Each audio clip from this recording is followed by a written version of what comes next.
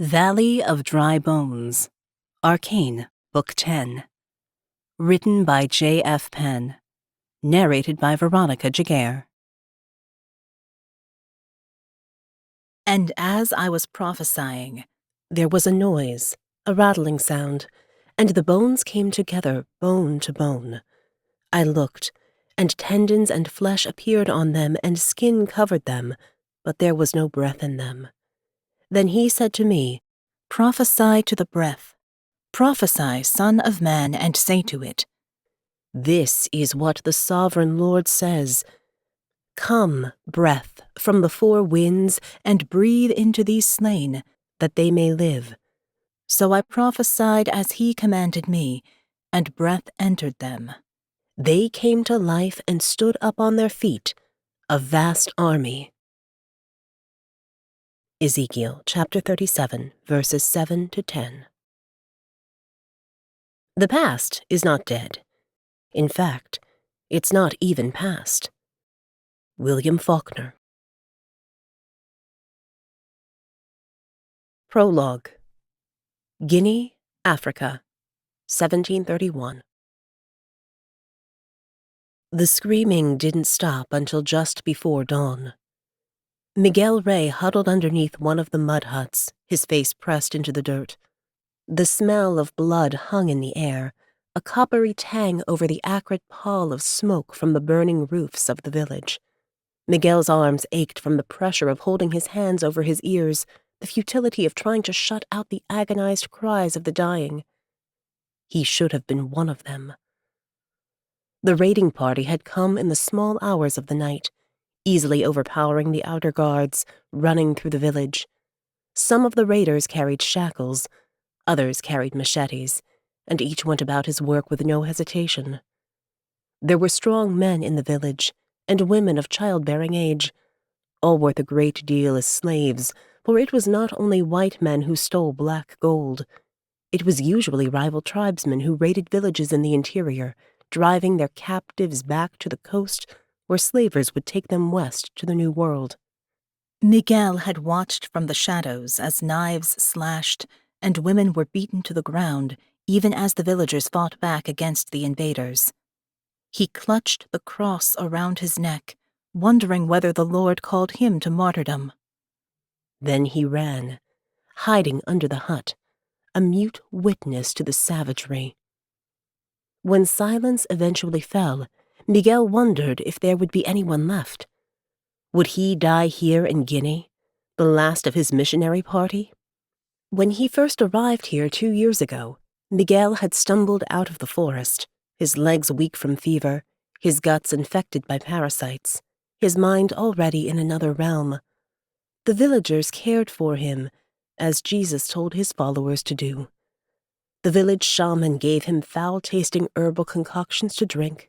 Perhaps it was ekong, witchcraft, or perhaps the Lord's blessing in disguise.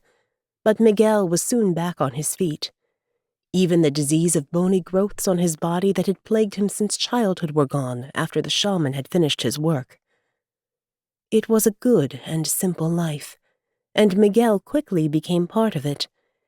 He sat talking with the men, ate cassava root with them, supplemented by duck or even Red River hog when the hunters got lucky. He celebrated the birth of their children by drinking palm wine. He struggled to learn the language, but the villagers were gentle, coaxing him into learning the names of various plants. They had been his friends. Miguel came to bring the gospel to a heathen people, but instead, he discovered those whose faith and good works challenged his own. They were not people of darkness. They were children of God. Now Miguel lay motionless in the dirt, listening for a sound that might indicate any were left alive. He lay there until the sun rose higher, until it was clear that the raiders had gone. When all was silent, he crawled out from beneath the hut and brushed dirt from the robe he still wore as a priest of the Catholic Church. Miguel crept toward the center of the village, where the fire pit acted as a central meeting place, where the villagers usually sat talking or sharing a common meal. The coo of a blue-headed wood dove called softly from the surrounding kapok trees as he stopped in the shadows of one of the huts and peered around the corner. He clutched a hand over his mouth in horror. Bodies of the villagers not taken by slavers lay strewn across the ground, some curled in the fire pit, burned beyond recognition. Others slashed with deep machete wounds. Crimson stains pooled on the dusty earth beneath them, drying in the rays of light that dawned on good and evil alike. The air reeked with the stink of burned flesh. Miguel felt his gorge rise and swallowed down bitter bile as he took a step out, eyes fixed on the dead. The sound of footsteps. He darted back to the shadows, making sure he was hidden before peering around again.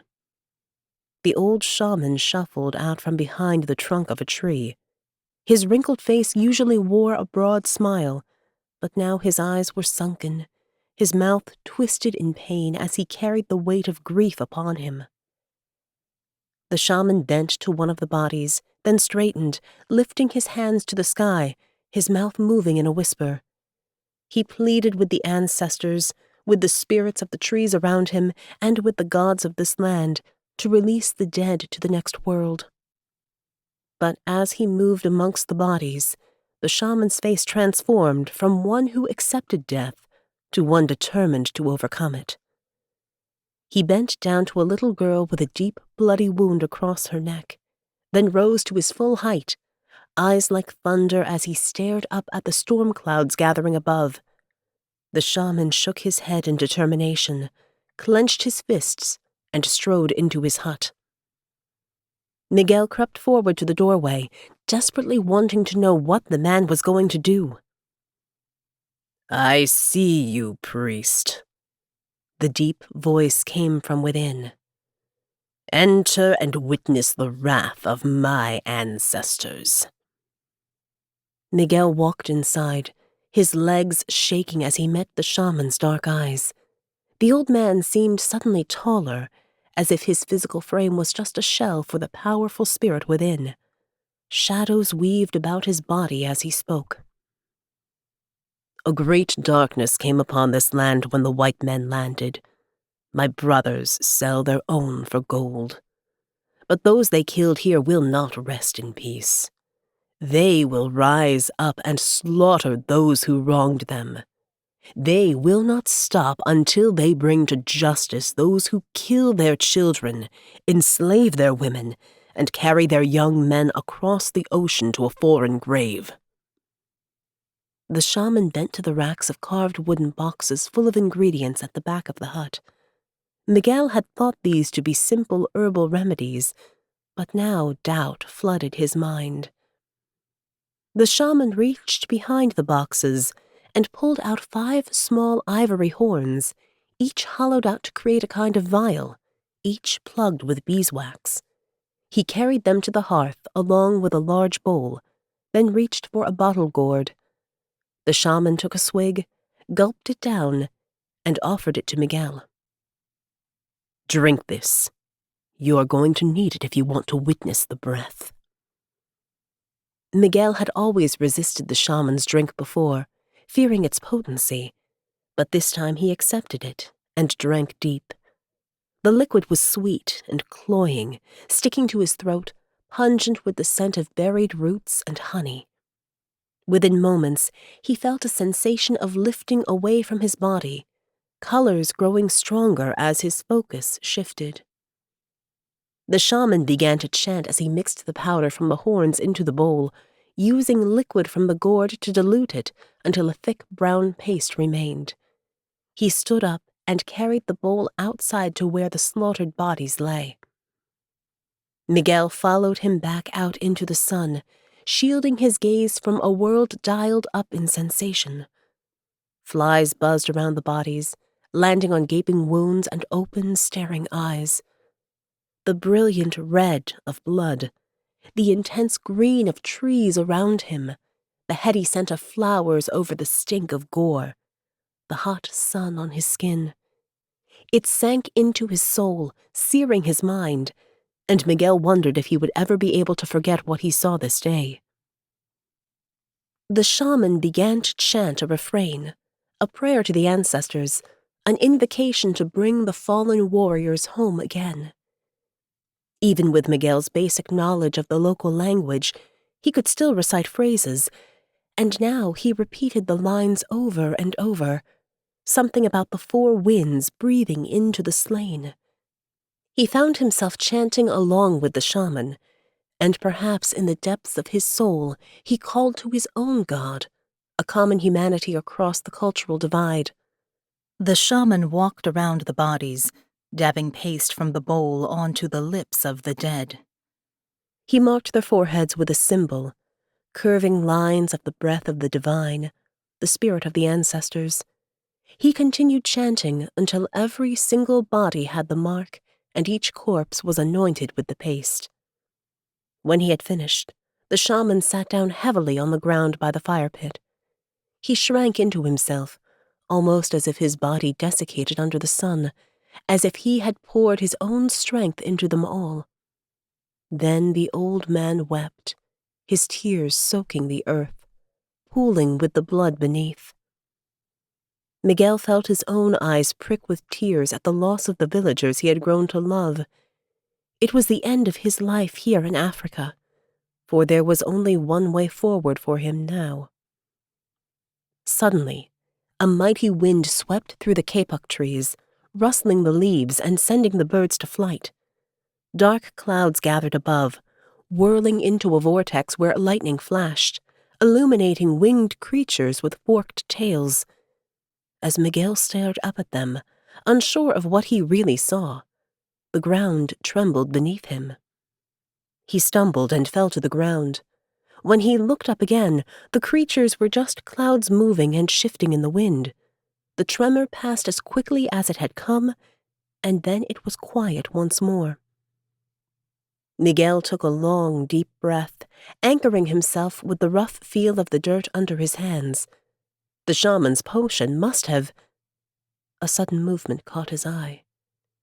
Miguel turned his head. What was that? His heart beat faster.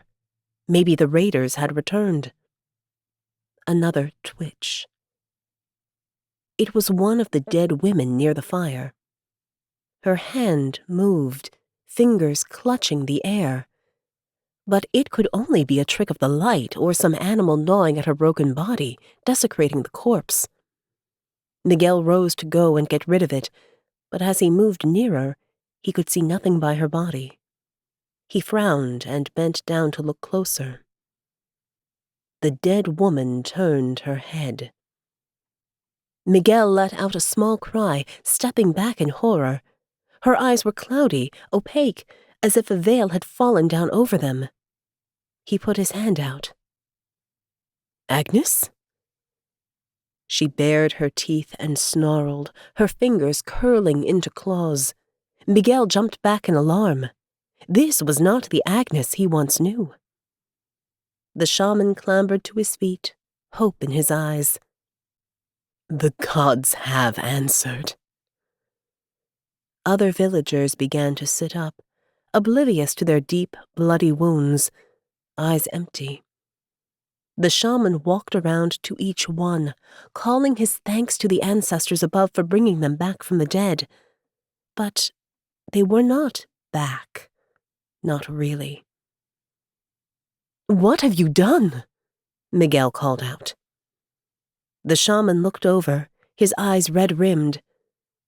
I have unleashed the dead on those who wronged them. Run, priest. You have no home here anymore.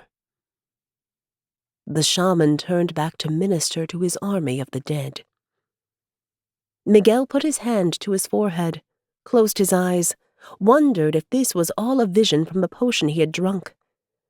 But then he looked again at those around him. The dead had truly returned from the grave, or at least some semblance of them. Was this black magic? Or was this the revelation of the breath as recounted by the prophet Ezekiel? An idea began to form. An army of the dead was a precious gift that could be used for the expansion of empire. A gift that would ensure his future. As the shaman ministered to his new followers, Miguel slipped back to the hut. He gathered up the 5 horns, stopping each with wax again.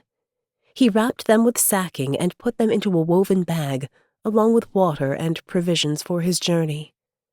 The nearest trader town was 2 days' walk away, and from there he would get on a boat and head north to Europe. This secret could change everything. Chapter 1. New Orleans, USA, present day. As the rain thundered down for the 7th night, water seeped through the earth, trickling through the soil, widening the cracks. It curved over tattered remains of the dead and around the carapaces of scuttling things with unseeing eyes.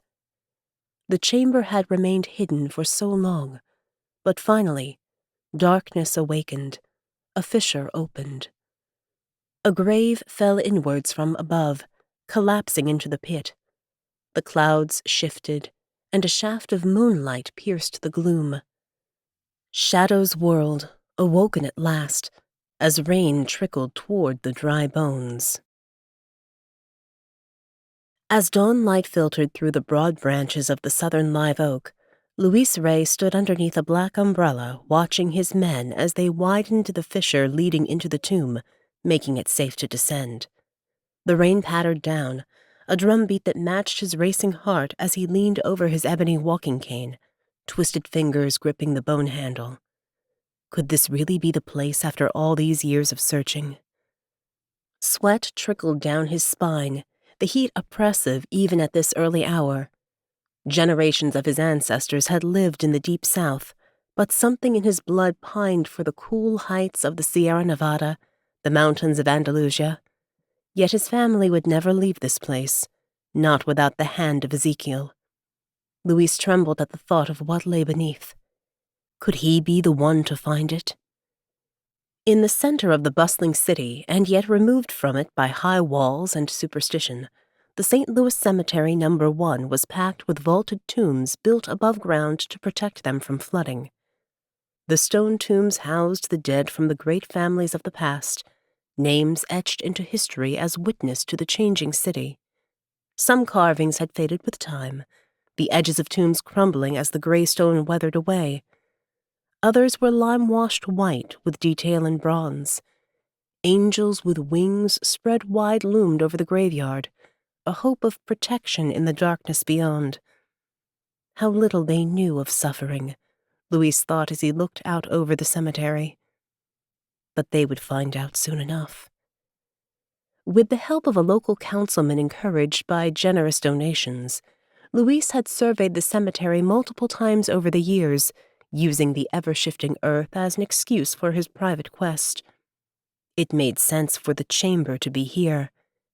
After all, the cemetery had been built after the Great Fire that destroyed much of New Orleans in 1788, a fire that his family journals claimed to have been started as a way to destroy the Hand of Ezekiel relic forever. But they had never given up the search. Luis had used ground-penetrating radar to search underground without disturbing the tombs above, but there had never been anything to investigate further, nothing that might have pointed to a hidden chamber. But something had changed last night. Something shifted under the earth, and he could only dare to hope it was what he sought. "Señor!" Julio shouted, pushing back the hood of his yellow rain jacket with a muscled arm as he waved with excitement. In all their years of working together, Luis had never seen his bodyguard's eyes light up this way.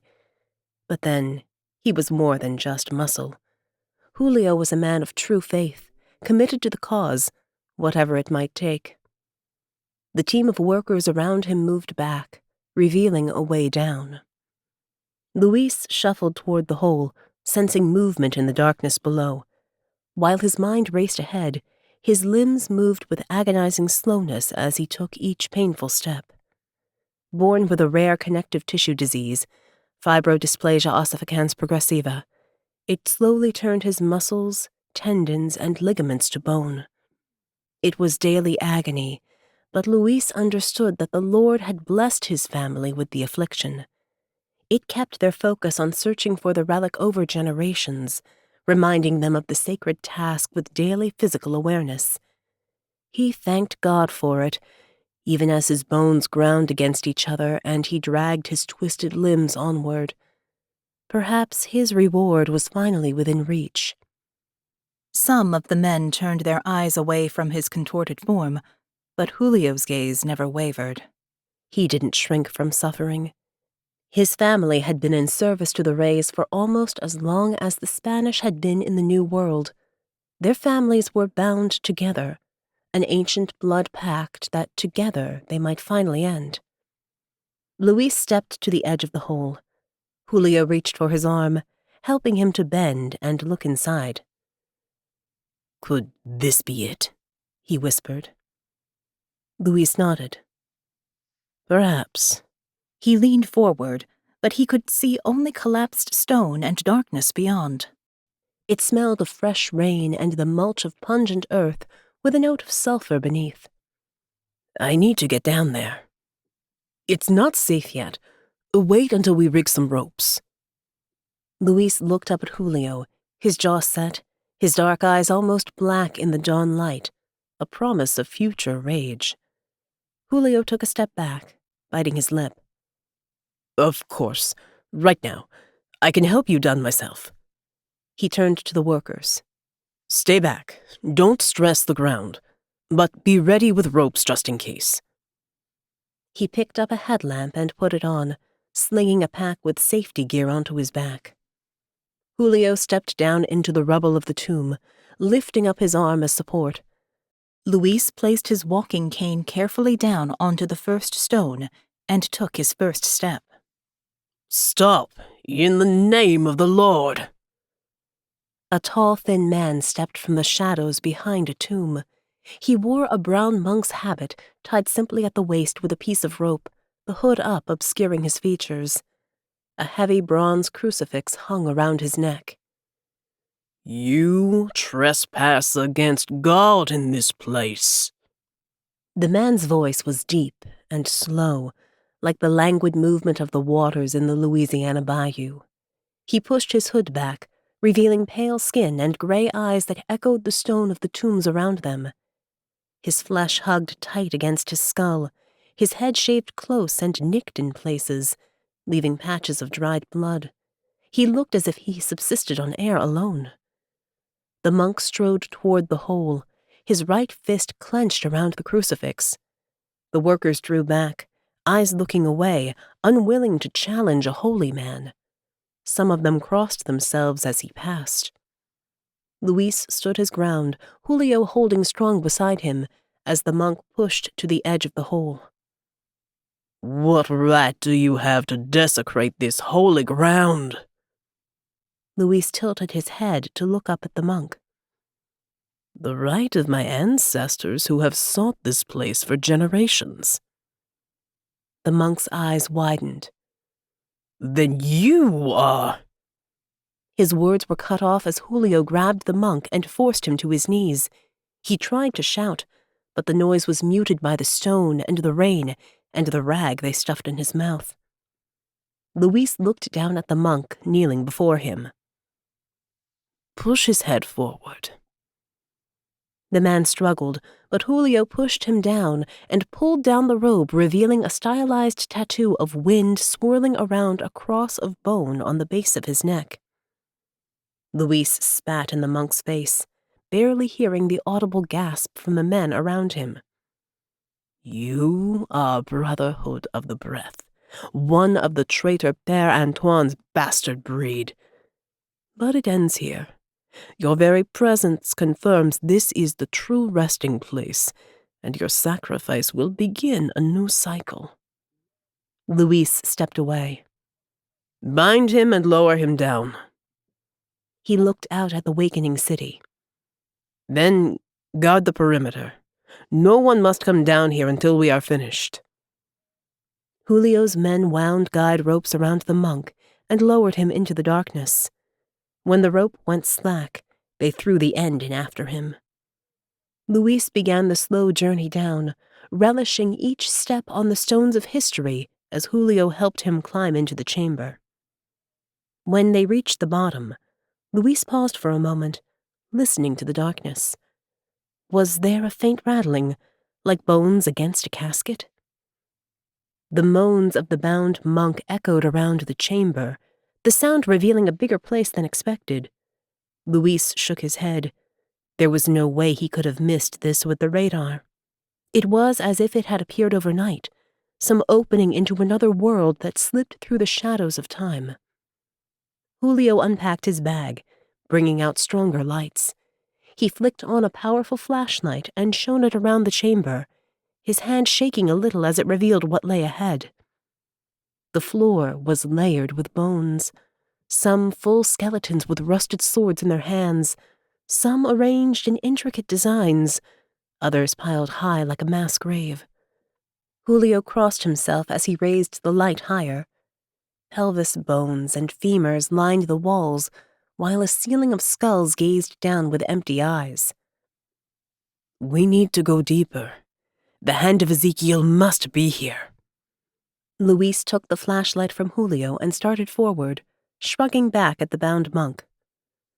"Bring him." Luis walked on, his thin ray of light lancing through the darkness, illuminating the long dead, their dull white bones reflecting the glow back at him. Julio walked behind, carrying the bound monk, and together they formed a slow procession toward their final goal.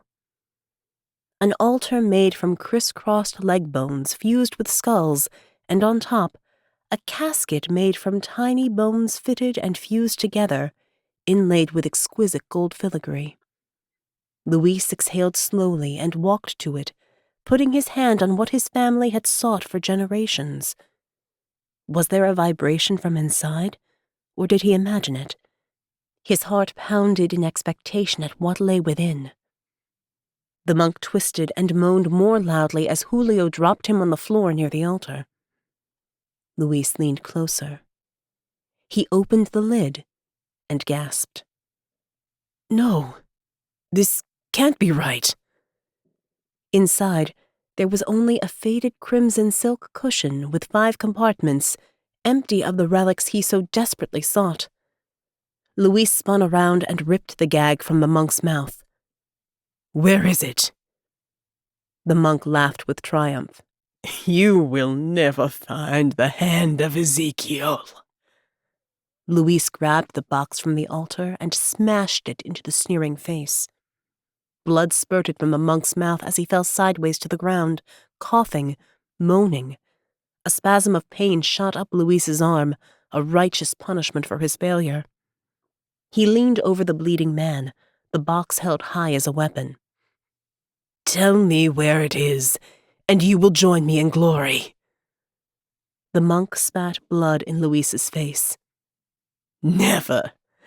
I curse you and your crippled family, as the Brotherhood has cursed all those who came before you." Luis hammered the box down, battering the grinning face until all that was left was a bloody maw. His pants of exertion echoed around the bone chamber as the dead bore witness to the sacrifice.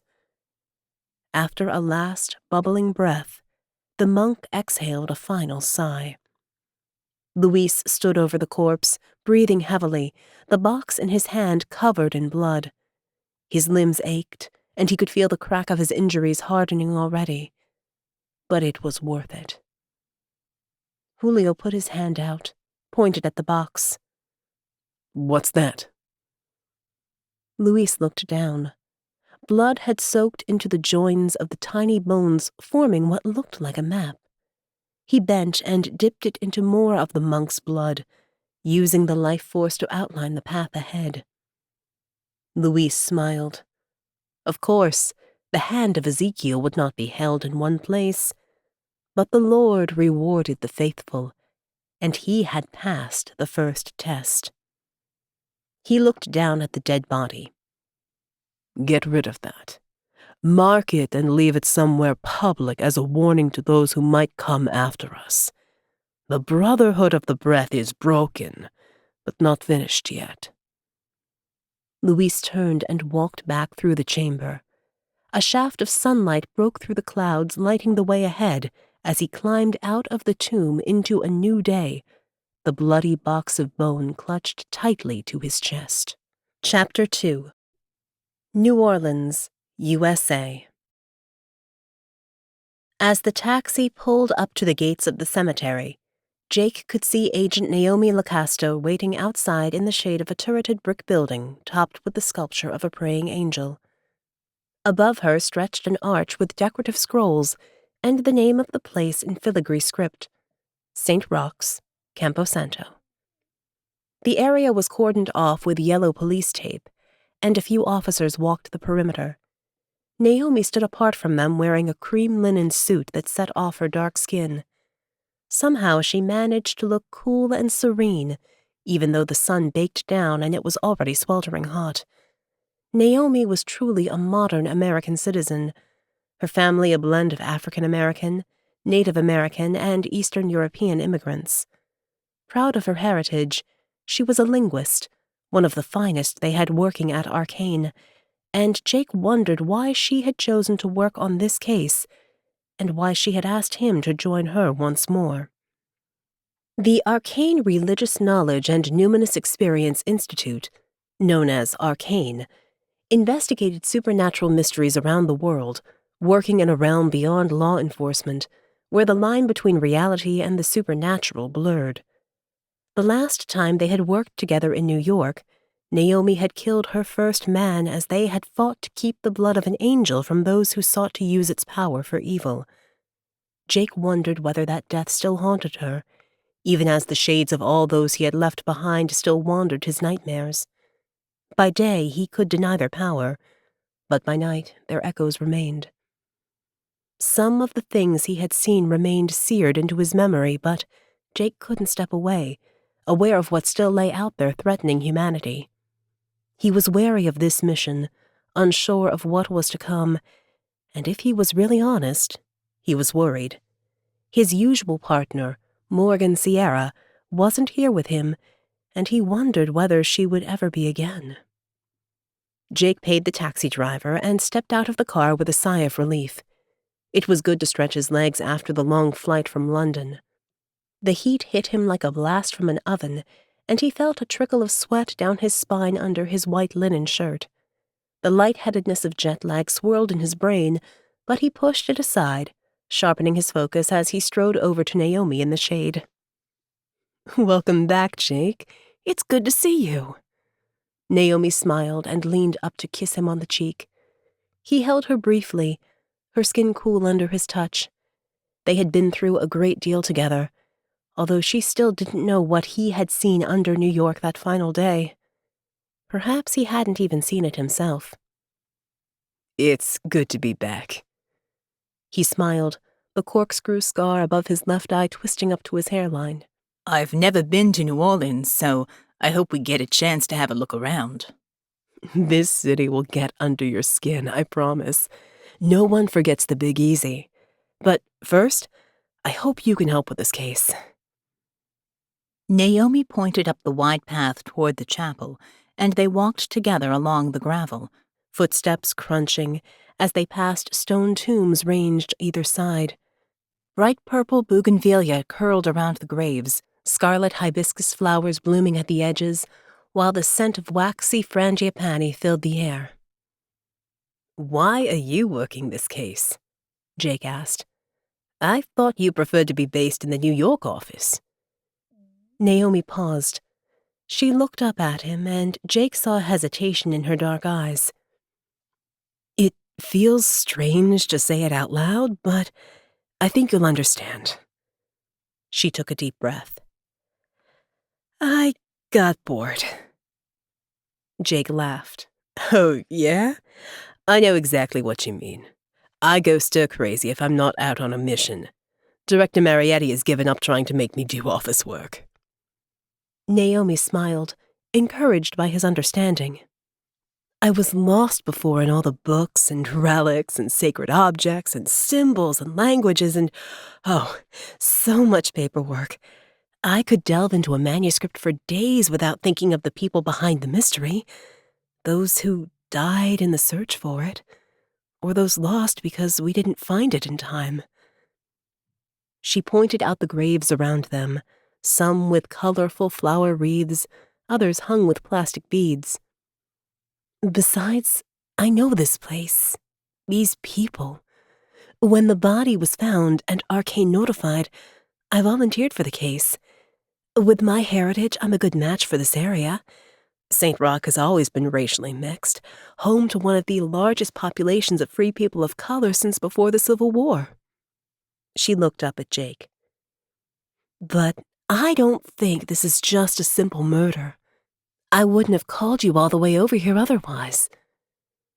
They walked on to the chapel. It was simple compared to many Catholic churches, a cream facade with gold-painted trim, and a tall arched window stretching up to a cross silhouetted against the bright blue sky. A plaque dedicating the shrine to St. Roch was carved above the door. To the patron saint of miraculous cures, in fulfillment of a sacred vow. Jake glanced up at it as Naomi explained. There was a yellow fever epidemic here in 1867. A German priest, Reverend Thevis, prayed to St. Roch, a 14th century saint who cured plague victims in Italy. Thevis promised to build a shrine if no one in the parish died of it. Jake grinned. Let me guess. No one did. Exactly. So this place was built, and people still pray for healing here today, in a slightly macabre way. They entered carefully, their footsteps echoing in the sanctuary as they walked down the aisle. Jake took a breath, the cool atmosphere refreshing after being outside. The air reeked of disinfectant, but underneath, Jake could smell blood. Something shocking had torn the peace from this place. It was a sanctuary no longer. The church was simple. Wooden pews lined up to face an altar flanked by paintings of the saint's life and a figurine of St. Roch himself, a wide hat shading his eyes, and a staff in his hand to guide the faithful onward. By his feet, a little dog looked up with soulful eyes, a piece of bread in its mouth. It's said that the dog saved his life, Naomi explained. Roch nursed many plague victims but eventually fell sick himself, and his dog brought him bread in the darkest moments. Jake raised an eyebrow. Everyone loves a happy dog story, right? Naomi laughed, the sound echoing in the space, a moment of levity before she glanced over to another door. The body was found in there. Jake walked over, opened the door, and looked around at the strange scene. The room was filled with life-sized limbs, representations of the body parts that supplicants needed healing. There were plaster casts of feet in different sizes and shades, some flaking in the heat. Several legs were propped against the wall next to metal braces and crutches. Other objects cluttered every possible space on the shelves and window ledges. Hearts, praying hands, crucifixes, coins, statues of saints and toys. A box with a pair of fake eyeballs sat on a shelf. At least Jake assumed they were fake. The smell of blood was stronger in here. Flies buzzed as they thudded against the windows, trying to escape. Nothing left to feed on now. A sprayed outline of a body lay on the floor, and within it, darker stains of blood that couldn't be scrubbed clean. Jake hunkered down next to it. The police took the body already. They had to move it. The heat, you know. Naomi shrugged. It's in the morgue. She handed Jake her smartphone. These are the crime scene photos. Jake scrolled through the pictures, noting the position of the dead man and the orientation of the room. His face had been beaten to a pulp, his body broken and bruised. There were occult markings carved into his skin, bloody lines forming distinct geometric patterns, crosses, stars, and hearts. Jake noted the monk's robes, the emaciated body. This man didn't care much for his corporeal life, but clearly faith sustained him. Do you know who he was?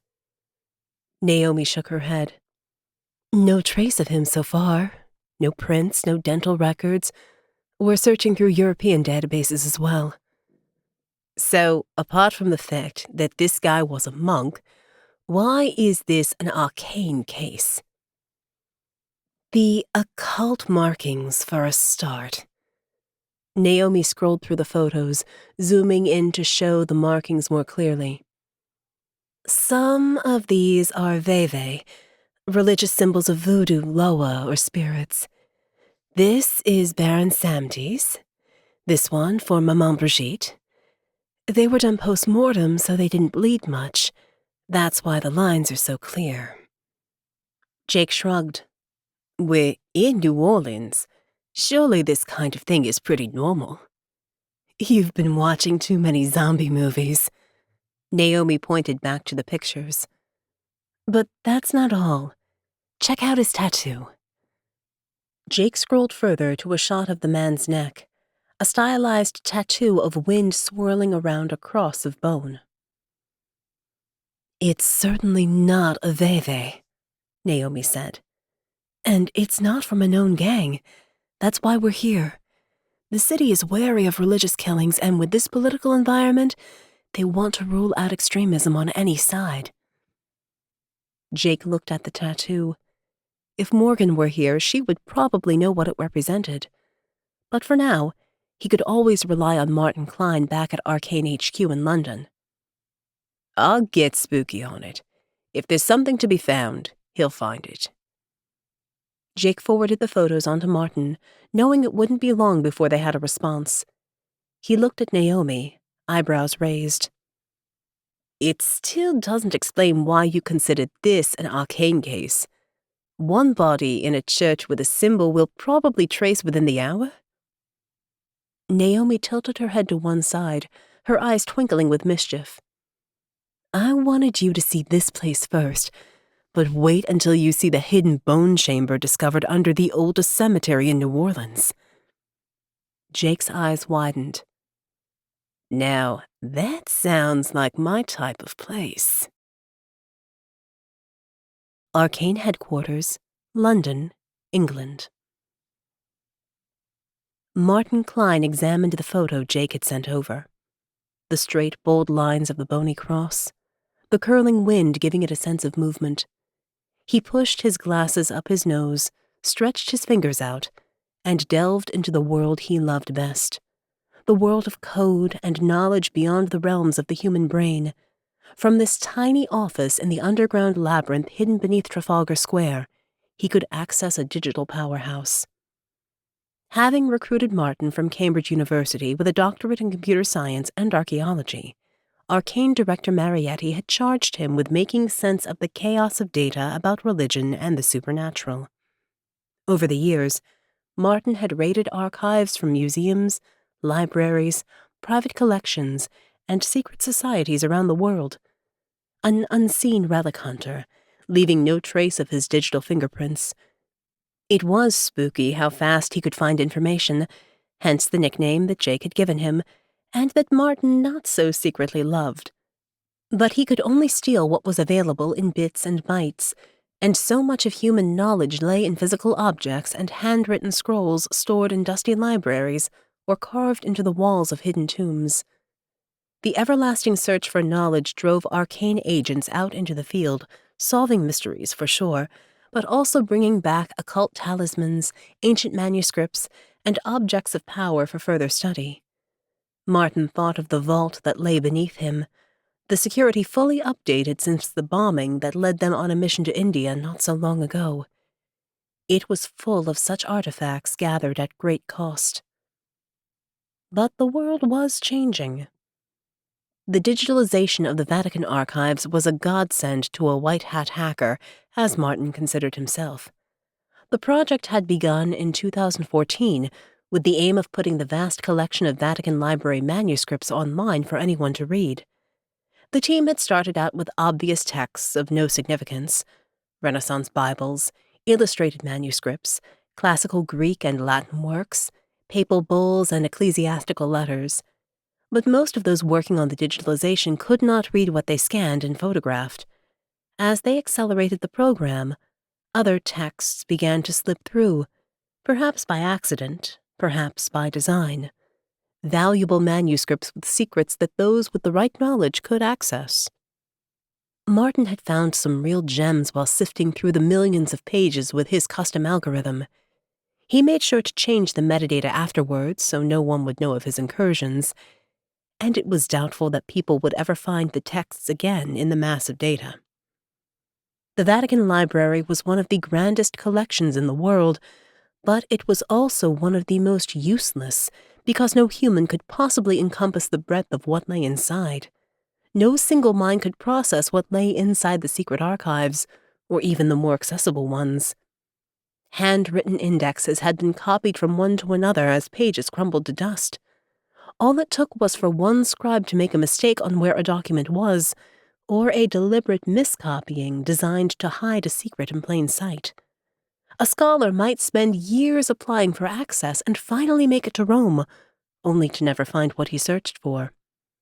But with digitalization, it might be possible to fathom what truly lay within those hallowed halls. Martin aimed to collect the sum of all human knowledge in the ARKANE databases, his job title as librarian an understatement for his life's work. An accumulation of every form of arcane and hidden knowledge the world had from all cultures. With every year that passed, he gained access to more, and with the increasing possibilities of machine learning, he was able to delve deeper, finding links between disparate histories, surprising connections that explained ancient mysteries. Once the original digitalization process had demonstrated its value, the Vatican had in recent months embraced new technologies with a project named In Codice Ratio, which used a combination of optical character recognition with artificial intelligence to search neglected texts going back to the 8th century. The aim was to take the 53 miles of corridors stacked with crumbling manuscripts and turn it into searchable text that could be used in a 21st century Catholic faith. It was in this maelstrom of knowledge that Martin finally found the symbol of wind swirling around a cross of bone. It was buried deep in the archives of the Spanish Inquisition, surrounded by dire warnings of what had been discovered in a bloody dungeon almost 300 years ago. As Martin read the translation, his frown deepened, his eyes darkening in horror. Chapter 3. Museo del Prado, Madrid, Spain. An army of skeletons overran the last of the living. They slaughtered the remnant of humanity with scythes and swords, drowning them, hanging them, carving them up. 2 bony warriors rang a huge bell, tolling the death knell of the world as a haze of smoke burned across the ravaged, blackened land. Morgan Sierra stared into Bruegel's Triumph of Death, wondering at how the Dutch painter had managed to capture his apocalyptic nightmare onto such a large canvas. How could he bear to turn his imagination into reality when it meant facing the horror anew every day, preserving it for all to behold? Morgan didn't think she could face her own nightmares like this. She had seen demons emerge from the gates of hell. The scar on her side throbbed from the fight in the bone church of Sedlitz, and the burns on her leg sustained in the battle with the great serpent ached. And her mind, well, her mind was definitely still on edge. Tourists stood around her, listening to a museum guide explain the symbolism of Bruegel's 16th century work. The skeletons were just a metaphor to show how death came to kings and paupers alike. But when Morgan looked at images like this, or at the Hieronymus Bosch nightmares in the room beyond, she knew that aspects of them were true. She half expected the skeletons to emerge from the painting, swords raised high to slaughter those around her. Perhaps she was losing her ability to tell the difference between reality and fantasy. Her mentor, Father Ben Costanza, had known how to balance the mundane routine of daily life with supernatural experience. He had been a man of faith, able to hold both realities in his mind, even as most people walked the earth with no clue as to the battle that waged in other realms. Tears welled up as Morgan thought of Ben, and how she would never be able to ask his advice again. A familiar voice broke into her thoughts.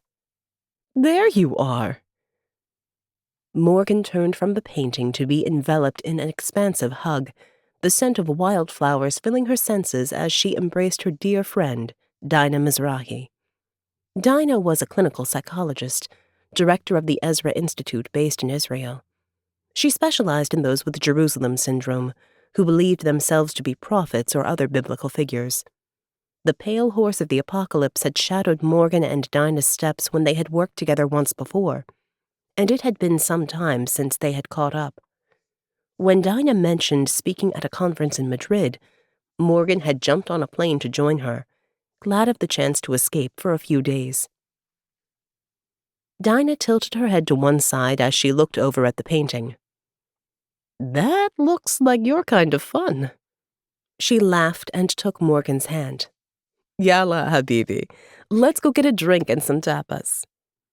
They jumped in a cab and headed to one of the squares in the heart of La Latina, the oldest part of the city where tapas bars bumped up against ancient architecture and medieval streets. They found a table outside in a lively square tucked behind Iglesia de San Andres Apostol. Dinah called for wine and a selection of small plates, artichokes, asparagus, and hard manchego cheese. Morgan relaxed into the balmy evening as the familiar lilt of Spanish conversation rose around them. People catching up after work, laughter, normal life, no trace of skeletons with scythes. Morgan couldn't help smiling at herself. Clearly, she just needed a break. Dinah held her glass up. "L'chaim, to life." "To old friends and no drama," Morgan said. They clinked glasses and sipped at the full-bodied Ribera del Duero. "So what's been happening?" Dinah asked. "I heard you were in Jerusalem when that crazy serpent stuff was going on." Morgan shook her head. "You wouldn't believe what went on under the Western Wall that day." Dinah held her hand up. "And I don't want to know. It's probably classified anyway. But why aren't you out in the field now?" Morgan took another sip of the wine, letting the heady scent of blackberries and spice relax her. "I walked out of ARKANE after the mission, and I don't know if I can go back. My friend—" Her voice hitched as she bit back tears. "Well, he was more than a friend, more like a mentor, Father Ben Costanza." Dinah nodded. "The monk who helped you so much at Oxford University?" "Yes, he died to protect an ancient seal. He tried to stop the end of days, and even from beyond the grave, he saved my life and many others." "And you feel guilty?" Morgan took a deep breath. "I feel like I'm surrounded by destruction, that I bring pain and death to my loved ones by being with ARKANE. Look at what happened with you and Leo in Jerusalem, and Faye and Gemma with the Pentecost stones. Even my father was killed for his beliefs as one of the remnant." "All of that's true, but you keep going back. Something is guiding you." Dinah put out a hand and took Morgan's. "For I know the plans I have for you, plans for welfare and not for evil, to give you a future and a hope." "The Book of Jeremiah," Morgan said, recognizing the sacred text. "But my faith remains on a knife edge between science and the supernatural. I don't believe in the Judaism of my father or the Christianity of my mother. I can't see the whole truth in either of them." But you've seen into the heart of evil, Morgan. "I know that. And I know you haven't told me all that you've been through. Did Father Ben understand?" Morgan nodded. "Yes, he did. His faith was strong, and he died with the sure knowledge of where he would go next. Ben never shied away from facing evil." She smiled as she remembered Ben's actions in India on the hunt for the weapon of Shiva Nataraja. Even as an old man, he had joined them to stop the destroyer of worlds. Dinah swirled the red wine around her glass. "Exactly. He chose his life, as you have chosen yours. He wouldn't blame you for his death. She lifted her glass in a toast. Father Ben. Morgan raised her glass in turn. To Father Ben. Dinah leaned back in her chair. So, what are you going to do next? Return to the university and your psychology practice? Morgan thought of her office tucked away near the Turf Tavern between Hollowell Street and New College Lane in Oxford. When she left the Israeli Defense Force after the violent death of her husband, Elion, she had specialized in the psychology of religion. She had spent her first years at Oxford shuttling between the theology faculty, where divinity was uppermost, and the scientists of the psychology lab, who had no patience for her religious leanings. Ben helped her marry the two, as Morgan carved out a niche psychology practice helping cult survivors. But once she caught a glimpse of the world of ARKANE, she left all that behind. After what she had seen beyond the veil of what most knew as reality, could she really go back to the mundane world of university politics and individual therapy? She shook her head. I don't know. There's still a place for me, but increasingly it doesn't feel like home. Even my cat prefers the sitter these days. Adventure has its pros and cons. Dinah topped up her wine glass. And what about your old partner? Jake Timber, wasn't it? Hot South African, I seem to remember. She gave a cheeky smile. How's he doing without you? Morgan thought of Jake, his easy grin that twisted the corkscrew scar at his temple, his ferocity in battle, and his unspoken tenderness. Perhaps it was all about Jake. Perhaps she couldn't bear the thought of losing him as she had lost so many others. But had she lost him anyway by leaving ARKANE? He was in America now, on a mission with another agent, another partner. Did he even think of her? St. Louis Cemetery, No. 1, New Orleans, USA. This was more like it, Jake thought, as he followed Naomi through a narrow walkway between tightly packed vaults. New Orleans conjured many images in the minds of those who hadn't visited. Jazz, Mardi Gras, floods, and of course the graveyards, cities of the dead that remained at the heart of the old town. A few palm trees grew, casting shade across the tombs, but mostly the sun burned down from above onto stony ground. The majority of vaults were functional, rectangular, some with stone cladding crumbling away to reveal brick underneath, some fenced with spikes on top to keep people out, or perhaps to keep the dead in. Others had filigree crosses or statues of angels. Most were in a state of disrepair, but some were pristine, a beacon of white marble against the gray stone of old tombs. Fresh flowers adorned one grave carved with the names of a prominent family, whose most recent burial was just a year ago. Jake thought of his own family, buried together as they had died, hacked to death in a raid gone wrong. He hadn't visited their grave in so long, preferring to stay away from South Africa and the memories he kept locked there. Back-to-back ARKANE missions meant that he never had time to think much about his own past, and that was fine. The living were his priority. Naomi stopped in front of one tomb covered in hand-drawn X's, with offerings of trinkets and plastic flowers lying in front. This is said to be the tomb of Marie Laveau, known as the Voodoo Queen. In a Catholic cemetery? You'd be surprised how much of voodoo is related to Catholicism. Naomi pointed at another tomb, an ostentatious white pyramid with the Latin inscription, Omnia ab uno, everything from one. That's the actor Nicolas Cage's tomb, bought for when he dies. Put the bunny back in the box, Jake drawled in a terrible imitation of a southern accent. Naomi looked confused. Jake shrugged, a wry smile on his face. Con Air, one of my favorite Cage movies. Must have been before my time, Naomi said, making Jake feel desperately old. The collapse is at the back of the cemetery. This way. They rounded the corner of a tomb to find a gaping hole with a mound of broken rock that led down into darkness, surrounded by warning signs and safety rope. This is why the police called ARKANE, Naomi explained. Traces of blood from the ground down there match the body at St. Roch.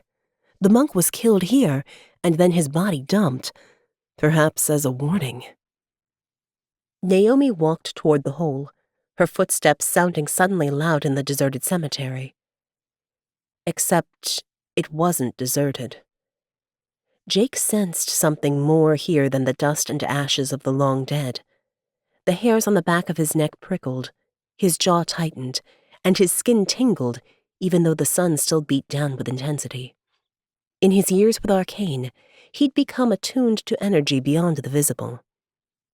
Usually, he felt at peace in cemeteries, an acceptance of the passage of life that ended in eternal rest after a lifetime of struggle. But here, there was a twisting sensation, like the earth had been wrung out. The suffering and violent death of so many had trickled into the ground, filtering down to something beneath, festering in the dark. Now, it had been disgorged. Naomi turned around. "You coming?" Jake followed, and together they clambered down into the chamber. Industrial standing lights lit up the scene below, reflecting off a ceiling of skulls, glancing off piles of bone, glinting from a sword held by a skeleton lying in battle pose. But what did it protect? Jake caught his breath as the place brought back a memory of the battle with the demon in the bone church of Sedlitz. He was a long way from the Czech Republic now, but that day, Morgan had saved his life. He looked over at Naomi as she gazed up at the walls. She was a good agent, but new to the game, and he missed his partner. This trip was already turning into more than he had expected. "How did they not know about this place before?" Jake asked. Naomi walked toward the altar, carefully picking her way through the prone skeletons. "The surveyors swear it wasn't here. It just appeared somehow." "Or it was built recently." But Jake's cynicism faded as he bent to the nearest skeleton, its skull coated in the patina of time. This was no modern recreation of an ossuary. This had been constructed many years ago with the bones of slaves, the bones of the plague dead, the bones of those who went to death willingly, and those who resisted the darkness as it came for them. Jake thought back to the chamber under New York City, a place shown on no map, with no way to find it again. A place somehow separate in time. He knew there were pockets in the world where energy warped and hidden things waited for the right time to emerge. So, what had emerged here? "Look at this." Naomi pointed to the top of the altar. "There's a dust mark, an outline of a box that's been removed." Jake came to stand next to her. "But who took it, and why?" His phone rang, the tone a sudden intrusion. Jake glanced at the screen. Martin Klein from ARKANE HQ. The connection was weak, so he walked back toward the opening so they could hear each other clearly. "Hey, Spooky, what did you find?" "Jake, this is much bigger than one murder. The symbol belongs to the Brotherhood of the Breath, a shadow organization that has protected a sacred relic for hundreds of years." Jake looked around the chamber of bones. "What kind of relic? We have a few choices right here." "The Brotherhood protect the Hand of Ezekiel, said to be able to raise the dead." Chapter 4. The Hand of Ezekiel? Jake frowned. Sounds like some kind of freaky mummified body part. Naomi came to stand next to him, and he put the phone on speaker so she could hear Martin. "It's unclear exactly what it is from the records, but it's definitely in 5 pieces, and it refers to the Book of Ezekiel, chapter 37, in verses known as the Valley of Dry Bones. The breath of God is summoned and enters a vast army of the dead, bringing them back to life." Jake shrugged. I'm not an expert on biblical texts, but it sounds like a zombie story. A load of dead people coming back to life is pretty weird. Not so weird, Naomi said. It's a metaphor for resurrection and new life. A beat of silence. But what if it's not a metaphor? Martin said quietly. What if it's actually real? After all, there are resurrection stories in many ancient religions, and zombies are accepted as a part of specific voodoo rituals. Naomi looked puzzled. I know Catholicism and voodoo have close ties, but what could possibly link a religious relic with zombies? Well, the history of Europe, Africa, and the New World are entwined with the blood and suffering of millions, Martin explained. The Spanish acquired the Portuguese territories of Africa at the Treaty of El Pardo in 1778, but they were exploring territory there well before that. Even now, Spanish is the national language of Equatorial Guinea. Naomi gasped at the name. According to voodoo teaching, the entrance to the underworld can be found through 7 gates scattered through the French Quarter here in New Orleans. The souls of the dead must pass through Guinea, a dark place presided over by the Loa, Baron Samedi. The location of the gates of Guinea is a closely held secret, and if they are opened in the incorrect way, evil spirits emerge to terrorize the living. Jake frowned. So that links the Spanish Empire with Guinea and Africa, and the slave trade brought West Africans to New Orleans along with voodoo. And perhaps pieces of the relic, too, Martin interrupted, his enthusiasm spilling over.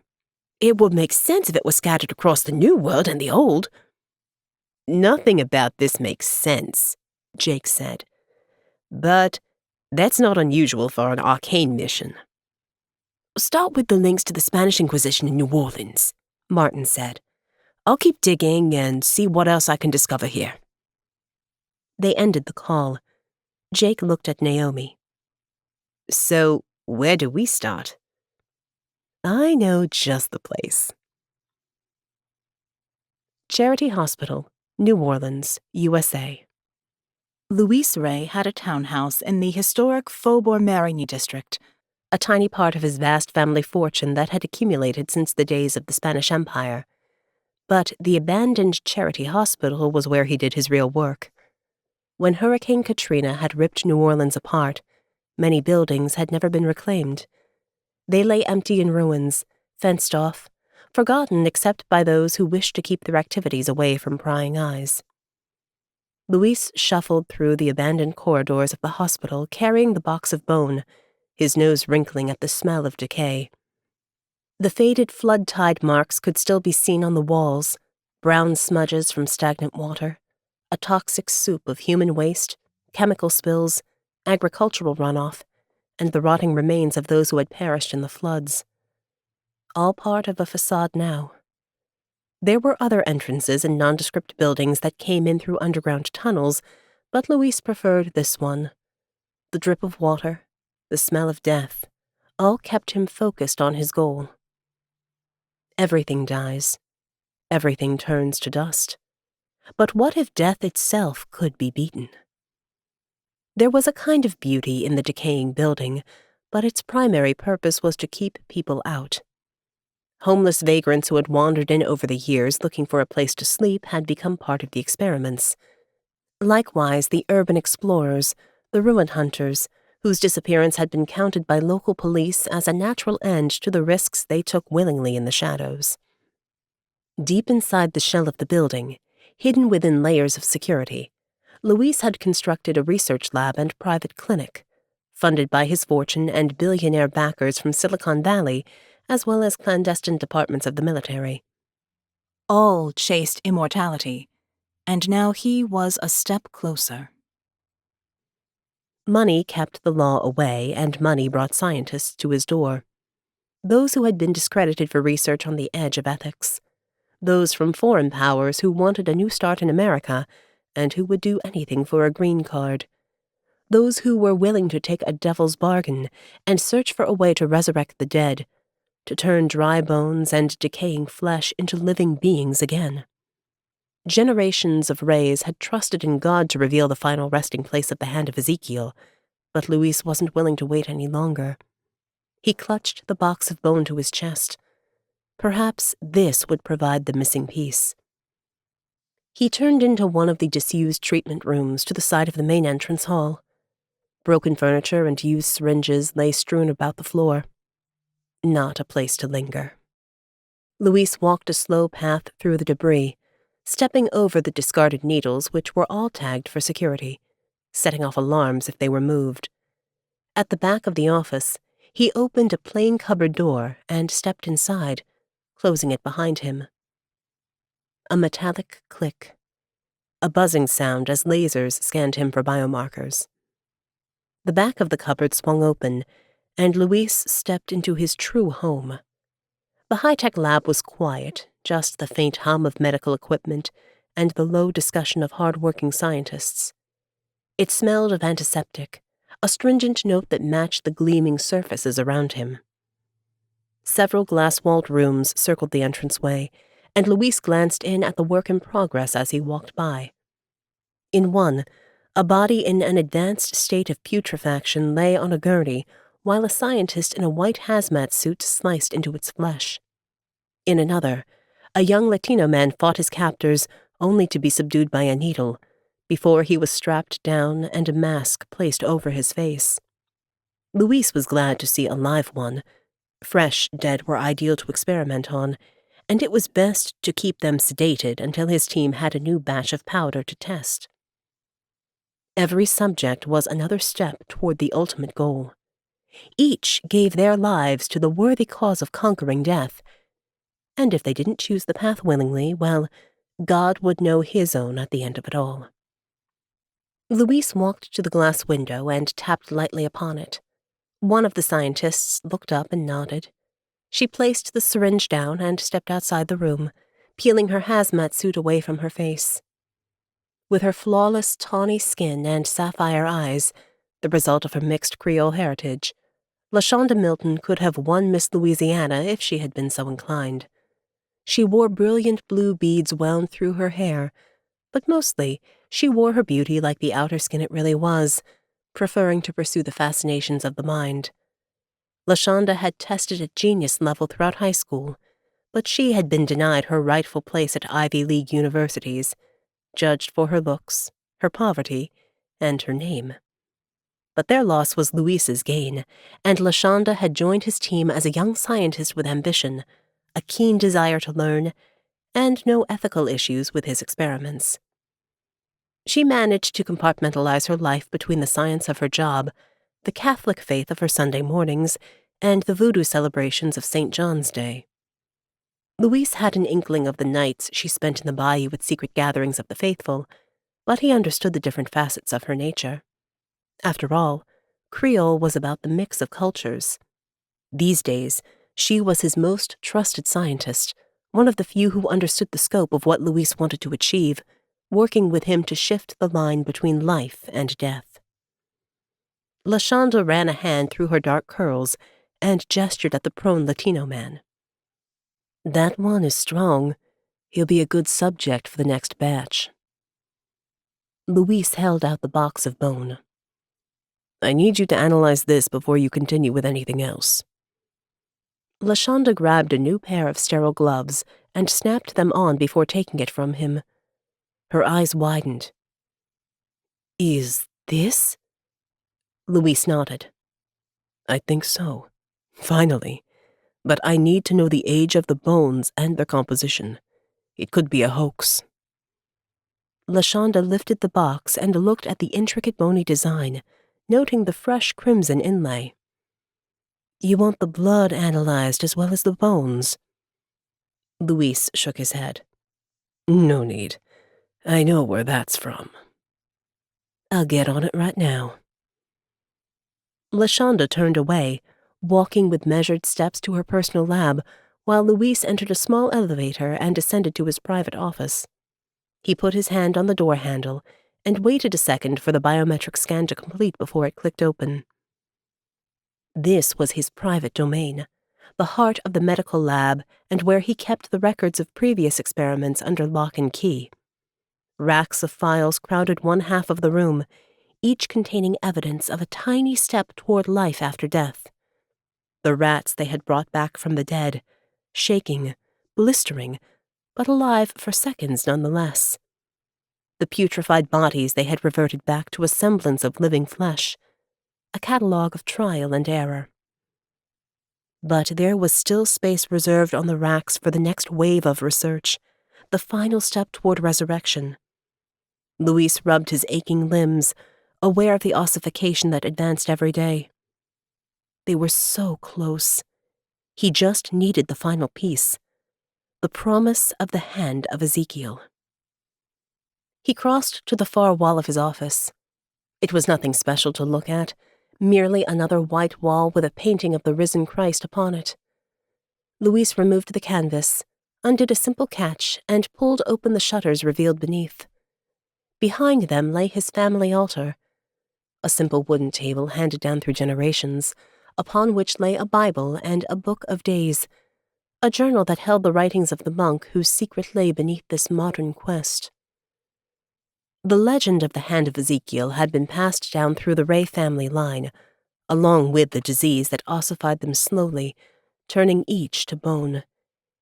It was said that the secret to raising the dead had been found in West Africa, in what is known today as Equatorial Guinea. A monk, Miguel Ray, had witnessed a whole village rise from a mass grave at the hands of a witch doctor. Whereas many would have dismissed such events as demonic, a trick of the darkness that held the continent in its embrace, the monk remembered the prophecy of Ezekiel's Valley of Dry Bones. He saw a power that could be used by the Spanish Empire to renew its forces, overstretched as they were across the New World, and in danger of losing what had been hard won with blood and steel. The monk risked his life to steal the witch doctor's secret, and took it back to Spain, a gift for the Catholic Church. But he was betrayed, the Hand of Ezekiel stolen. In the bloody chambers of the Spanish Inquisition, Miguel's body was torn apart while he confessed to sinister sacrificial rites, summoning the devil, anything to stop the pain. The hand disappeared into the vaults of the Inquisitors, protected as a dark secret never to be spoken of again. Condemned to burn at the stake, his brother, the first Luis Ray of the line, visited the monk in the dungeons of Toledo, and Miguel recounted the whole story. As his dying screams echoed around the square the next day, as the fire turned him to ash, his brother vowed to avenge him and show the Catholic Church that resurrection was not just a gift of God, but could be summoned by the hand of man. Thus began a quest across the generations as the Ray family sought to find the Hand of Ezekiel. Over the centuries, the Inquisition lost its power, going underground, taking its secrets into shadow. The hand was thought lost, but the emergence of the Brotherhood of the Breath at the crypt meant that they were close at last. A knock at the door interrupted his thoughts. Luis turned and buzzed LaShonda in. She placed the box gently on his desk, her fingers lightly caressing the ridges on its surface. The bones are from the mid to late 17th century. Most are from children, a mix of Spanish and West African descent. Luis let out a deep breath and leaned forward to look more closely. It's real, then? LaShonda nodded. But the box is empty. We still have to find the hand. Luis turned the box upside down, the crimson lines revealing a map of the ancient Spanish Empire. It stretched from West Africa to Spain, from the New World and into Asia, the outlines of nations intricately constructed from the shards of tiny bone. 5 blood-red rubies shone under the light of the desk lamp, marking places where the Spanish had once reigned. But now we know where to start looking. Chapter 5. Jackson Square, New Orleans, USA. The waiter put down a plate of what looked like powdered sugar. Naomi reached over and dug through to the fried pastry beneath, sending clouds of white over the marble tabletop. You can't come to New Orleans without trying beignets at Café du Monde. She took a bite and grinned. Heart attack on a plate. You gotta try them. The sweet baked smell made Jake's mouth water. He tucked in, and between them, they polished off a plateful along with cups of café au lait. Not bad for a tourist trap. Fueled up with sugar and caffeine, they walked across Decatur Street to Jackson Square, past rows of tourists queuing for the horse and carriage tours, and on toward the street artists gathered in the shade of live oak and magnolia trees. An ornate metal fence surrounded the historic park in the French Quarter, every inch hung with handmade art. Bright paintings of sugar skulls next to black and white line drawings of jazz icons, watercolors of the city streets next to abstract representations of the Deep South. Highly skilled painters sat next to hawkers selling cheap souvenirs. Tarot card readers rested under striped umbrellas, each a way to see into the world beyond, while above them, multicolored Mardi Gras beads hung from the trees, a reminder of worldly pleasure. The sound of music filled the air, the deep sonorous notes of a saxophone, the bright notes of a fiddle. Then around the corner, a girl with a guitar, her voice an offering to whatever spirits walked the streets today in human guise. Jake and Naomi ambled through the square, weaving through the tourist crowd, looking up at St. Louis Cathedral before them. Its facade was the color of ivory dulled by the passage of time, with 3 spires covered in black tiles rising above, a clock face on the middle one. The 2 side turrets had patriarchal crosses mounted high up, with an extra line above the central crossbar. It was a simple wooden structure when the settlers built the first church here in 1718, Naomi explained. They constructed a more robust brick and timber church later, but it burned down in the Great Fire of 1788, and this version was constructed in 1850. Jake weighed it against the great cathedrals of Europe and found it wanting. St. Louis was the oldest cathedral in the United States, the seat of the Roman Catholic Archdiocese of New Orleans, but it was tiny in comparison to the impressive edifices of Catholic Spain and France. How does it link to the Inquisition? Naomi pointed to the cabildo on the left of the cathedral. That used to be the Spanish Colonial City Hall. There's a painting inside that you need to see. They walked over and entered through a grand doorway, the cool semi-darkness a relief after the close heat outside. The interior reminded Jake of a European stately home. Faded grandeur, old paintings of forgotten faces ignored by tourists on smartphones looking for something more dramatic to photograph. There was a sense of disrepair, a quiet, dusty memory in comparison to the vibrant life played out on the streets of Jackson Square outside. Naomi walked ahead, her heels clicking on the stone floor, until she stopped in front of a huge painting. Here he is, Supreme Officer of the Holy Inquisition of Cartagena in Louisiana. The painting of Father Antonio de Sedea, known as Père Antoine, was as large as the wall. The friar stared out from the past, his dark eyes serious, with a prominent nose and generous lips. His tonsured hair was white, and his beard hung down to the front of his black habit. The stone arch of the cathedral framed his figure as he stretched out a hand toward a book on a green table.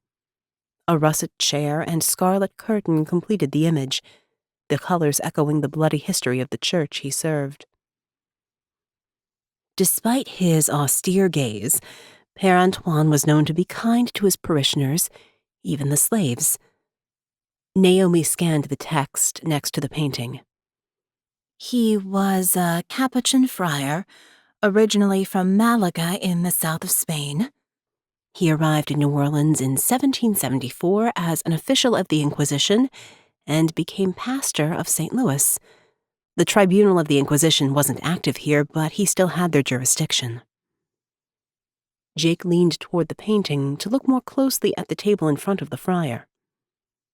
You'd expect him to be reading a Bible, but the book is too thin. The faint text on the spine was just legible. It's Ezekiel. Strange.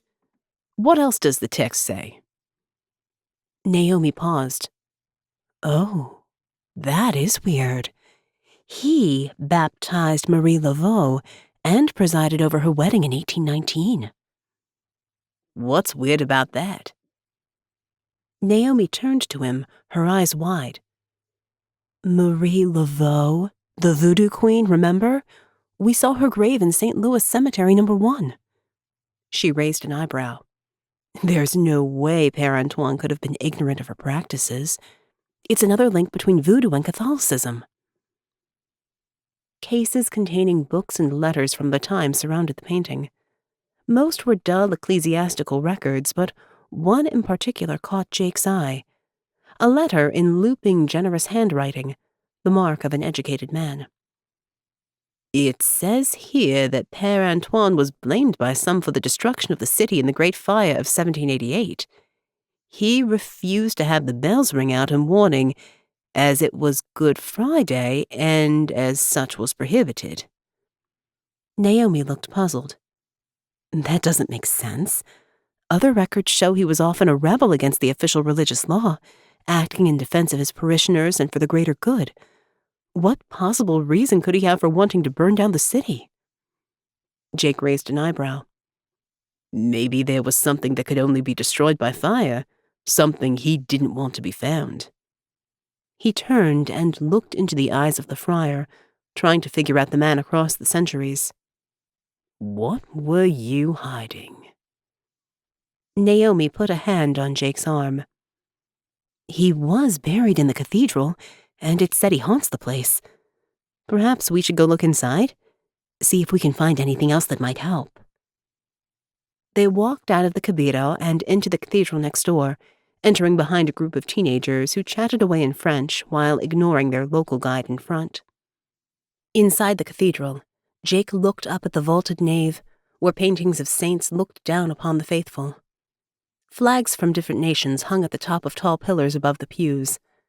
A restrained altar by Catholic standards sat below a massive painting of Louis IX, King of France, embarking on a crusade, a holy war to destroy the unbelievers. Jake shook his head and sighed. Humans didn't change. Always demonizing the other, claiming truth as their own and killing those who stood against them. He turned around slowly, letting the atmosphere of the place sink in. It felt far more like a tourist location than a place of worship, the level of noise more suited to a theme park than a cathedral. It was warm, balmy even, a sensation he struggled to associate with the huge stone edifices of Europe that kept the faithful shivering on their knees. The believers here were comfortable, with no trace of hardship or suffering. Even the painted saints looked well-fed, clothed in finery, their faces belonging to the wealthy patrons of European heritage, not the itinerant preachers of the early believers in the Middle East. Jake looked over at Naomi as she examined the place, her darker skin unrepresented, even though the city was filled with people of color whose faith sustained the church. She turned at his gaze and pointed behind him. At least they have a woman in here. Jake spun around and looked up at a statue of Saint Jeanne d'Arc. She wore the armor of a French nobleman, a standard clutched in her hand as she stared toward the altar, a challenge in her eyes. They certainly like fire in this city, he said softly, ideas beginning to swirl in his mind as to what dark secrets lay beneath the veneer of this elegant house of prayer. He noticed a Bible in a glass case at the foot of the plinth, a thick tome opened to an illustrated page. Jake stepped closer to see the text. Ezekiel, chapter 37, the Valley of Dry Bones. Skeletal figures crawled from the earth around the edge of the page, blank eyes fixed on the prophet as he stretched out his hand to call the dead from the grave. It's a copy of the Bible of St. Louis. Naomi read from the plaque next to it. Illustrated between 1226 and 1234 in Paris, it's also known as the Toledo Bible. The original is in the Cathedral of Toledo in Spain. Her eyes darkened, a frown deepening between her brows. The Catholic Church purged Toledo during the Reconquista. The streets ran with the blood of the Jews they slaughtered. A dark history indeed. Perhaps they were hiding something there. These images don't look medieval, and look at that. Jake pointed to the stylized image of a cross surrounded by the wind in one corner of the page. The mark of the Brotherhood of the Breath. Naomi put her finger on the glass case, as if trying to touch the symbol through the barrier. This is just a copy. Perhaps there is something different in the original? But we can't go to Toledo, not now. We have too much to investigate here. Jake took a deep breath. I might know someone who can help us. Madrid, Spain. Morgan wandered through the streets of La Latina. She had dropped Dinah back to the hotel and then headed out again, restlessness keeping her from sleep. She walked alone, surrounded by the nightlife of the vibrant city. Her stride was that of a predator, not a victim, and as she pulled the night around her, she lost herself in tiny passageways, emerging into plazas dominated by the ever-present churches, the power of faith still pervasive even in modern Spain. The smell of sweet churros hung in the air from the night market stalls as the sound of vendors hawking their wares filled the balmy night. The sound of music wafted from bars, and Morgan glimpsed friends drinking together, and the dance of courtship between strangers that was obvious in any culture. Her scars throbbed, but the pain of her burned flesh helped her think, grounding her to the earth as she walked on. Morgan glimpsed her own history in the features of those passing by. She had inherited the Sephardi Jewish looks of her Spanish father, Leon Sierra, murdered as one of the remnant. He was buried in a Kabbalah cemetery in Safed in Israel, safe now from those she had pursued in vengeance through Moorish Spain not so long ago. She shivered as she remembered the gates of hell, but what she had seen that final night was the fuel that drove her now. She could not unsee the darkness that some would try to bring into the world, but her life had no meaning unless she tried to stop them. Morgan brushed a dark curl back from her face, noting how much she fitted in here, easily passing as a madrileña, a native of the city. Perhaps she should move over, leave the stifled sensibilities of Oxford for the laid-back freedom of Spain. She smiled to herself. Whenever she was restless, she thought about moving in the hope that it might help tame the wildness that lay within her. But moving only quieted it for a time, before something rose to drive her on to something new. Would she ever find peace? Would there ever be a place that she could call home, somewhere to put down roots and build a life she could share with another? Once she had thought it would be Israel, but when her husband Elion had died in a hail of bullets on the Golan Heights, she had left the country she had grown up in for a new life. Perhaps she had been running ever since. The scream of a siren suddenly split the air. People looked around with concern, bodies poised for flight. Madrileños still remembered the commuter train bombings of 2004, the threat of terrorism remaining in a country with so many from far corners of the earth. But the siren passed by, and smiles returned, the life of the night market continuing. Another sip of wine. Another flirtatious smile. Another moment of life. Morgan felt the vibration of her phone in her pocket and stopped in the entranceway of a church to pull it out. Jake. Her heart beat a little faster as she saw his name. There was a moment when she considered not answering it. Did she want whatever he offered? Morgan looked around, recognizing the mundanity of life here, just as it was in every place she ran to. There was only one way to escape the turmoil inside her, to live a life of freedom. She had to embrace the chaos. She answered the phone. Chapter 6. Morgan took a deep breath as the line connected. Hi, Jake. Sorry to call so late. His voice was hesitant. I didn't know if you'd be awake. Madrid only wakes up around 10 p.m., so we're just getting started. Morgan could hear sounds of a saxophone and the chatter of a crowd at the other end of the line. How's New Orleans? You'd like it here. You'd like it here, too. A beat of silence between them. Since you are there, Jake continued, I wondered if perhaps you wouldn't mind jumping on a train to Toledo? Morgan leaned back against the cool stone of the church behind her, the wall hard and unyielding, just like the faith it represented. It's only an hour away. What do you need? There's a Bible in the cathedral. We need to compare the original Ezekiel chapter 37 with the copy here in New Orleans. Morgan took another deep breath. I'll need special access, permissions. I'll get Martin to meet you there tomorrow. Morgan could hear the smile in Jake's voice and found herself grinning in return. It will be good to see him. Charity Hospital, New Orleans, USA. Behind the labs and holding cells, beyond the reach of beeping monitors and the struggle to synthesize life, there was a private wing of the hospital, a series of luxury apartments for those guests who came to the clinic in secret. There was no illegality in what they did here, but sometimes the line blurred between what was legal and what was ethical. Louise walked down the long corridor past frosted glass doors, the sound of low voices inside. Clients paid handsomely for guaranteed privacy on top of the treatments they sought, a regimen that wound back the clock on their biological lifespan. Luis smiled to himself as he recalled the names of notable people inside, the millions that poured into his bank accounts daily.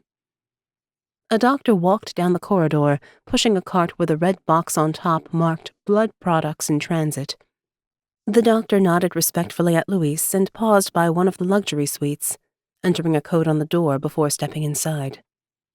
The idea of taking blood from the young and injecting it into the old was first postulated by the natural philosopher Robert Boyle in the 17th century. Once considered ethically abhorrent and even vampiric, there were now Silicon Valley startups that provided the service from private blood banks. There were rumors of clandestine clinics in Latin America that offered blood from those too young to give consent, but here in New Orleans, Louise made sure they were legally above board. Many wanted to try the service and paid handsomely for it. Life extension had become an obsession for those wealthy enough to satisfy every desire. As biotechnology leapt ahead, radical life extension was becoming a possibility, driven by Silicon Valley billionaires who were arrogant enough to want to beat death. Some researched backing up their consciousness onto quantum computers, others investigated using shell bodies or clones, others still at regeneration at the cell level. These men, and they were mostly men, were not willing to fade away, to let death rob them of their power and make them equal to any pauper dying in the gutter. Some questioned whether humans should tinker with lifespan, and Louise had even watched a live stream of a debate at the Vatican on the ethics of life extension. One of the speakers argued that longevity had a biblical basis. Methuselah lived 969 years, according to Genesis chapter 5. Death comes to us all, but it doesn't have to come in 70 years and 10. There were ethical issues, of course, around sustainability of the planet with an undying population, but most acknowledged that life extension was a valid pursuit. Unfortunately, it had a fatal flaw. Accidents happened, and unless you spent your life cocooned in a padded cell, no one could stop death from arriving around a blind corner. When a billionaire's beloved son died in a car accident, the grieving father found his way to Louise's door. The first rays had sought the Hand of Ezekiel for religious purposes, but Louise had recognized its commercial potential. Bringing back the dead for some kind of divine army was unnecessary in a world of drones and cyber-terrorism, but bringing back the dead for those who could pay for it was an entirely different matter. The hunt for the relics suddenly had unlimited funding. They had made little progress, but now the bone box and its map might change everything, and Louise could only hope they would find it in time. He had his own reasons to find what could turn dry bone into living flesh again. He walked on down the corridor, his footsteps quickening, each step matching a heartbeat toward the inevitable end. Beyond the luxury apartments, Luis had his own private suite. He paused at the door and bent forward, leaning his forehead against the wall. The coolness soothed him for a moment as he struggled to turn his expression from concern to confidence. He breathed deeply and inhaled the floral scent that overlaid the antiseptic smell. The cloying fragrance reminded him of a funeral home, and he almost gagged at the thought that he might have to visit her in such a place. It wasn't right for someone so young. He stood upright again, as upright as he could with his twisted spine, and plastered a smile on his face. He pressed the button by the automatic door, and it swished to the side. "Morning, sweetheart." Elena Ray sat in the hospital bed, propped up by pillows. Her mahogany hair hung like a curtain around her face, her olive skin pale. A drip fed into her left arm, and monitors surrounded her, leads attached to sensors on her skin, continually monitoring her condition. Her dark brown eyes opened, and she smiled to see him. "Morning, Papa." Her voice was so weak, and her eyes betrayed a deep exhaustion.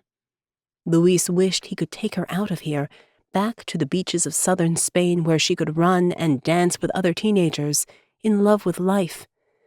But instead, she was here, waiting to die. Luis knew she was ready to go, but he wasn't willing to give her up. Elena was born 13 years ago, the result of a casual relationship. Luis had never cared much for her mother, but when his little girl entered the world, he had fallen in love for the first and only time. His lawyers made sure he had full custody, and his baby girl had everything. But one day, his sweet Elena had fallen and bruised herself. As the muscle ossified, the look in the doctor's eyes that day told him everything. His own genetic code damned his daughter to an early death. Her variation of fibrodysplasia ossificans progressiva was particularly aggressive, and even stretching a muscle too much could cause acceleration of bone development. Elena's body was soon covered in the tumor-like lumps that characterized the disease, and she became bedridden before her 10th birthday. Some in his family called it God's will. Some said it was unfortunate that the disease had developed so young, but he would have more children. There would be more Rays to carry on the family line. But Luis would not let Elena go so easily. He worked with every specialist he could find in the world until they all said there was nothing left to do, that he should prepare for the end. So, Luis brought her to the lab, his determination renewed. He would find the Hand of Ezekiel, and it would bring life to the bones that crippled his beloved. He picked up the tablet computer that monitored Elena's condition, tapped it to find the latest results, and reviewed the most recent scans. The chart showed a marked increase in bone formation around Elena's rib cage. It wouldn't be long until the ossification process stopped her breathing altogether. Luis kept his smile in place. "It's looking better, sweetheart, and I have some exciting new possibilities that are going to help you." Elena looked up at him, deep purple shadows under her eyes. She spoke in a halting whisper. "It hurts, Papa. I'm so tired. Can't I just rest?" Luis knew what she meant. They had talked about her end-of-life choices, and when she said enough was enough, he would respect her decision to sleep without pain. He would help her transition and make sure she didn't feel a thing except peace and love at the end. But he couldn't let her go just yet. Luis blinked back the tears that pricked at his eyes. He sat down on the side of her bed and gently took her hand in his. "Of course, I want you to rest, but I need you to hang on. I really do have something that might change things. Will you give me a little more time?" Elena looked up at him, devotion in her eyes. She sighed. "A little more time, Papa, but only a little." Luis bent to kiss her forehead, hiding his tears as he placed his lips against her skin. She was soft and warm, still alive, at least for another day. He reached for the controller to the pain meds that dripped into her arm. He pressed one of the buttons, releasing a tiny dose. "I'll let you sleep now." Luis walked to the door, then turned back. Elena lay with her eyes closed, her skin as pale as a corpse, her petite frame already made of so much bone. It was a wonder she still breathed. There wasn't much time left. He needed the Hand of Ezekiel to turn her dry bones back to life again. Luis clenched his fists. Nothing would stop him finding that relic. Back in his office, he picked up the bone box and looked at the intricately placed rubies. He compared the positions to a map of the Spanish Empire. Then he called Julio. "It's time. The first location is Toledo." Chapter 7. Toledo, Spain. Morgan stepped out of the taxi and looked out over the entire city on the other side of the valley. The clouds parted, and the sun shone down on the Alcazar dominating the skyline with its 4 turrets and thick walls. It overlooked closely packed houses below that ran all the way down to the waterline in a riot of terracotta roofs, gray stone, and green trees. Toledo was the perfect defendable city, built on a mountaintop, surrounded on 3 sides by the rush of the Tagus River. It was formidable indeed, and Morgan felt the chill of what it represented for her ancestors as she got back in the taxi and they headed in toward the city gates. Although small in size, the ancient city of Toledo loomed large in history. Originally a Roman town, it became the capital of the Visigoth kingdom for centuries.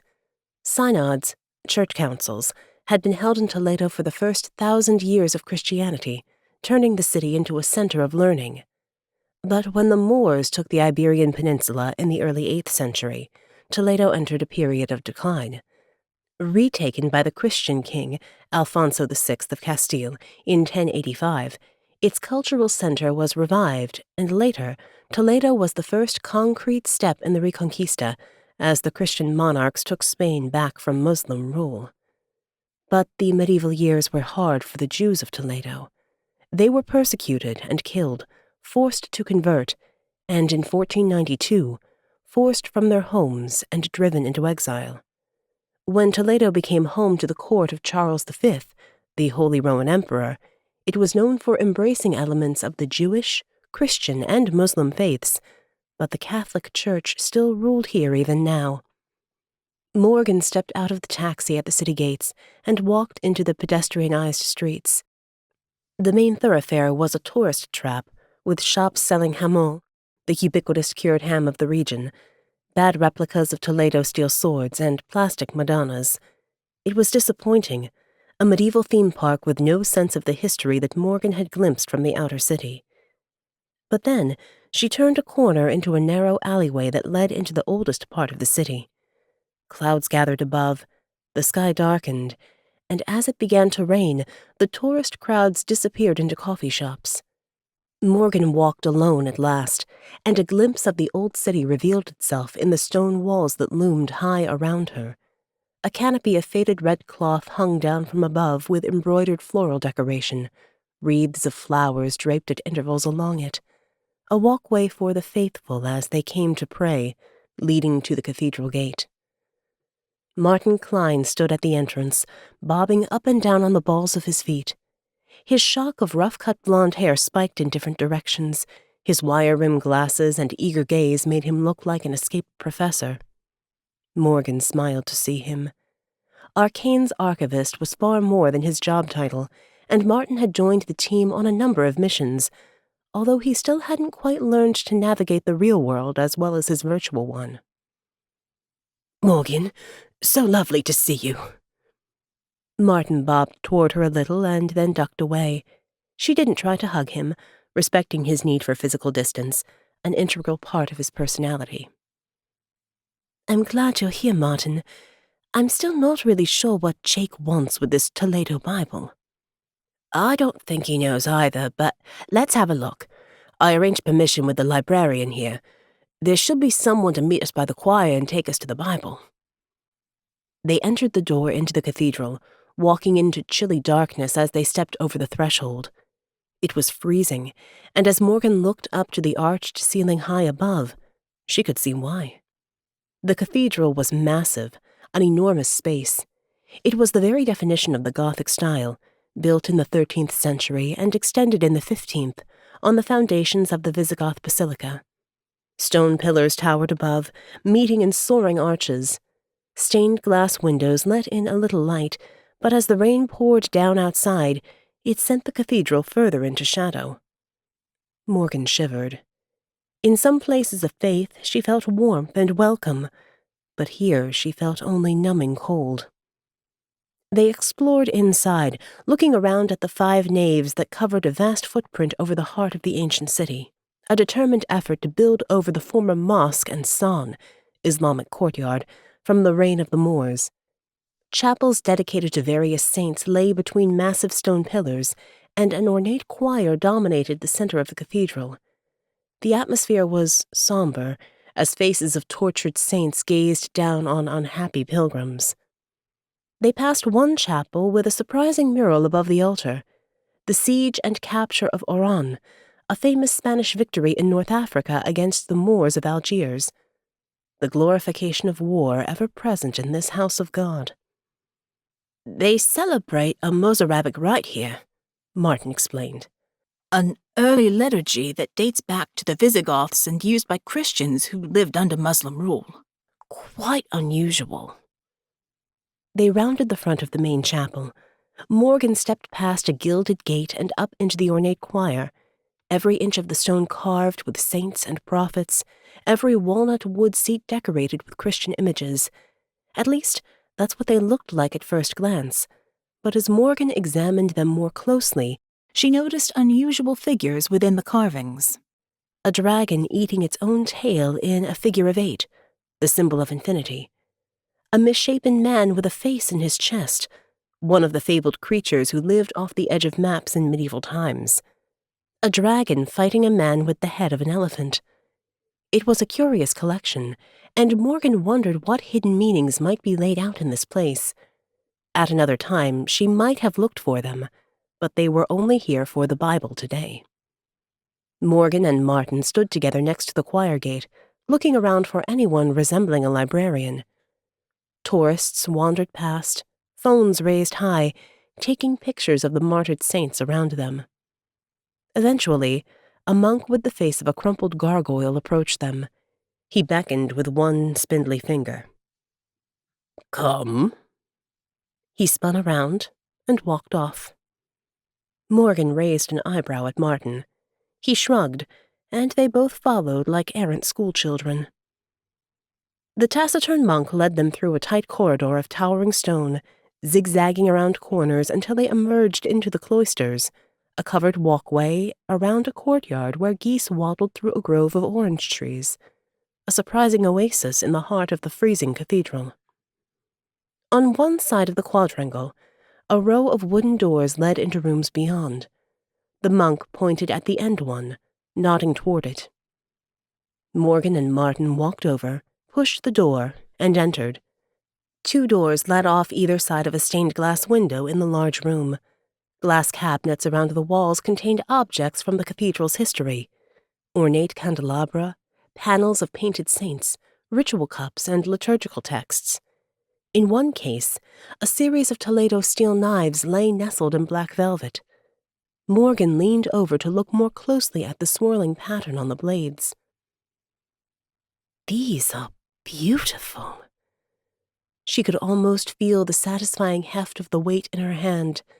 A memory rose of training in the Negev desert with the Israeli Defense Force, learning how to wield a knife, how to defend with one. The sharp blade of memory cut through her as she recalled Elion's laughing face as they tussled in the dust in the days before everything changed.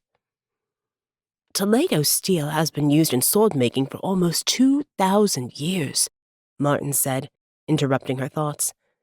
"The Roman legions used it from the time of Hannibal." He walked to the heavy wooden table in the middle of the room. "But this is what we really came for."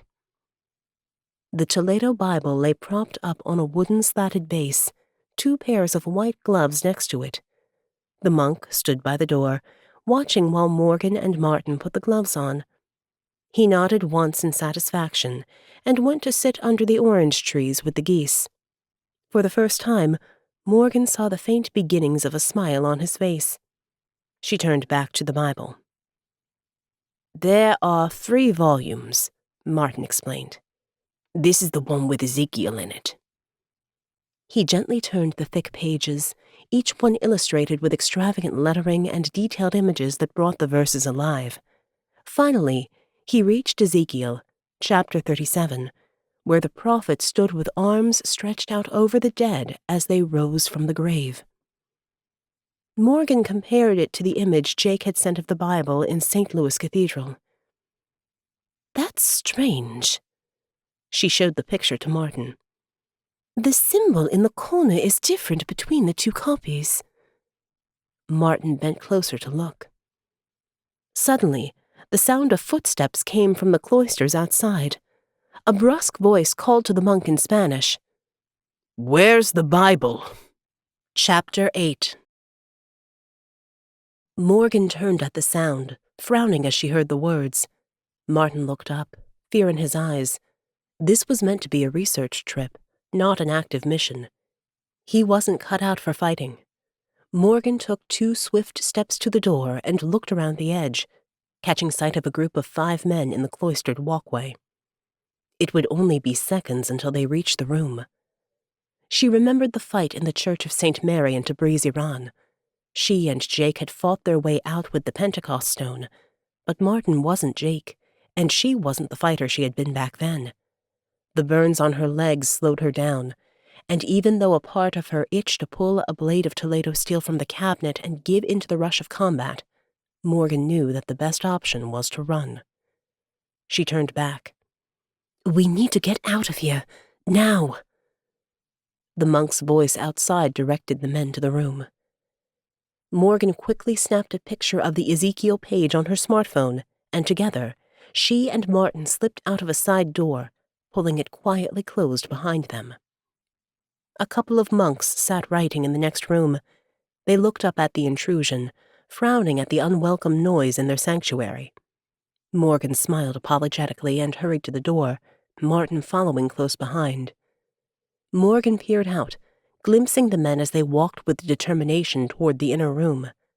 The man at the head of the group appeared Spanish or Latino, with dark cropped hair, dark eyes, and skin the color of burnished autumn leaves. He had the muscled body and military bearing of someone who had served, who knew how to handle a weapon.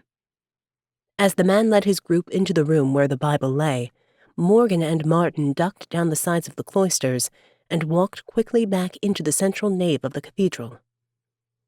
"We need to get away from here," Morgan said. "There's no way that miserable old monk will keep our presence here a secret." They left the church and crossed the Plaza del Ayuntamiento, losing themselves in the crowd of tourists that thronged the square. The rain had stopped, but it was still overcast, the sky a gunmetal gray that made the cathedral look even more forbidding. Once they were well within the crowd, out of sight from the door of the cathedral, Morgan pulled out her smartphone and opened the picture from the Ezekiel page. It showed an open right hand with an eye in the middle, illuminated with iron gall ink and touches of gold leaf.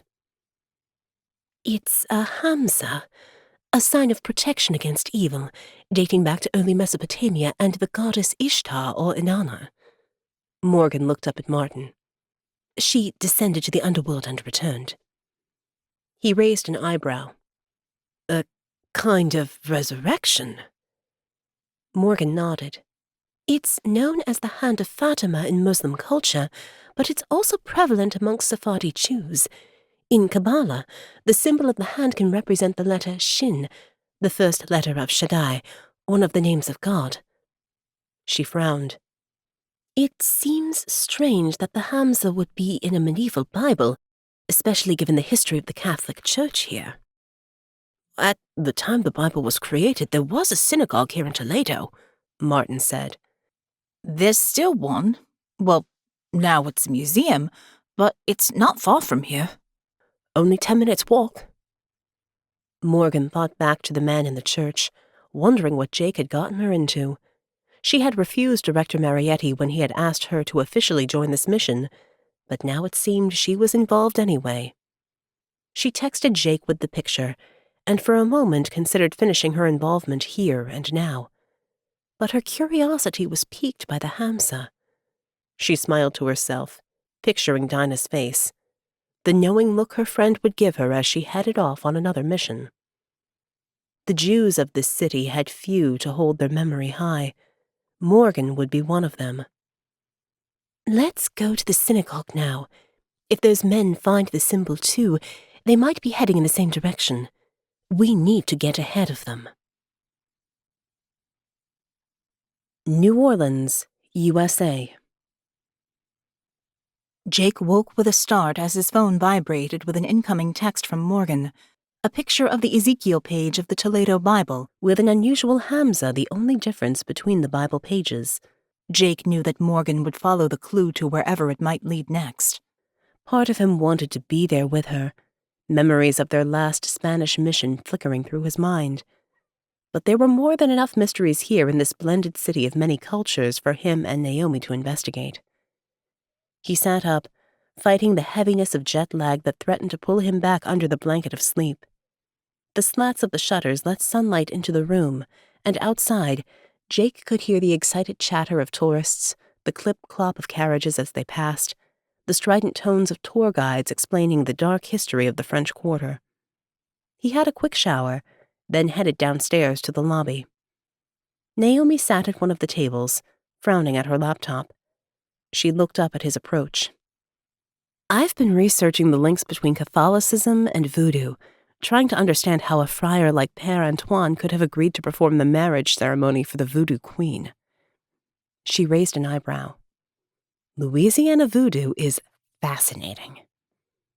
You mean there are different kinds? I thought Voodoo was just one thing. Naomi shook her head. Not at all. Like all religious and spiritual traditions, there are different strands. Louisiana Voodoo, or New Orleans Voodoo, is different from Haitian Voodoo or Deep Southern Hoodoo, although they have aspects in common like ancestor worship and faith in spirits. They all stem from West African beliefs brought over by slaves. Naomi turned her laptop around so Jake could see some of the pictures on screen. Women in trances dancing around a fire, arms raised to the sky. Men with skull-painted faces, slashing at their skin, eyes white and bulging. Like so much surrounding my ancestors, Voodoo has been portrayed as evil. Witch doctors casting curses and women possessed by spirits dancing and singing with abandon. Sounds a lot more fun than Christian droning, Jake said. Naomi frowned. What do you mean? Imagine a church full of white South African Protestants, a culture that doesn't sing for fun, unenthusiastically intoning bad hymns every Sunday. I used to sneak out to the black church down the street for some joy, even though I knew I'd get a beating for it. Jake shrugged. Sometimes the strongest faith comes from the oppressed. Naomi smiled. Amen to that. These days, many of those practicing voodoo are also faithful Catholics. Singing is common in both traditions, and you'll find the current voodoo queen at church on Sunday for Mass. The two beliefs have become entwined over centuries, with voodoo spirits associated with Catholic saints, similar to the way the early church incorporated pagan deities. It's possible Père Antoine appreciated the similarities more than the differences. Jake thought for a moment. If Père Antoine was in possession of a relic, something that the Brotherhood protected, and it threatened his community, could he have given it to the voodoo practitioners to keep safe? Perhaps something holy to both their Catholic faith and voodoo roots? Naomi shrugged. It's certainly possible. Best to ask those involved in the community. I've tapped into some of my local connections, and we've got a meeting at the Voodoo Museum just a few blocks away. She looked at her watch. We'd better get going. They walked out of the hotel along Charter Street on the edge of the French Quarter, past houses with balconies of wrought iron and faded shades of green. Tall, slatted shutters opened over long windows, giving the houses a sense of openness, despite their small size. Some were built in the shotgun style with doors at opposite ends, letting the air flow through during hot summer days. Jake felt curiously at home amongst the narrow streets, the different languages and the variation in people's faces. He was as mixed up culturally as any of the residents here, in his beliefs and allegiances, if not his blood. Born and raised in South Africa, Jake's family had European roots, but he was proudly African, even if people looked at him and denied he could be so because his skin was the wrong color. He had left his homeland after the massacre of his family, joining the military to work for peace, eventually recruited by Director Marietti into ARKANE. In the years since, Jake had seen things that forced him to accept different versions of belief. He had experienced the supernatural over and over again, and now he wondered whether there would ever be a day when he would be able to stop fighting those who wanted to take the world into darkness. He felt a keen desire to know more about Voodoo, sensing its practitioners navigated the line between the seen and unseen, as he had done before. "This is one of the famous haunts of New Orleans." Naomi's voice interrupted Jake's thoughts, and he turned to look up at St. Mary's Catholic Church with its large building and gardens. Latin words stood out above the door, Virgini de Pare Decatum, consecrated to the God-bearing Virgin. The Ursuline Convent. Some say it's responsible for the vampire myth of New Orleans. Jake looked through the gate into the clipped gardens beyond. How could a vampire myth possibly come out of a convent? Back in the 1720s, Naomi explained, this place would have been a hot and mosquito-infested swamp. Not a fun place. There were French settlers, but unsurprisingly, not enough women. So, the city's founders asked for prospective wives for the colonists, and a series of young women were sent over from the motherland. Each brought a casket with them. When they arrived, several of the girls were pale and gaunt, coughing up blood. Some say they brought vampires from Europe. Others say the girls themselves ventured out to suck the blood of the city's residents. Naomi pointed up to the top floor. The caskets, or coffins, are still up there, the windows nailed shut to stop whatever is in them getting out. She looked at Jake, and for a moment, Naomi's face was serious. Then she laughed. Of course, the girls could have just been sick from the journey and ill with tuberculosis. Jake shook his head. This place seems to attract both religious and occult energy, mingling the supernatural in new ways. In only a few blocks, you have vampires and zombies, religious relics, and some of the greatest cemeteries in the world. Not to mention some seriously nasty murders. Naomi pointed down Governor Nichols Street as they walked on. Madame Lalaurie was a Creole socialite, born here in the Spanish colonial period in the late 18th century. When a fire brought the authorities to the house, they discovered slaves chained in her attic, their bodies broken by torture. Eyes gouged out, fingernails bloody and torn, flesh sliced away from their skin, their lips sewn together. They say if you sleep there, you can hear the slaves moan in agony. Naomi's eyes were haunted. But then you should hear them moan throughout the South. That wasn't exactly the worst injustice carried out down here. You certainly bring me to some lovely places, Jake said.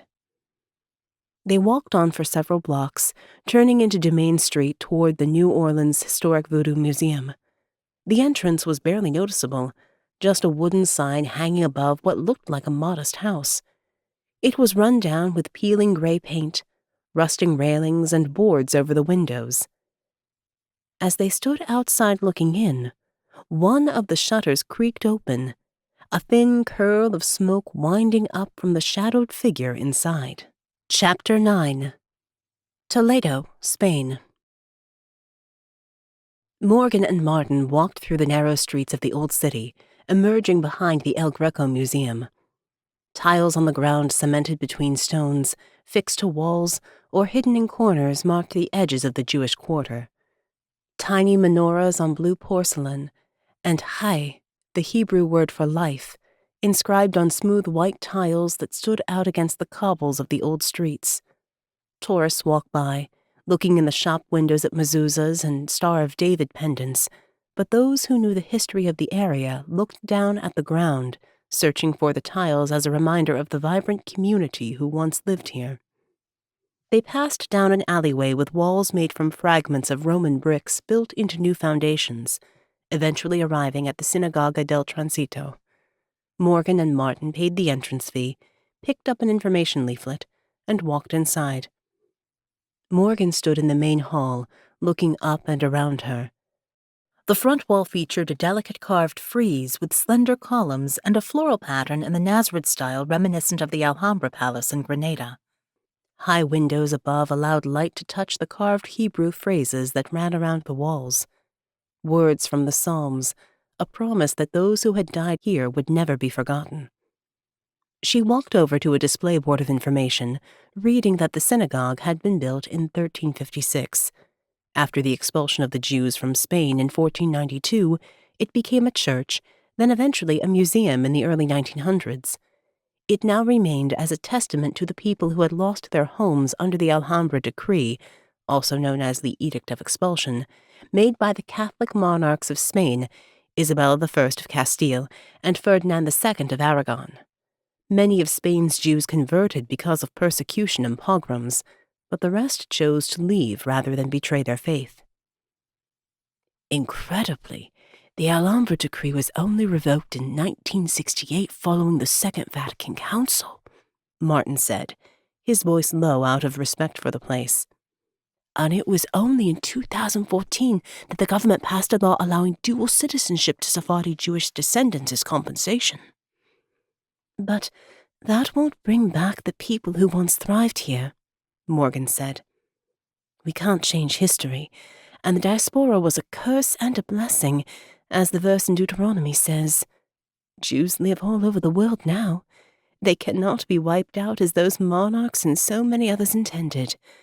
Now, let's find this Hamsa. A second-floor gallery stretched the length of the top floor above the main hall. It would have been reserved for women, segregated from men during services, but now it was part of the museum. They climbed the stairs and walked into the gallery.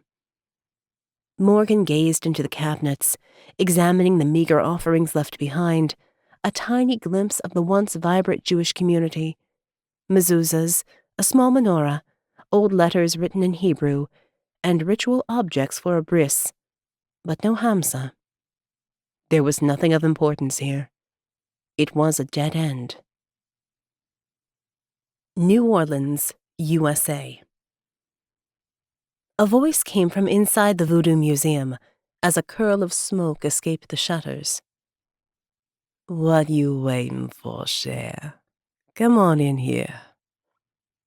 Naomi pulled open the door and walked inside, Jake following behind. The front room of the house was a little shop crammed full of voodoo souvenirs. It was dark with the shutters so tightly closed, but Jake could just make out gree-gree charms, fetish dolls, vials of potion, and books on the voodoo history of New Orleans. The line between real belief and tourist tack was hard to navigate in this eclectic city. While voodoo had its true practitioners, there was clearly a commercial side. It was no different to Catholic places of pilgrimage like Lourdes, where plastic Mary figurines filled with holy water were sold to the faithful on every inch of the pilgrimage route. An old African-American woman sat smoking a fat, rolled-up cigarette, sweet-smelling smoke curling around her. She was thin, her flesh tight against her skull, a bright green headscarf wrapped around her white hair. The woman regarded Jake with curiosity. You've seen him, boy. Her voice was croaky, but there was a hint of steel under her words. Jake's heart pounded in his chest as he met the old woman's keen gaze. She pointed up with her cigarette to a dark figure painted above the tourist shelves. A skeletal man etched in charcoal, a top hat on his head. Baron Samedi, lower of the dead. He may have worn a different face, but you've seen him, and you will see him again. The old woman focused her attention on Naomi. But you, child, you will have a new soul. You may yet see. The old woman tilted her head to one side. Or you may be called by the bones to the world of the dead. The old woman lapsed into silence. She took a long drag on her cigarette, the sweet-smelling haze filling the room. Jake felt the air shift around her, and suddenly he saw beyond the tacky trinkets in front of him, sensing an older power here, a deeper current swirling beneath. He opened his mouth to speak, but Naomi stepped forward. "Okay, well, thank you for your welcome." She opened her handbag and brought out a piece of paper. "We're here to meet Fabienne Beauvais." What do you want with my granddaughter? The sound of footsteps came from a doorway. A live young woman walked out of the museum rooms beyond. Neat dreadlocks hung down to her mid-back, tied with a silk scarf of brilliant turquoise that matched her t-shirt. Her eye makeup was perfectly applied, her lips dark with a crimson shade. She was a modern incarnation of mixed-race New Orleans, but there was more than a trace of the old woman in her features. "You welcoming our guest properly, ma mère." The young woman held her hand out. "I'm Fabienne, welcome. You must be Naomi." "And I'm Jake." Jake held his hand out and shook hands with Fabienne. Their eyes met, and he felt a jolt of attraction arc between them. He dropped her hand and took a step back. The old woman cackled with laughter. She pushed herself up to her feet, stubbing her cigarette out. "You show this one everything, child. He can handle it." The old woman shuffled out the door and into the sunshine. Fabienne rolled her eyes. "Please forgive my grandmother. She's stuck in the old ways. Doesn't understand the need to bring in money at the same time as respecting the spirits. But I think we can do both here in New Orleans.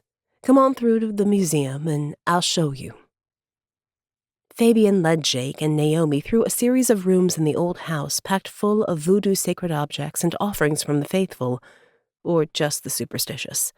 The rooms were claustrophobic, every inch of wall space and most of the floor covered with dusty and faded things.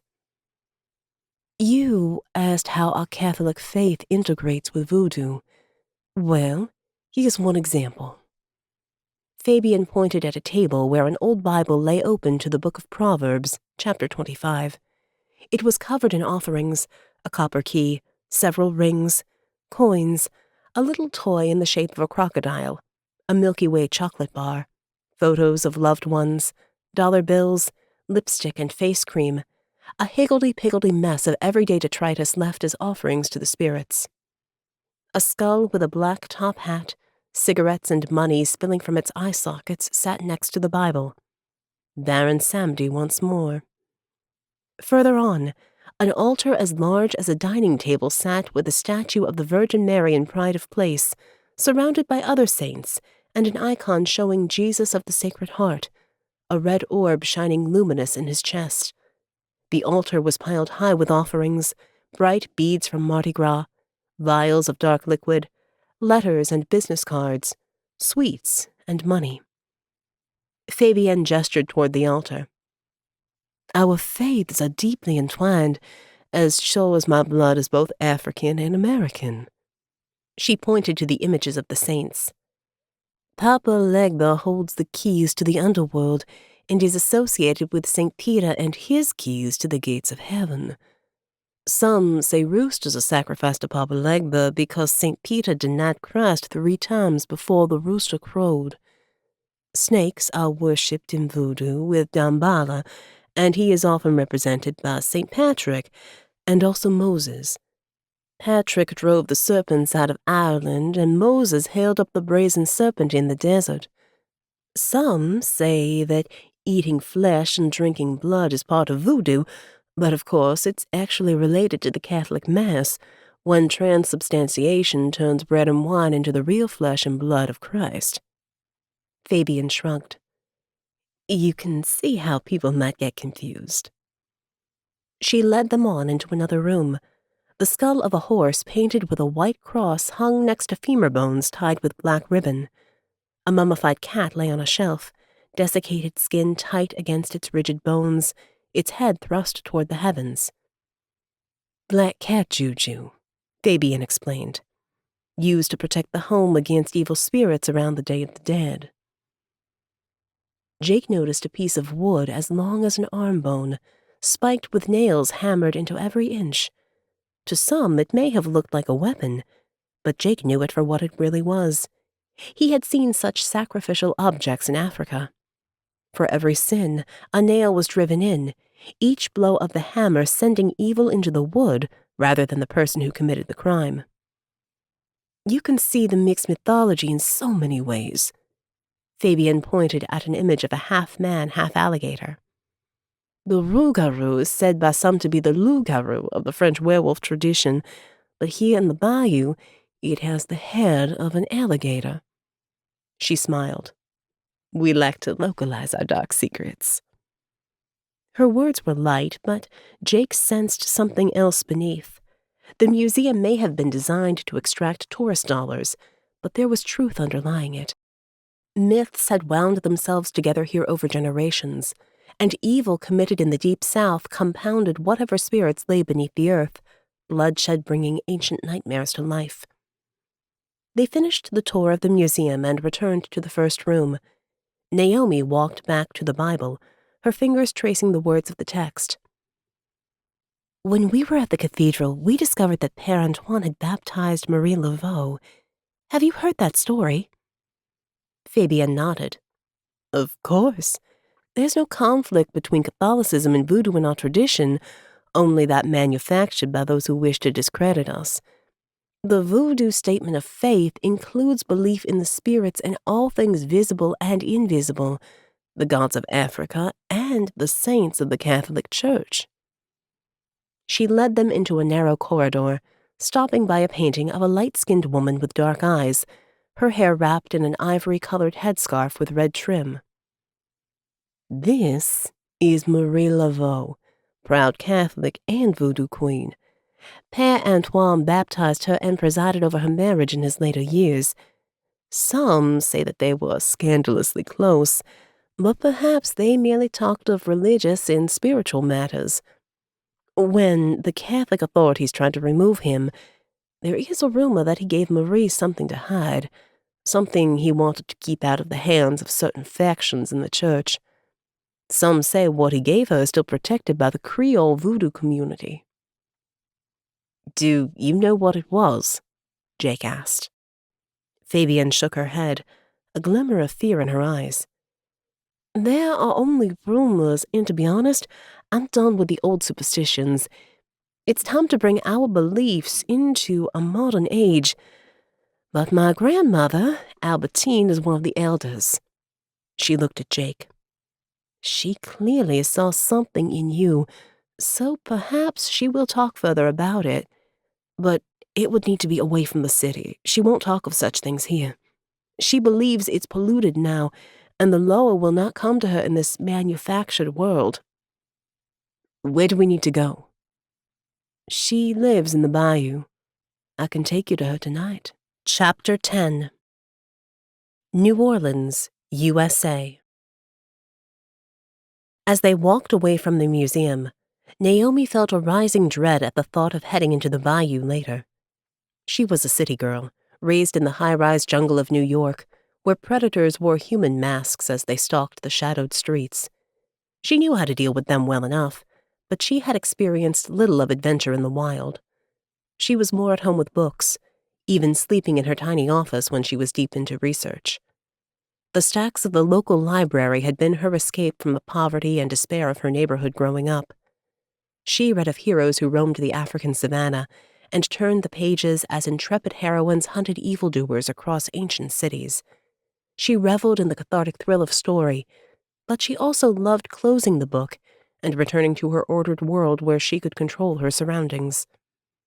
But Naomi couldn't control everything, and when her little sister, Esther, died suddenly of meningitis, her parents poured everything into their remaining daughter.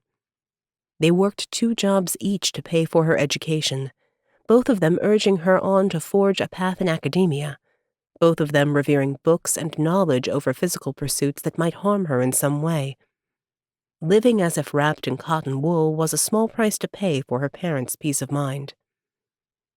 Joining ARKANE with her PhD in linguistics enabled Naomi to play a part in the adventures of agents in the field, but usually from the safe confines of her office in the basement of the United Nations building. There were over 800 languages spoken in New York alone, so she had no shortage of projects. But her time with Jake on the hunt for the relic of the angel had given her a new perspective. She'd experienced the city she thought she knew from another angle, navigating tunnels beneath the streets, exploring the island of the dead, and killing a man who almost finished her first. Naomi still dreamed of his face, snarling as he fought with her, eyes wide with shock as he died, but the experience only made her want to get out of the office more often.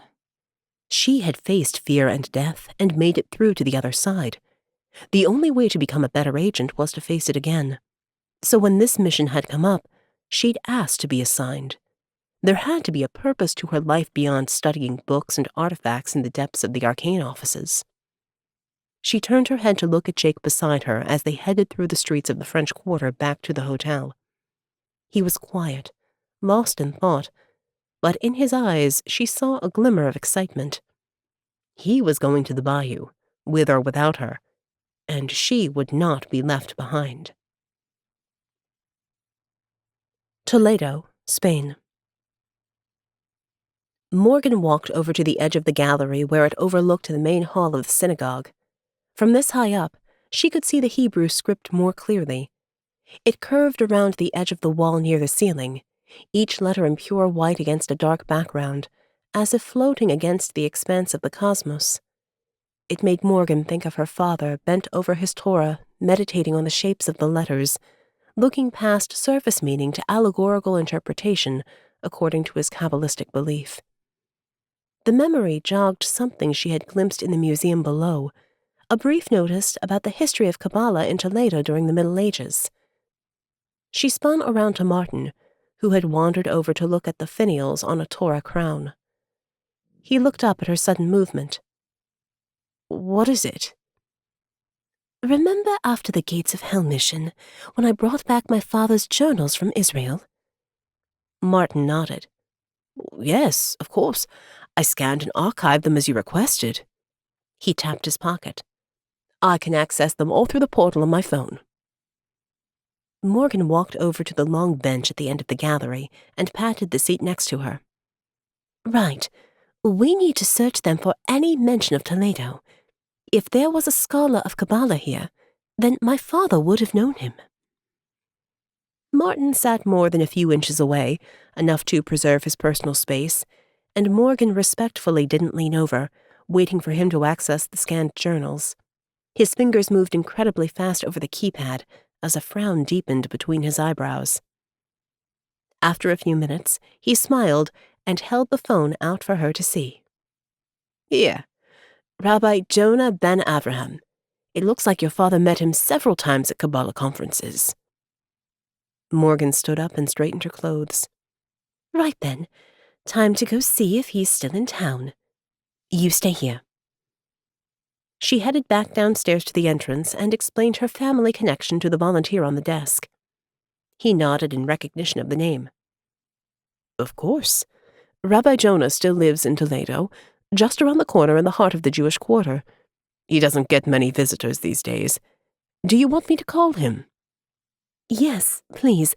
I know my father would have wanted me to pay my respects." The man dialed and spoke in Hebrew for a few minutes, then put the phone down and turned back to Morgan. "The rabbi says he remembers your father and would be happy to meet you. If you could wait in the gallery upstairs, he'll be along shortly." Morgan returned to the gallery and sat together with Martin. It wasn't long before slow footsteps ascended the stairs, and an old man walked in. His brown corduroy suit had seen better days, but it gave the rabbi a professorial air. He wore a white kippah on his balding head with a blue Star of David in the middle that matched his piercing eyes. The rabbi might have been past his heyday of Kabbalah scholarship, but Morgan knew she wouldn't want to face him across a debating chamber. She stood up as he entered and walked over to greet him. Rabbi Jonah, thank you for meeting us. I'm Morgan Sierra, and this is my colleague, Martin Klein. I think you knew my father. The rabbi reached out and clasped Morgan's outstretched hand in both of his. Shalom and welcome to you both. I knew Leon in better times, and I was sorry to hear of his passing. He taught me much of Kabbalah. He released Morgan's hand and looked at her more closely. I see him in your features, but more than that, you have his curiosity, too. Morgan pulled out her phone. It's curiosity that brings us here, actually. She scrolled to the picture from Ezekiel and turned it round so he could see. This is a page from the illustrated Toledo Bible in the cathedral. Do you know why the Hamza might be on a Christian manuscript? Rabbi Jonah leaned closer, gazing at the figures around the edges of the page, the skeletons rising from the grave, the prophet with his outstretched arms summoning the power of God. When he looked at Morgan again, there were clouds in his blue eyes as if he could see a storm coming. The book of Ezekiel is from Jewish scripture, of course, the rabbi said. But the hand of Ezekiel is something else. Quite the legend in these parts, although perhaps there is more to it than just a story. He paused, and for a moment Morgan didn't know whether he would speak of what he knew. Then the rabbi sighed. The Hamza can represent the fivefold books of the Torah. It can be a gesture of friendship, of healing and protection. But here in this city of three cultures, it represents a physical object. The rabbi shuffled slowly toward the end of the gallery. In the last cabinet, a wooden chest stood behind glass. It was nothing to look at, crumbling and mostly rotted away, not worth a second glance. The rabbi slid the glass across, opened the chest, and pulled out a folded piece of cloth, turned yellow with age. For the sake of your father, I share this with you. He unwrapped it to reveal an old key, the cuts deep and jagged. In 1492, he explained, the Jews who refused to convert locked their doors and left their homes. Everything was taken from them, but some kept the keys. Over hundreds of years, few people have returned, but some of the keys were handed down, and some places from that time still stand. This key was given to me by an American who said it would unlock a secret that could threaten the church itself.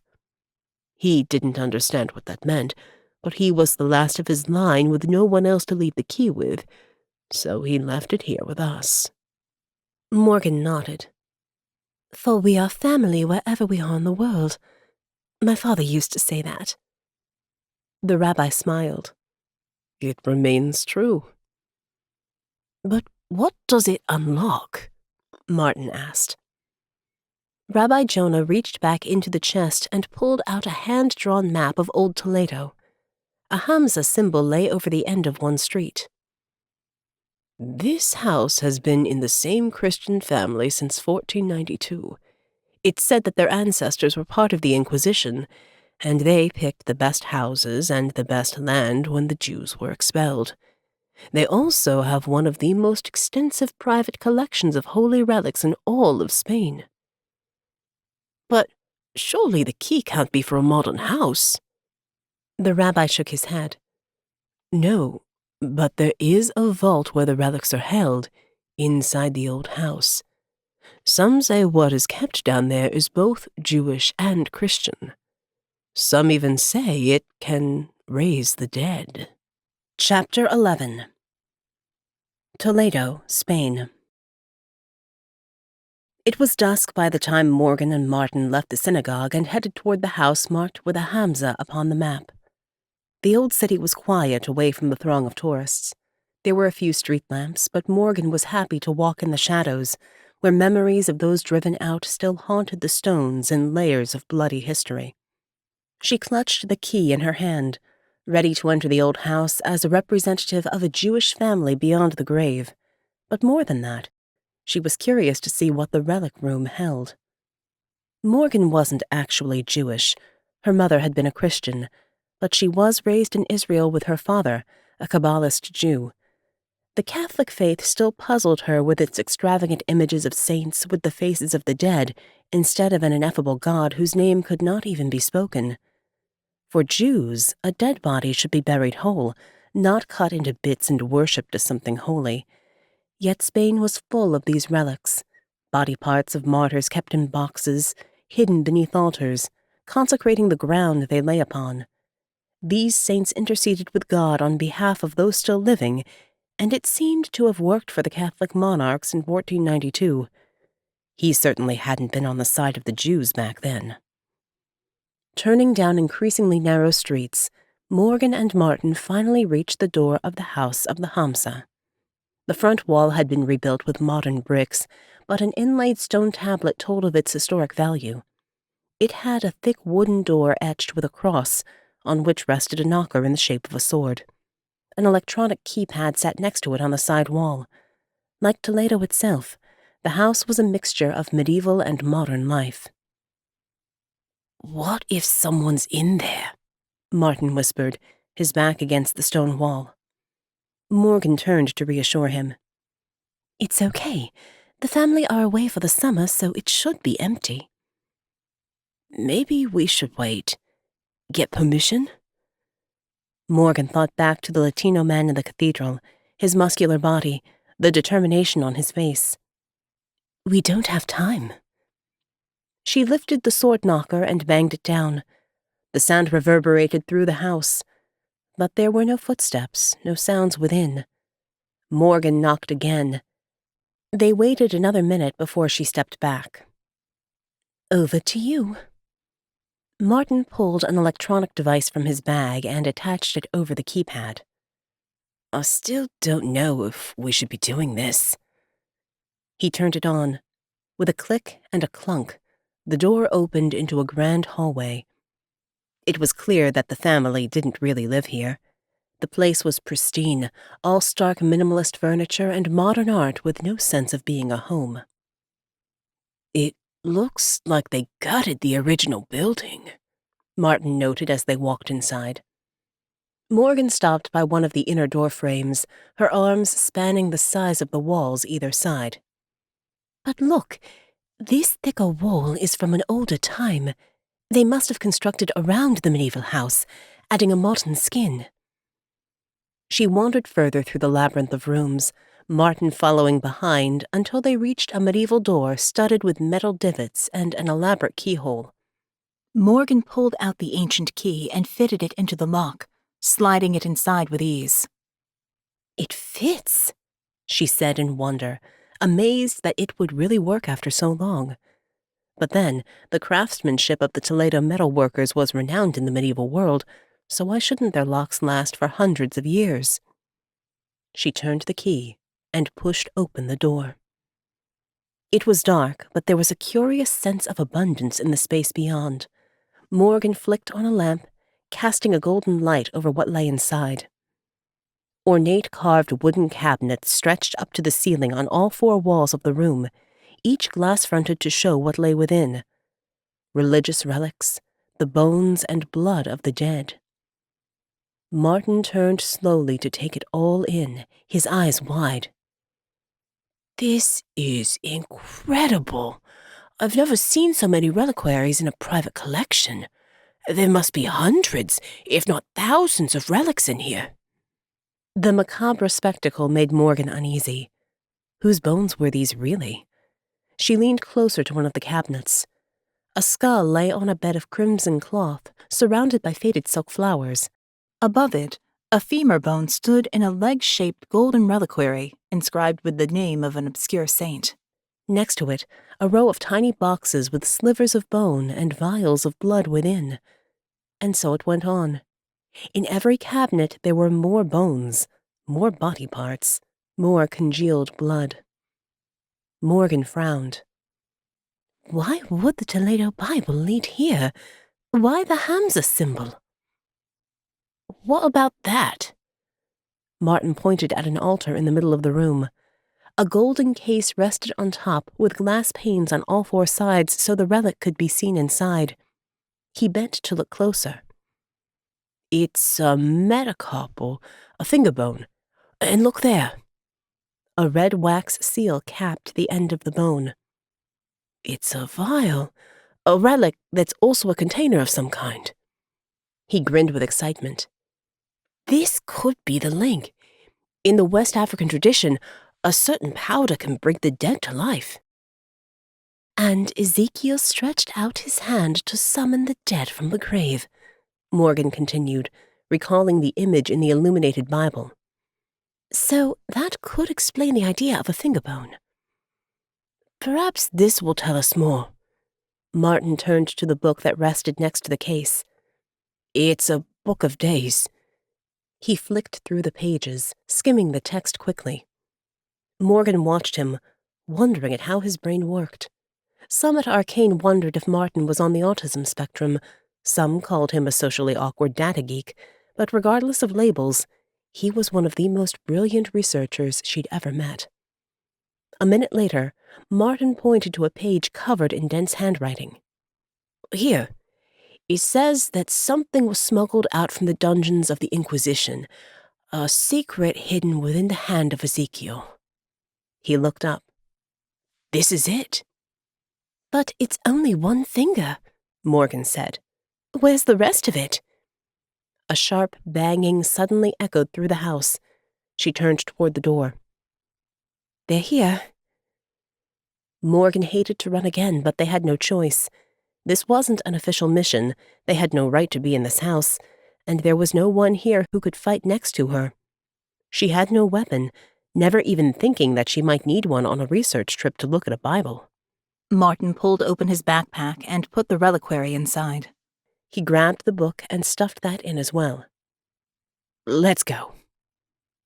They slipped out of the room, and Morgan took one last look at the medieval door, thinking of the Jewish family who had once owned the key. They wouldn't have wanted their old home to be full of dead flesh, holy relics of the faith that almost destroyed them. But perhaps she was one step closer to righting that ancient wrong. She and Martin slipped out of the back door as they heard the entrance forced open with some kind of battering ram rather than an electronic key. The men didn't care about being heard or seen, clearly determined to get what they wanted, regardless of destruction in their wake. Something to keep in mind, Morgan thought. Perhaps it wasn't the last she would see of the Latino man and his team. New Orleans, USA.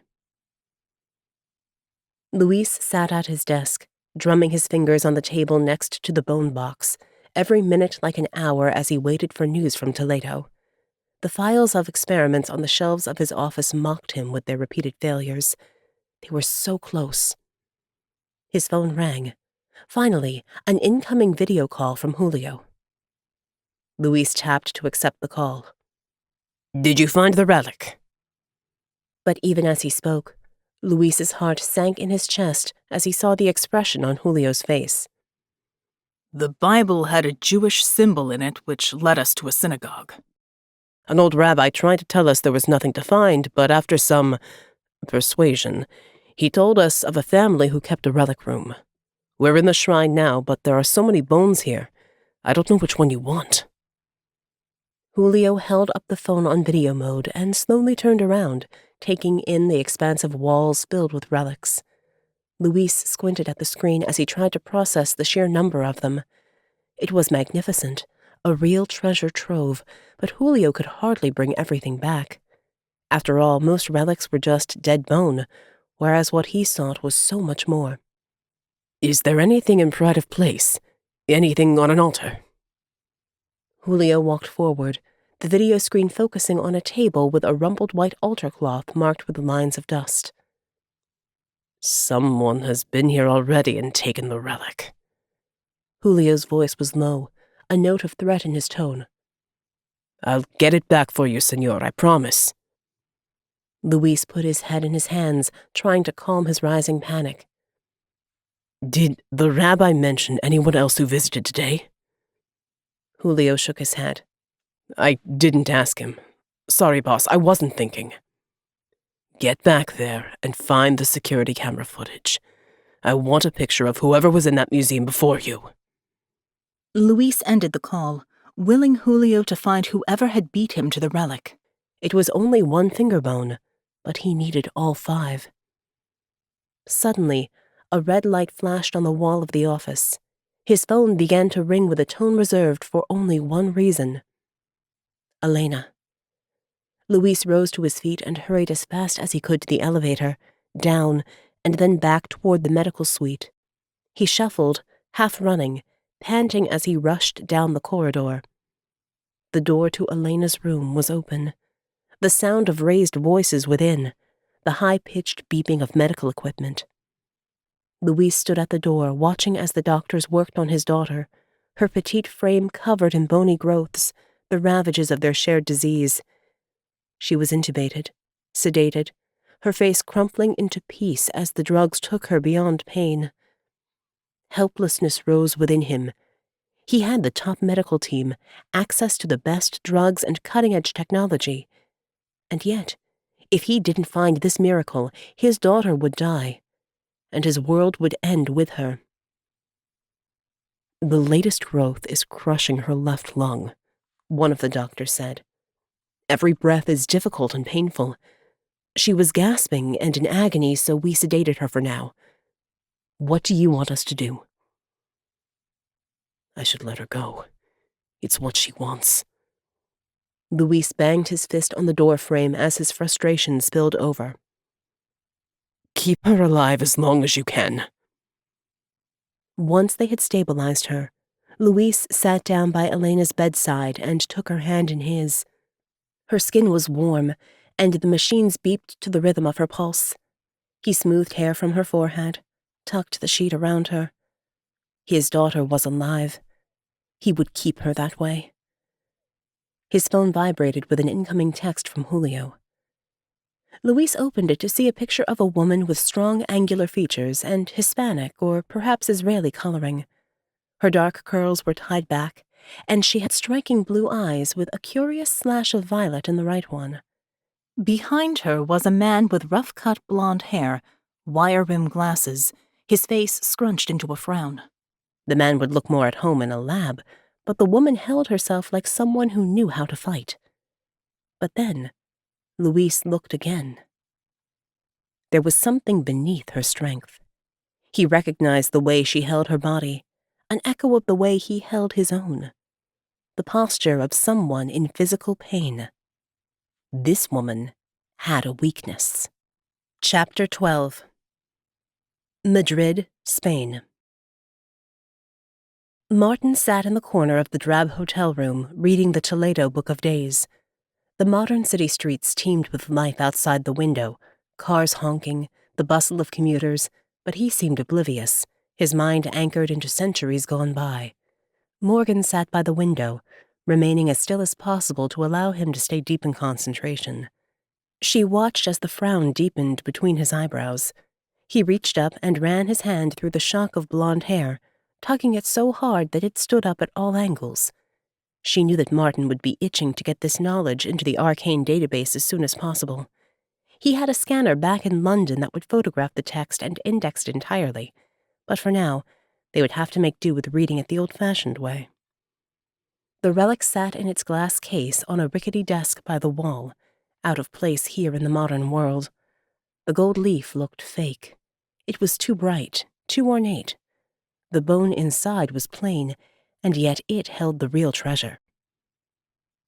Incredible, Martin said suddenly, jumping to his feet in excitement, bobbing up and down on his toes.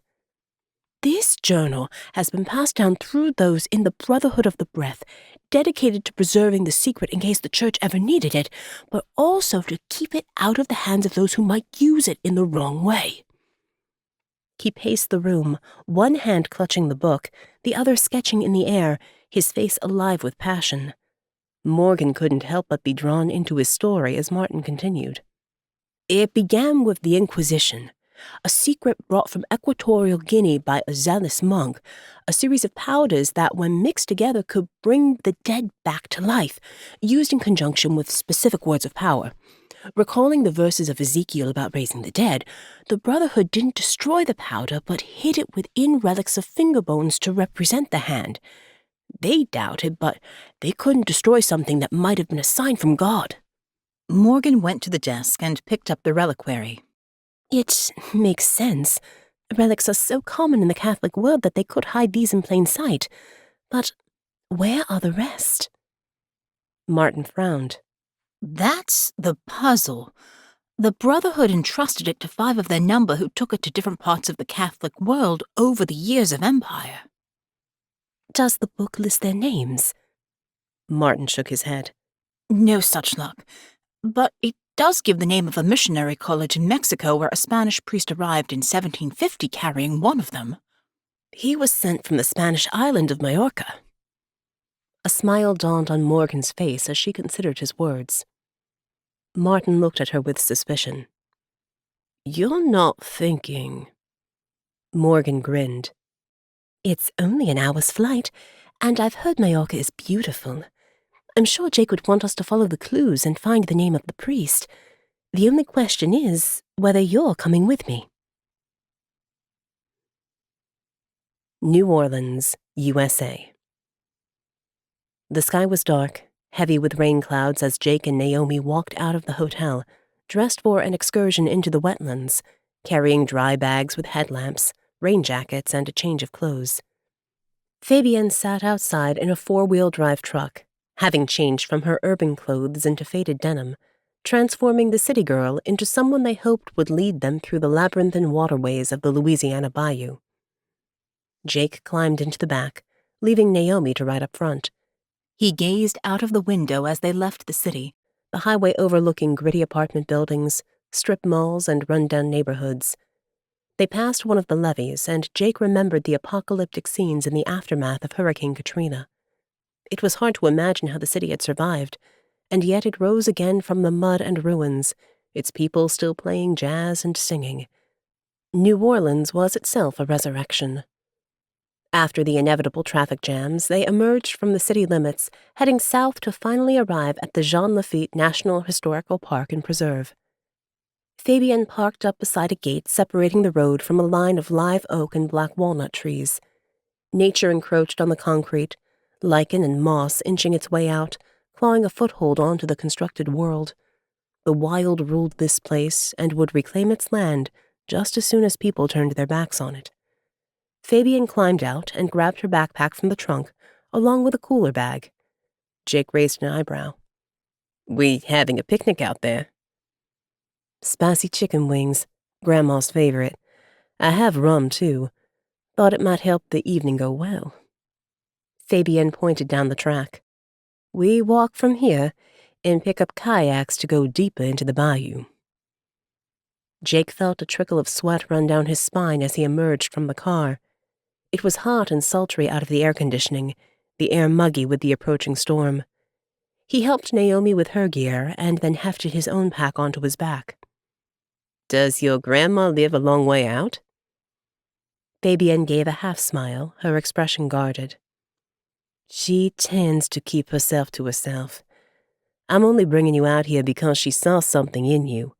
Perhaps she'll help you with what you seek. She shrugged. Perhaps not. As Fabienne led them through the gate and down a pathway through the trees, Jake noticed that the young woman was different out here. Her expertly applied makeup had been removed, but it was more than that. She played the forward-thinking city girl with ease back in the French Quarter, but it was clear that the bayou was her real home. They were soon out of sight of the car, walking under live oak trees hung with a tangle of Spanish moss down a winding path to the water's edge. Fabienne pointed to a wooden shack with boarded-up windows. That's it. I hope you're ready for a paddle. She unlocked the door to reveal 4 kayaks hung on racks, battered but usable. They each lifted one down and carried them out to the bayou. Fabienne quickly launched hers and waded out on the muddy green channel. She leaned her head back and looked up at the swirling clouds above. The storm is close now. We should get moving. We have a ways to go. Naomi struggled to get into her kayak. Jake went over to help her steady it. I'm not sure this is such a good idea, she whispered, her eyes darting out to Fabienne. I've only kayaked once before. I won't be able to go very fast. Are we really going to trust her to lead us through the swamp? What if we get lost? What if... Jake put his hand over hers. It's okay. You're going to be all right. I've done a lot of kayaking, and this will only be calm water and smooth paddling, don't you worry. This might be our only chance to find out more about the relic and the history behind Marie Laveau and Père Antoine. But you can stay behind if you want to. I'll go with Fabienne. Naomi shook her head. No, I want to come, just don't leave me behind. Jake leaned in and gave her a quick hug. Of course not. We're partners on this mission. Partners don't leave each other behind. He chuckled. Remember, you were bored in the office, and this is about as far away from paperwork as you can get. Naomi paddled out hesitantly to join Fabienne, and as Jake watched her go, he thought of Morgan, remembered how she had never left him behind.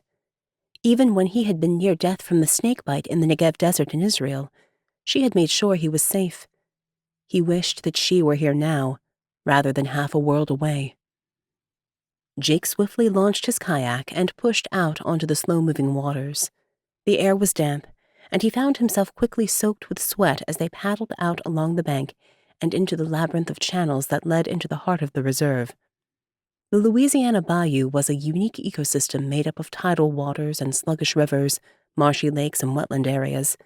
The water was brackish, a mix of salt water and fresh, and the faint smell of the sea was just noticeable under the stink of rotting vegetation and the heavy perfume of tropical flowers. It was entropy in action, life and death cycling ever faster as the creatures of the bayou lived out their allotted span. Climate change and human development have ravaged this area, Fabienne noted as they paddled on. Hurricanes and tropical storms, as well as agricultural runoff and chemical spills, have led to the destruction of nearly 2,000 miles of Louisiana's coastal wetlands. She paused, her paddle motionless on her lap, as she listened to the birdsong around them, the ascending call of the northern parula, and the warble of the yellow-breasted chat. It's a mixed blessing, I guess. The constant shifting of what is earth and what is water means there will be no new development, since it could all be destroyed so quickly. It keeps those who want stability, an unshifting foundation, away. And your grandmother? Naomi asked. Fabienne shrugged. She understands that nothing stays the same, and she's closer to life and death out here. Closer to the lower, the spirits. Those who came from Africa and those native to this area. She listens to them all. Jake saw a flicker of longing on Fabienne's face, perhaps a desire for such surety and faith. She led them out into a channel past low-lying islands, under twisting limbs of cypress trees, with canopies of gray-green Spanish moss that trailed into the water. Fabienne lifted some up with her paddle. It's not actually moss, and it's not from Spain, although it was named after the beards of the Spanish conquistadors. It's not a parasite either. It grows on healthy trees in tropical swampland, and both live and thrive together, the way we should live with the land. The call of birds filled the air as dusk fell. A blue heron stood at the water's edge fishing, picking its way through the shallows on long, spindly legs. A sudden splash of frogs jumping. You can live well in the bayou, Fabienne said, as they paddled on through the bright green expanse of duckweed dotted with deep purple flowers of Louisiana iris and the white fronds of the spider lily. Crawfish, shrimp, catfish, alligator sometimes. The tourists pay handsomely for what we poor folk get out of the swamp. She laughed. Life has always found a way here. The Choctaw Native American people inhabited the Louisiana Bayou for centuries. Then slaves escaped out here. Outlaws, immigrants who couldn't find another way to live. They all came. Sometimes hiding is the best way to protect yourself. She paused and then said softly, Those who practice voodoo understand this, and so the true rituals are performed here, away from the prying eyes of the city. I thought this was a protected area, Naomi said, more relaxed now that she was into the rhythm of paddling. How come your grandmother lives here? Jean Lafitte is a nature reserve, but there are hiking trails, and kayaks are allowed through the hardwood forests, swamps, and marsh.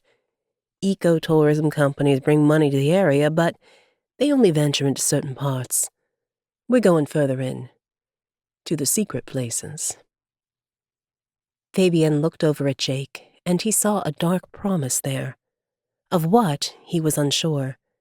She paddled on, her lithe figure moving as one with the kayak.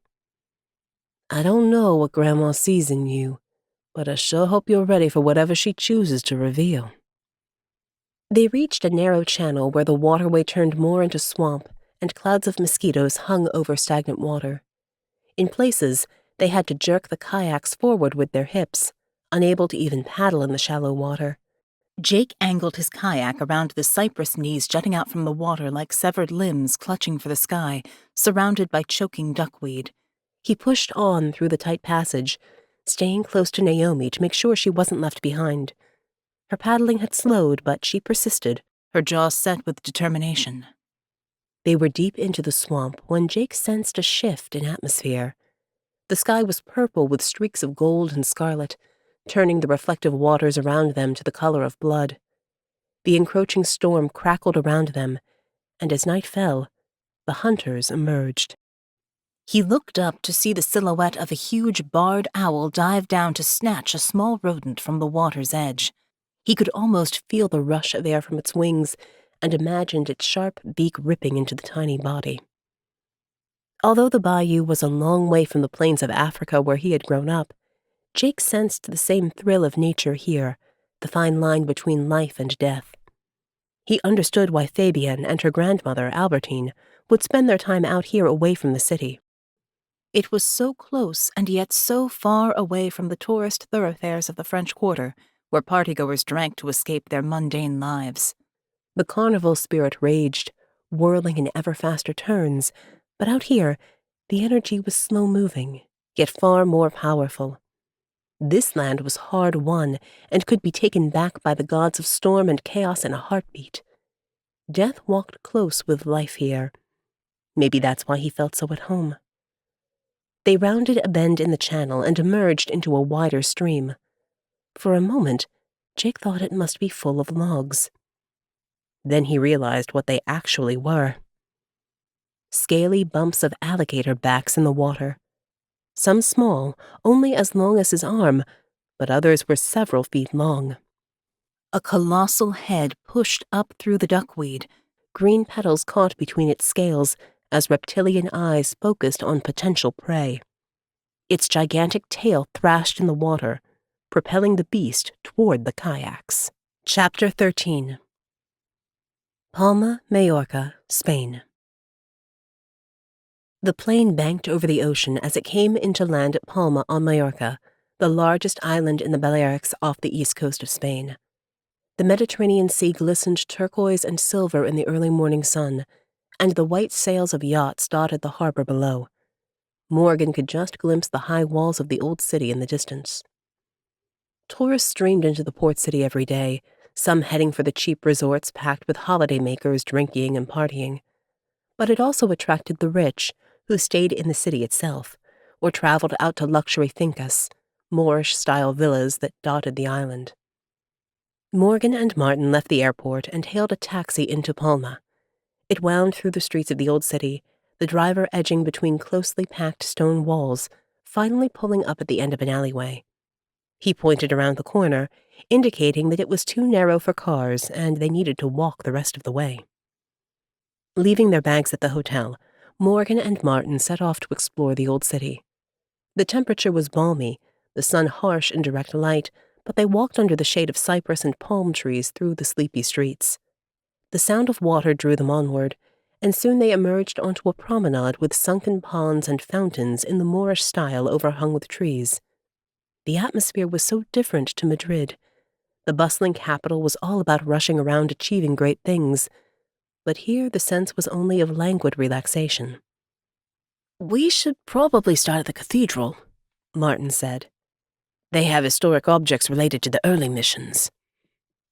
The promenade curved around in front of the royal palace of La Almudena and up to the Carrer del Mirador, an open courtyard in front of the southern wall of the cathedral with a view out across the ocean toward North Africa. Morgan looked up at the magnificent Gothic cathedral, with its sandstone walls and flying buttresses that rose into the stark blue sky. Spain had a palpable sense of history and ancient faith that lived and breathed in its monuments. Even after living in Israel so long, Morgan felt that somehow Spain enmeshed itself more deeply into Catholicism, far more than the Holy Land ever could with its complication of triple faiths. They walked around to the northern side and entered the main nave through a series of archways. "I'll go find the archivist." Martin hurried away, barely restraining his enthusiasm for the quest. Morgan remained in the nave, surprised to find that, despite its size, Palma Cathedral was warm and inviting. It was almost diametrically opposed to the dark chill of the cathedral in Toledo that had almost physically repelled her. This place felt alive, full of vibrant worshippers and tourists with broad smiles on their ruddy faces. Perhaps it was the difference between the cities of Palma and Toledo themselves, one on the Mediterranean Sea, open to cultures sailing in from North Africa and other islands, whereas Toledo shrunk inward, protecting itself, surrounded by high walls, Catholic doctrine and academic reasoning, shutting out those who might try to enter. Both were walled cities, but Palma felt welcoming, its walls more decorative than functional. The cathedral was in the Levantine Gothic style with one of the largest rose windows in the world, known as the Gothic Eye.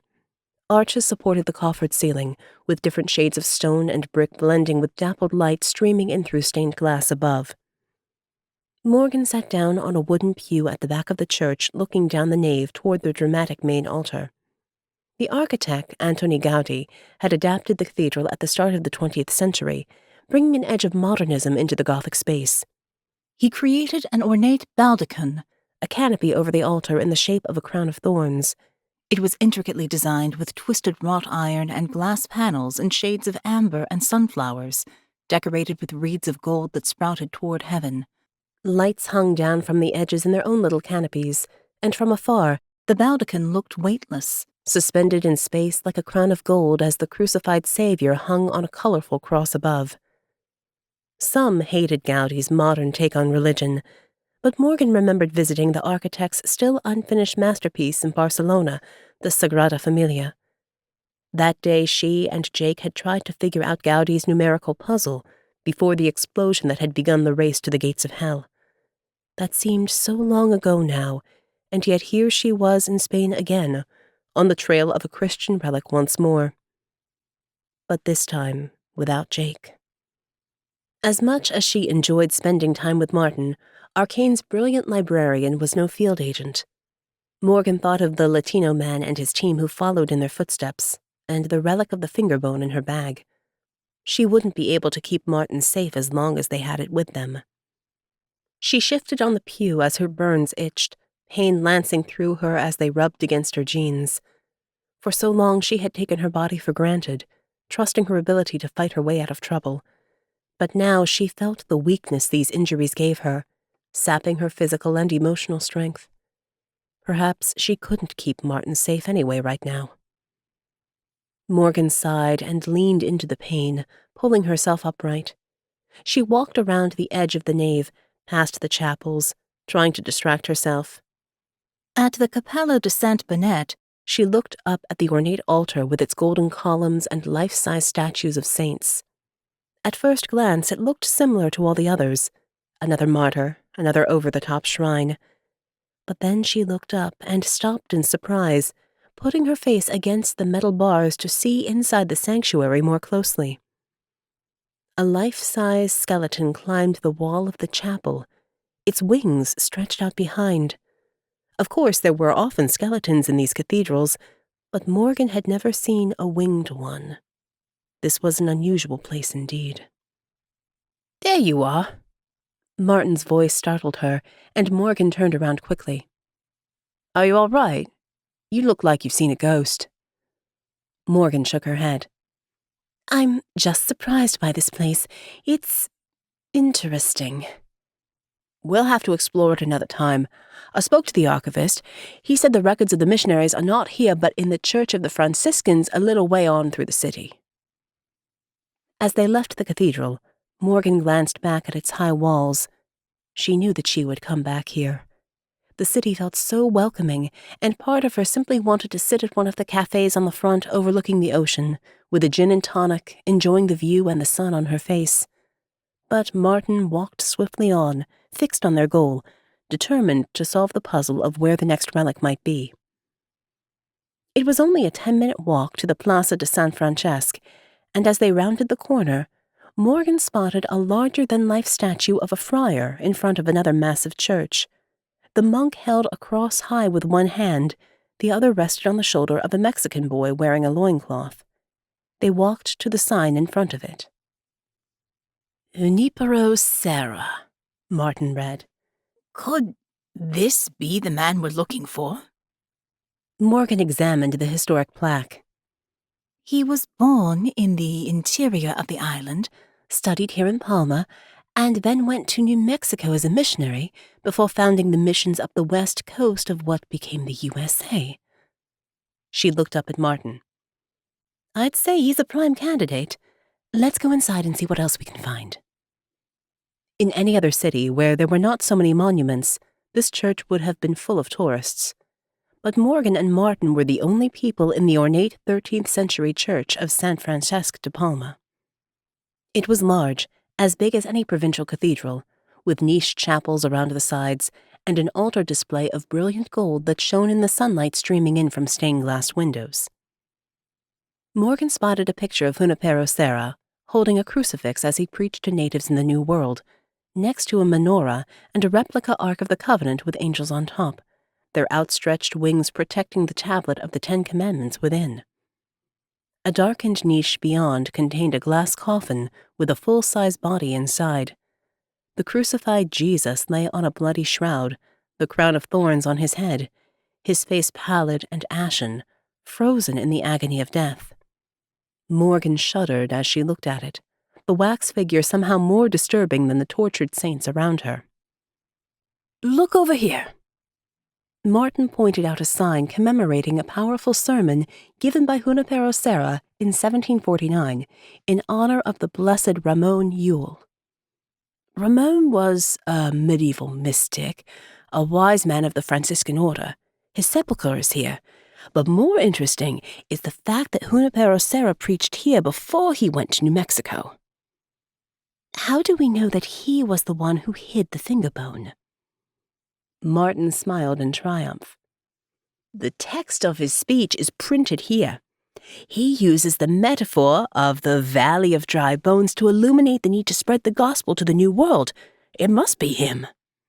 He pointed to a map beside the printed text. It also says that the relic of Serra himself is in San Francisco. Morgan's heart sank a little at his words. Part of her wanted to continue the search, and now it seemed that she could just hand what they found back to Jake and Naomi in America. There was no reason for her to be involved in the search any longer. Martin would be relieved to go back to ARKANE HQ in London, and she could continue her Spanish holiday. Maybe even stay in Majorca, explore the island, drink that gin and tonic she'd been dreaming about before. It would be idyllic, relaxing. Totally not what she wanted to do right now. The mysterious relic had piqued her curiosity. The glimpse of the rugged Latino man gave her a sense of danger, and even the pain of her burns seemed to lessen while her mind was distracted by the mission. Morgan shook her head, smiling at herself. She was an ARKANE agent through and through. She just hoped that Director Marietti would allow her back, and that Jake hadn't found himself a new partner in the meantime. She looked at her watch. wondering what he was doing right now on the other side of the Atlantic. Chapter 14. Louisiana Bayou, USA. Naomi gasped, a sharp intake of breath. Her hands clutched tightly around her paddle, and she froze, even as the gentle current carried her closer to the alligator. Fabienne paddled gently forward, barely touching the water, angling toward the bank. "Stay over this side," she called softly. "They're used to the tourist airboats feeding them, but they don't usually bother kayakers." Jake pulled his kayak up next to Naomi. Her eyes were wide with fear, fixed on the approaching alligator. She was breathing fast. "It's okay," he said. "It's just curious." The alligator swam closer and bumped against Naomi's kayak. She let out a small cry. Then she made a break for it, paddling frantically for the closest island, her eyes fixed on the safe haven of the shore. "Stop!" Jake reached for her kayak, his fingertips brushing the side, failing to get a hold of her. The splashing drew the creature on, each stroke of its tail pushing it closer to her. Jake saw the full length of it as the weed parted, 8 feet of powerful muscle with jaws that could rip a man in two. It could easily reach Naomi if it chose to, but it was still just curious. Orange plastic was not prey, but if the tasty flesh inside were to come close to its jaws... Jake couldn't wait any longer. He splashed the surface with his paddle, banging it down, moving it through the water in the likeness of a dying animal. The alligator slowed and changed direction, slipping through the water back toward him. Naomi reached the shore, making panicked noises as she tried to get out of the kayak. "Stay inside," Fabienne shouted, paddling toward her. "The gators are fast on land, not just in the water." Naomi didn't hear the words. Her eyes were huge, wide with the fixed stare of terror. Jake knew it well. Narrowing vision, sound as if underwater, shallow breathing, the pounding of a fast heartbeat, the sense of near collapse. Naomi could not hear Fabienne's warnings. She was trapped in her own nightmare. He banged his paddle down again. Naomi put a hand out onto the bank to steady herself, but she found only swampland beneath. She tipped out into the shallows, splashing in the water, covered in stinking weed as she frantically tried to pull herself out onto the land. The sound of her struggles drew the alligator's attention. It swerved away from Jake back to the shoreline, this time thrashing its tail and covering the distance incredibly fast. Fabienne paddled swiftly toward the bank as the alligator crawled out of the water, its short legs hefting its huge body forward as its head swiveled to fix on its prey. Teeth poked out from powerful jaws, yellow with age, thick and sharp. Its tail thrashed from side to side as it stalked forward. Naomi backed away, never taking her eyes from it, her fingers reaching behind her until she came up against a cypress tree. The alligator closed in. Fabienne paddled to the bank and pulled a chicken wing from her cooler bag. She threw it in front and to the side of the beast, the smell of meat turning its head away from Naomi. It snapped up the carcass. Fabienne threw another chicken wing. "Over here, you big bully." This time the meat landed in the shallows. The alligator turned its body to face the easy meal and snapped up the next morsel. Naomi inched around the opposite side of the tree, moving almost imperceptibly. Fabienne kept throwing the wings as she paddled slowly backwards, drawing the alligator back into the water.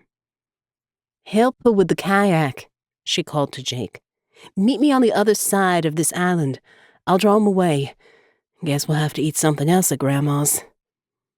As Fabienne disappeared around the corner of the channel, a chicken-laden Pied Piper of the bayou, Jake paddled over to the shoreline. Now that the alligator was out of sight, Naomi sank down to the ground, her head in her hands. Her clothes were soaked with swamp water and dotted with duckweed. "I'm so sorry." Her voice cracked with tears. "I don't know what I was doing." "It's okay. I know those things can be terrifying. Remind me to tell you about the crocs I encountered in the Tugela River in KwaZulu-Natal sometime." Jake held her kayak with a firm hand. Now get back in, and let's go find Albertine and get you into some dry clothes. Naomi eased herself back into the kayak, and together they paddled around the side of the island in the opposite direction to Fabian. As the minutes passed, Jake wondered if they would be left alone to fend for themselves for the night, but then they heard the soft dip of a paddle in the water. Fabian emerged from the side of the island. Right, let's hurry now before he finishes that batch of chicken. She led the way further into the depths of the bayou. It wasn't long before they rounded a bend and the waterway opened up into a creek. A ramshackle wooden hut sat on stilts over the water, its timbers speckled green with lichen. Albertine sat on the deck smoking a cigarette, looking out to the shadows. A flock of tiny birds darted above and around her, picking insects from the air even as the atmosphere thickened with approaching rain. The old woman raised a hand at their approach, no trace of surprise on her face. She had known they would come. She nodded at Jake as if everything were proceeding exactly as planned, as if everything moved with the surety of the slow-moving waters of the bayou. Their two rivers would meet and merge for a time, then separate again. He wondered what else she knew. They paddled the kayaks to the water's edge and tied them to a jetty of weathered wooden planks covered in slippery algae. Fabienne helped Naomi out. You can change into dry clothes in the hut. It's better on the inside. Come on, I'll show you. The two women walked off to the hut, while Jake pulled the kayaks further up the bank. He walked over to Albertine and sat next to her on the deck. Neither spoke as the sounds of the bayou washed over them. The croak of bullfrogs, the call of nightbirds, the rustle of hunted creatures in the reeds beneath. Albertine took another drag of her cigarette, exhaling smoke into the air around them. I knew you'd come. A white man took the bones from Africa, and a white man must now pay the price. That's how the story goes. When the ground shifted at St. Louis and the bone chamber revealed, I knew it was finally time. She looked down at Jake. Then you came. Fabienne stepped out from the hut, shaking her head in frustration at the words. Grandma, you know how I feel about those myths. They hold our community back, keep us stuck in the old ways. Albertine smiled, her old face full of love as she looked at her granddaughter. They're not myths, child. The bones are real, our faith is real, and Loa say that the time is now upon us. Naomi came outside wearing dry clothes and joined them on the deck. Jake was relieved to see her looking much happier now they were off the water. Her eyes were bright and inquisitive as she sat down next to Albertine. What do you know about the bone chamber? Albertine shrugged. I've never seen it, but the Hand of Ezekiel was split between the nations, not buried in that tomb. There are 5 fingers, each needed to complete the relic, and I know they weren't all down there. She gave a mischievous smile. Because we have one.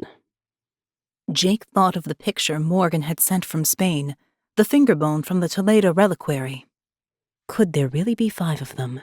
And if so, was the second one within reach? Albertine continued.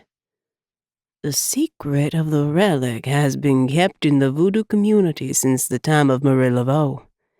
The priest Père Antoine gave it to her to hide from those in the Catholic Church who wished to use its power once more. His brotherhood had been infiltrated, so he told her to hide it until the time came when the bone chamber revealed itself. She reached down and gripped Jake's shoulder. Her touch was light, but he could feel a wiry strength in her, and more than that, a sense that she knew of what he had been through because she too had seen beyond the human realm. But first, Cher, you must prove yourself worthy. How? Jake asked. Albertine was silent as she took another drag on her cigarette and blew the smoke into the heavy air. The relic belongs to the one who rises from the dead, Jake raised an eyebrow, the corkscrew scar twisting away. That's a tall order. Albertine cackled with laughter. It's a ritual, and if you survive, the relic is yours. She pointed at a shovel that lay against the side of the hut. First, you must dig your own grave. Chapter 15. Albertine's words hung in the air like the breath of nightshade. Jake considered them as he looked at the shovel and beyond, to a patch of more level ground higher on the bank. That's crazy, Naomi said. Why would he dig his own grave? Albertine shrugged.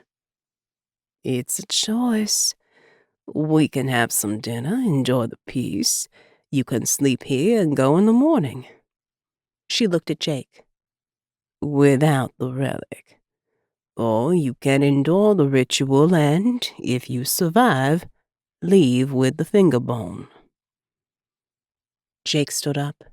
The timbers of the deck creaked as he walked to the shovel, hefted its weight in his hand. He walked up to the bank and began to dig. The ground had been softened by rain, and as Jake thrust the blade into the fertile earth, he cut through worms in the dirt, slicing them into pieces, leaving their wriggling bodies behind. He shoveled the soil to one side, then swung again. Naomi came up to join him, her arms wrapped around herself for comfort, a barrier against the encroaching dark. Are you really going through with this ritual? We don't even know what it is. She might not even have the relic. Her jaw was tight, a deep frown between her brows. Jake kept digging. I believe Albertine has it, and this is her price. You're a researcher. Don't you want to know what might happen? After all, few outsiders ever see a real voodoo rite. Jake had heard of ritual resurrection ceremonies back in South Africa.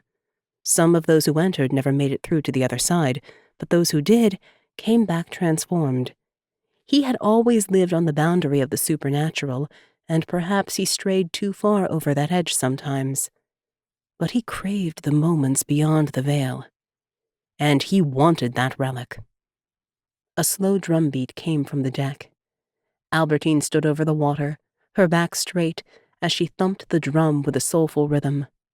The deep tone echoed across the bayou, traveling across the dark water.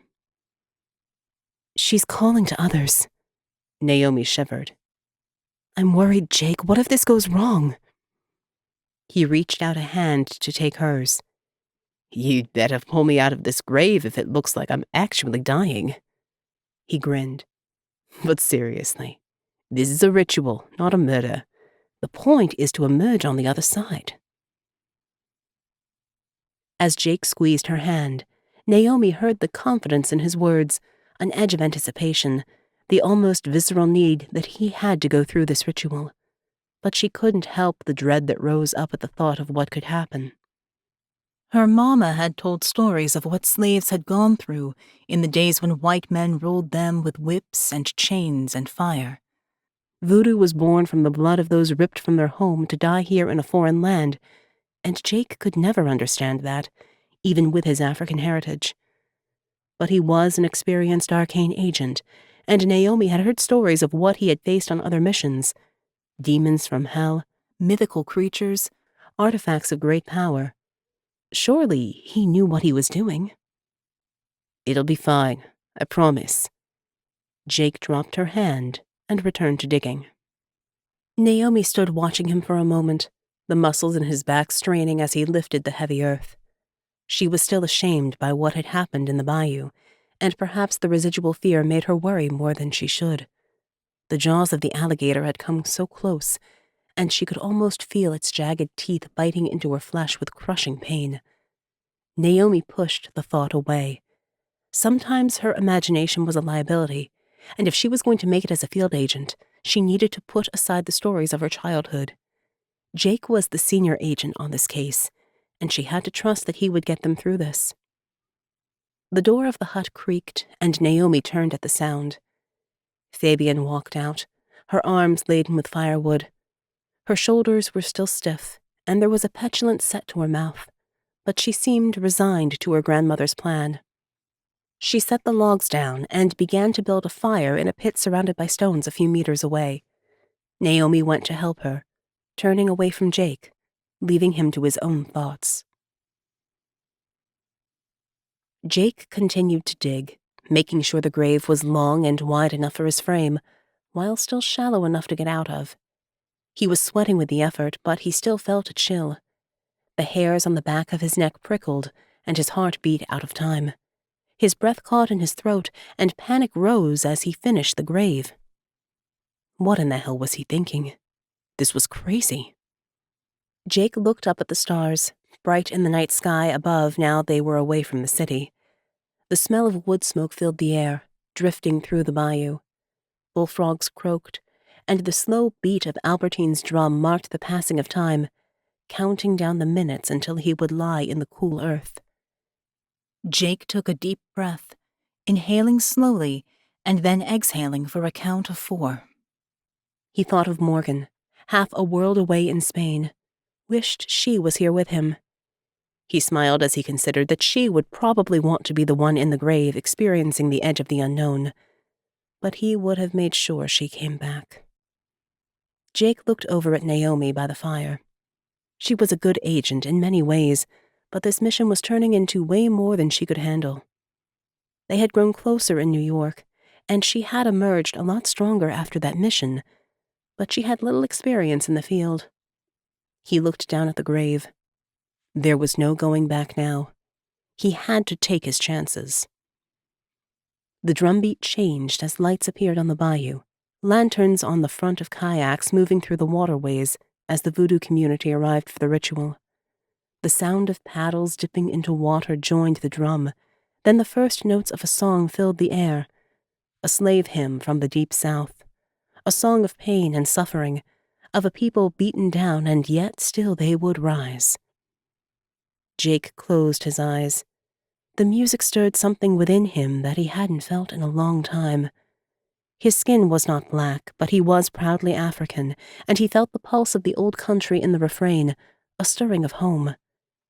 Jake straddled both worlds, and if he were to die here tonight, his body would be part of this ancient place and lie alongside these people. Not such a bad way to go. The new arrivals pulled their kayaks high up on the banks as the drumbeat picked up its pace, songs blending together as more people arrived, joining their voices to the chorus. They gathered around the fire, flames flickering over their features. Jake noticed people of all kinds among them. Old and wrinkled, wise beyond years, young and beautiful, ready for the heightened experience of the Loa possession. A Creole woman looked over and met his gaze. She had unusual sapphire eyes, and the firelight glinted off brilliant blue beads in her hair, her sculptured features like a goddess from another age. Albertine gave the drum to an older man by the fire, and he continued with the rhythmic beat.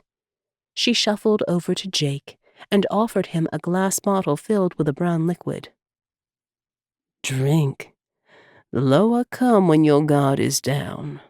This will help. Jake took the bottle from her. There was no label, no indication of what was inside. It smelled of something herbal and a hint of fallen leaves, the edge of seasons turning, that moment when summer fades and decay sets in. He lifted it to his lips and drank deep. The liquid burned on the way down with the fire of spirit and snaked its way into his blood. The rush of alcohol made his head spin, and as Jake gazed into the fire beyond, he saw misshapen figures dancing there, twitching to the beat of the drum.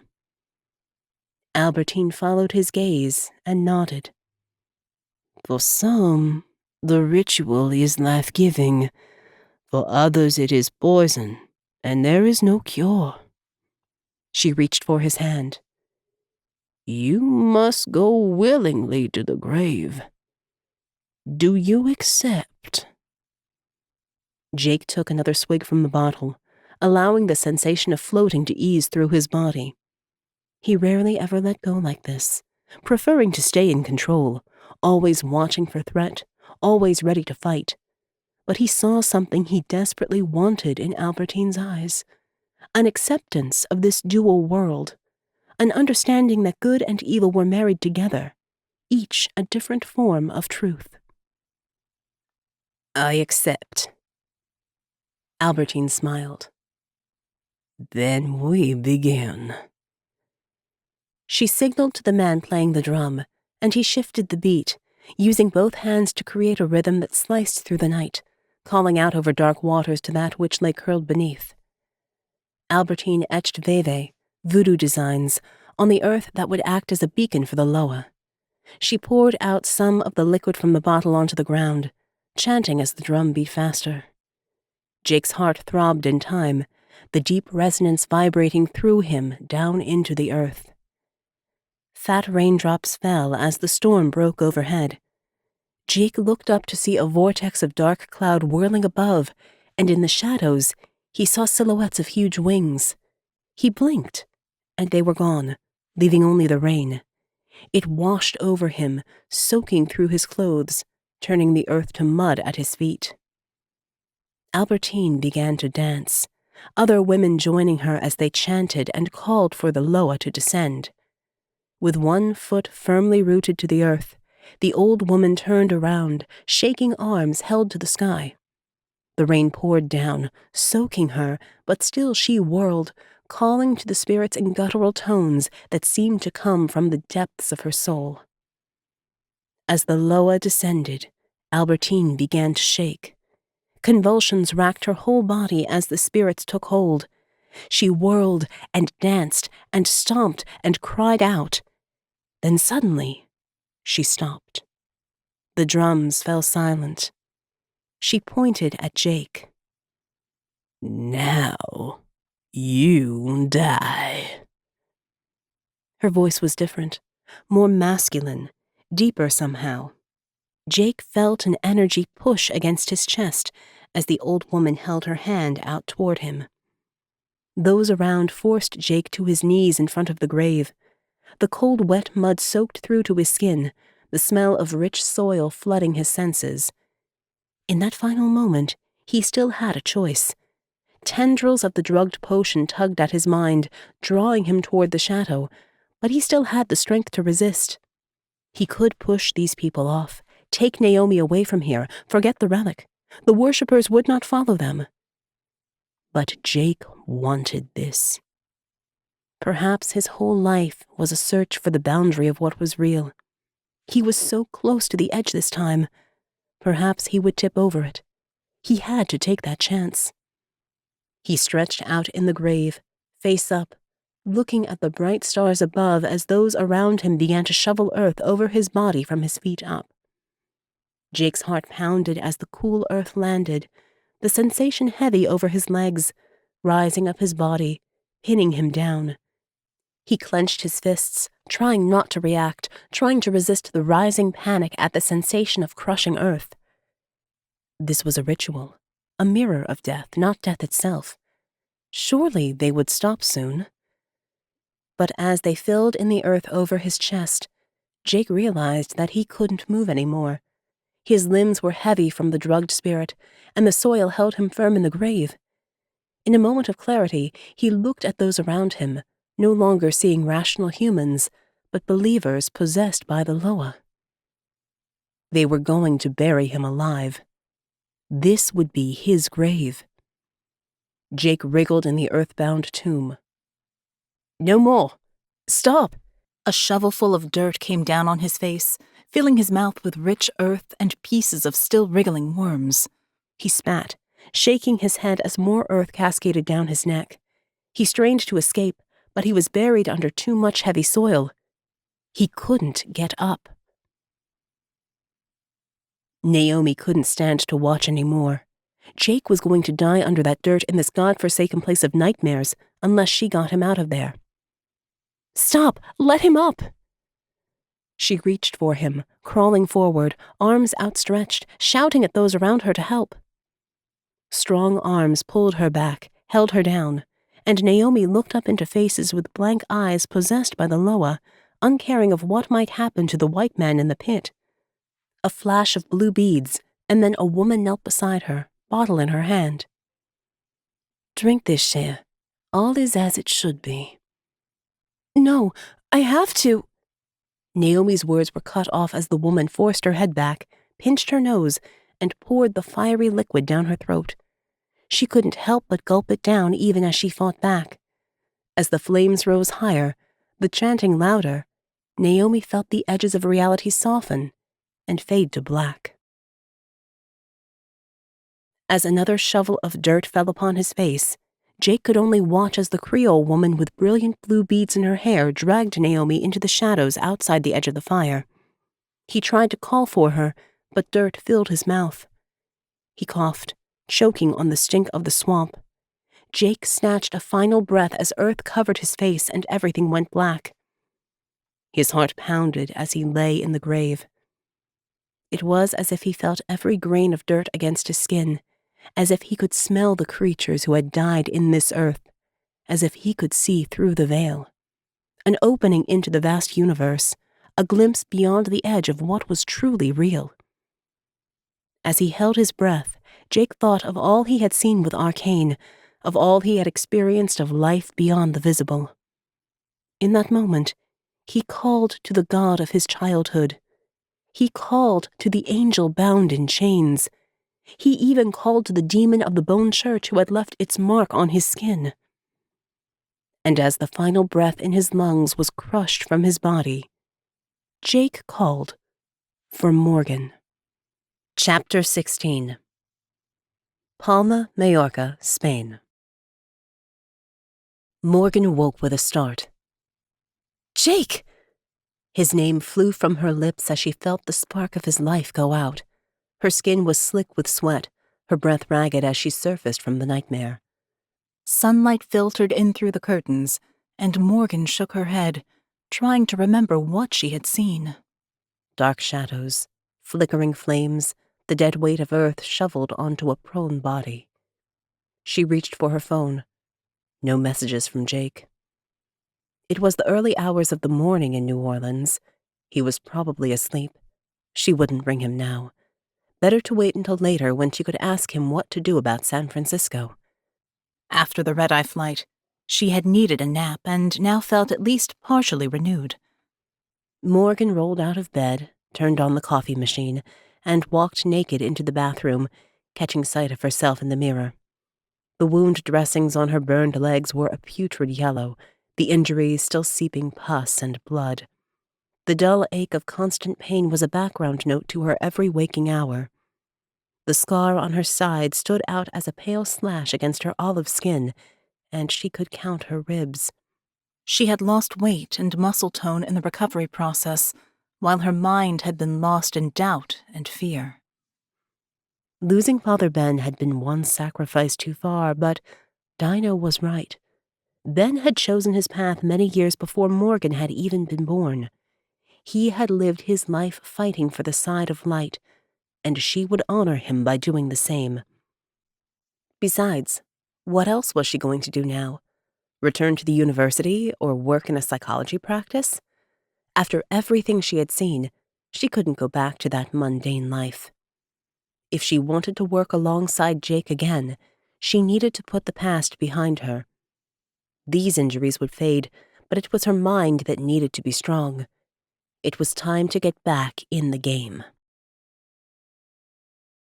Louisiana Bayou, USA. Jake leaned into death, his mind soaring with the expanse of the universe. The light beckoned, and he embraced it, letting everything else fall away. His parents were in the light, his sisters, all those he had lost, and now he would be with them. He reached out, and his fingertips brushed against his mother's hand. She smiled, her lips forming his name. A great joy filled his soul. Then, wrenching pain. He was ripped away.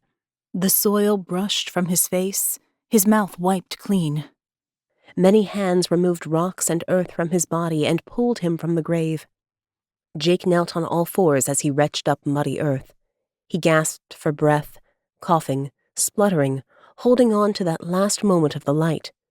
A sense of desolation filled him as it blinked out, and he bit back tears. His family had been taken years ago, butchered at their ranch in South Africa. Now he had lost them again. He brushed the dirt from his eyes and opened them. The sounds of the bayou returned. A log shifted in the fire, and the crackle of the flames brought him back to the present. Albertine crouched in front of him, her eyes human again, the Loa quiet until next time. You have been born again from the earth. Your bones were resurrected. You have passed through. She pulled a small walnut wood box from her pocket, carved with the intricate whorls of the wind, and handed it to him. Jake took the box and opened it carefully. A fat finger bone with a stopper of red wax lay on a bed of faded yellow ribbon. Albertine put her hand on his. This is one of the fingers from the Hand of Ezekiel. It is yours now, Jake. My ancestors protected it for generations. Do not let it resurrect those who should stay in the grave. Jake nodded. I'll protect it. I'll honor their memory. At his words, the people around them began to fade into the shadows, heading for their kayaks, leaving the ritual ground for their homes and a new day ahead. As the crowd cleared, Jake looked around, suddenly frantic. Where's Naomi? He stood up. There was a woman with blue beads in her hair holding Naomi back from the grave. Where is she? Who is she? Albertine's face creased in concern. LaShonda Milton. She's a new member of the Voodoo community, but I knew her mama when she was alive. She's a good girl, Cher. There must be some explanation. We need to find her. Jake ran to the end of the deck, scanning the bayou. Naomi! He called out over the water, hearing only the sound of bullfrogs in return. He spun around. We could still find them. They can't have gone far. Albertine came to stand by him, looking out into the darkness. They could have gone in many directions. LaShonda knows the bayou. She will have planned a way out. The sound of an engine pierced the still night, a motorboat beyond the island. Jake started for his kayak, but Fabian grabbed his arm. We won't make it in time. They'll be gone by the time we paddle out there. But she lives in the city, works there too. I'll guide you. You'll never make it back alone. Maybe we can track them. Jake raced back to the hut, digging through the bags until he found his cell phone. Damn it. No signal. His mind whirled as he considered what to do next. This was his fault. He should have listened to Naomi's fear, her intuition that this would go wrong. He put his hand in his pocket and pulled out the box with the relic inside. He hoped it was worth the price. Albertine hobbled over. There are many who seek the Hand of Ezekiel. Her face suddenly looked much older, the wrinkles on her skin deepening with the shadows of night. The bones of the dead for the life of the living. That may be your choice now. She shook her head. The relic has always been a curse. I'm glad to be rid of it, but I'm sorry to pass it on to you. Jake cupped her hands in his and looked down into her dark eyes. You've done all you could.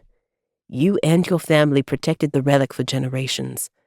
I'll do my best to keep it from those who would use it for evil, but I have to get Naomi back. He bent and kissed the old woman on the cheek, knowing that now their rivers parted ways, and that hers would soon flow beyond the veil. Goodbye, Albertine. Fabienne kissed her grandmother, then she and Jake packed up the kayaks quickly, launching them into the dark waters. A fleeting thought of alligators feeding on Naomi's broken body flashed through Jake's mind, but he pushed it aside, gritting his teeth for the journey ahead. She would be safe as long as he had the relic. Without Naomi to slow them down, Jake and Fabian paddled hard, making good time back to the wharf. They stowed the kayaks and jogged back to the car, where Jake finally got a signal on his phone. He dialed Martin Klein. "Things have gone south here. Naomi's been taken." "Oh my goodness!" Martin's voice wavered with concern. "I can track her phone. Just a minute." "She was taken from the bayou south of New Orleans." Jake looked at his watch. 2 hours ago now, so she can't have gone too far. I also need you to see if you can find a woman called LaShonda Milton. She has blue beads in her hair. I saw her with Naomi before... "Before what?" Martin asked. "It doesn't matter now." Jake shook his head, the events of earlier that night more like a dream that had swiftly turned into a nightmare. "Morgan's probably up by now," Martin said. "You want me to go next door and let her know what's going on?" "No, I'll call her myself." Jake hung up, then dialed again, the phone ringing once, twice. "Come on, pick up." He willed Morgan to answer. "Jake." Her voice was sweet relief, and Jake felt a glimmer of hope that somehow this might work out. "Naomi's been taken. I need your help." "What do you mean, she's been taken? By who?" Jake shook his head. "I'm not sure as yet, but it has to be related to the relics. I've got one here that matches the finger bone that you and Martin found." "What can I do?" Jake walked further away from the car, leaving Fabienne behind so she couldn't hear what he was saying. "I know you needed a break after Israel, and you helped with the Toledo relic because I asked you to, because you were already there. But I need your help, Morgan." Jake paused. "I need my partner back. We lost Ben, and I can't let that happen again. We can't lose Naomi. She shouldn't have been out in the field on a mission like this. It's bigger than we thought." Morgan's breathing came over the line. He could almost hear her thinking. "It'll probably take me 10 to 12 hours to get to New Orleans. Maybe quicker if Martin can get me on a special flight." "Pack your things. He's already tracing the woman I saw with Naomi before she was taken. There are so many things I need to tell you. Things I saw last night. Things that you would believe and many others wouldn't." Morgan laughed softly. Jake closed his eyes and let the welcome sound wash over him. "We've certainly seen a few things together. Hang in there, Jake. I'm coming." Charity Hospital, New Orleans, USA. Louise looked down at the young woman who lay shackled to the hospital bed in one of the private rooms. She was still under the influence of the drugged liquid, and she moaned in her sleep, writhing on the bed as if she was trying to escape something chasing her from the shadows. "I saw the relic, one of the finger bones," LaShonda said as she paced up and down. She cupped her hands together as if holding the precious object. "It was right there, but I couldn't take it. This was the only way." She came closer to the bed and bent over Naomi. "I think I gave her too much, though. She should be out of it by now." "She'll come round." Louise reached out a hand and held LaShonda's arm. "And you're sure her partner has the relic now?" "Yes, but I don't think he understands its true power. I saw them speak together. He cares for her." LaShonda pulled out her smartphone. "As the lower descended, I stood at the back. This is the man before they buried him." Louise took the phone and looked at the image, his eyes examining the muscular figure. The man was rugged, physically strong, but there was something else compelling about him. He clearly understood life beyond the physical, or the Voodoo believers wouldn't have welcomed him into their midst. "They really buried him?" LaShonda nodded. "I left with Naomi as they shoveled the last of the dirt onto his face, but before we left on the motorboat, I heard the celebration as he rose again. He will have the relic now." Louise swiped at the screen, loading the image to a recognition database. As part of their almost unlimited funding, the clinic had access to government records. It was only seconds before matching pictures of the man came up on screen. Jake Timber, ARKANE agent. Responsible for countless missions tracking down religious relics and ancient artifacts around the world. Number of verified kills, 23. There were many pages of accompanying notes, but Louise skipped over them and clicked on Known Associates. The woman who lay in front of them came up. Naomi Lacasto, linguist at ARKANE's New York office. And then Morgan Sierra, her face matching the picture from the Toledo synagogue security footage. Luis smiled as a plan began to form in his mind. He looked down at Naomi, placed a hand on her cheek, then trailed his fingers down to her neck, circling her throat. Naomi's phone rang. The screen flashed with a name. Jake. Luis picked up the phone and answered it. "What have you done with her, you bastard?" Jake had a faint South African accent, his anger palpable through the line. "She's safe. For now." "Who are you? What do you want?" Luis tightened his grip a little around Naomi's flesh. She moaned in her sleep, tried to clutch at her neck, but the shackles prevented her. They rattled against the bars of the bed. "What's that sound? Are you hurting her?" Luis relaxed his grip, stroked the soft skin where he had left a faint mark. "She's unharmed, for now. But I want what you have in exchange for her. I want the Hand of Ezekiel. Bring me the 2 relics you already have along with the others, and you can have her back." There was silence for a moment. Then Jake's voice came again, hesitant, questioning. "What do you mean, the others?"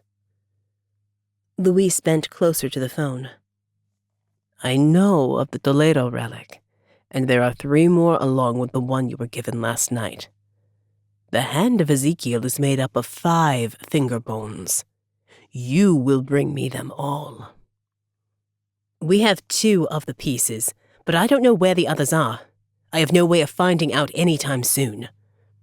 Luis pulled up images of the bone box on the phone. "I'll send you a map. It's rough, but it gives some indication of where the other relics are. Peru, the Philippines, and San Francisco, where I'll meet you on the 3rd day. I'll send instructions later. Bring all the relics with you, or Naomi will go through the same ritual you did, but with nobody to pull her from the dirt." Luis hung up the phone as Jake began to shout words that needed no translation. Chapter 17. Louisiana Bayou, USA.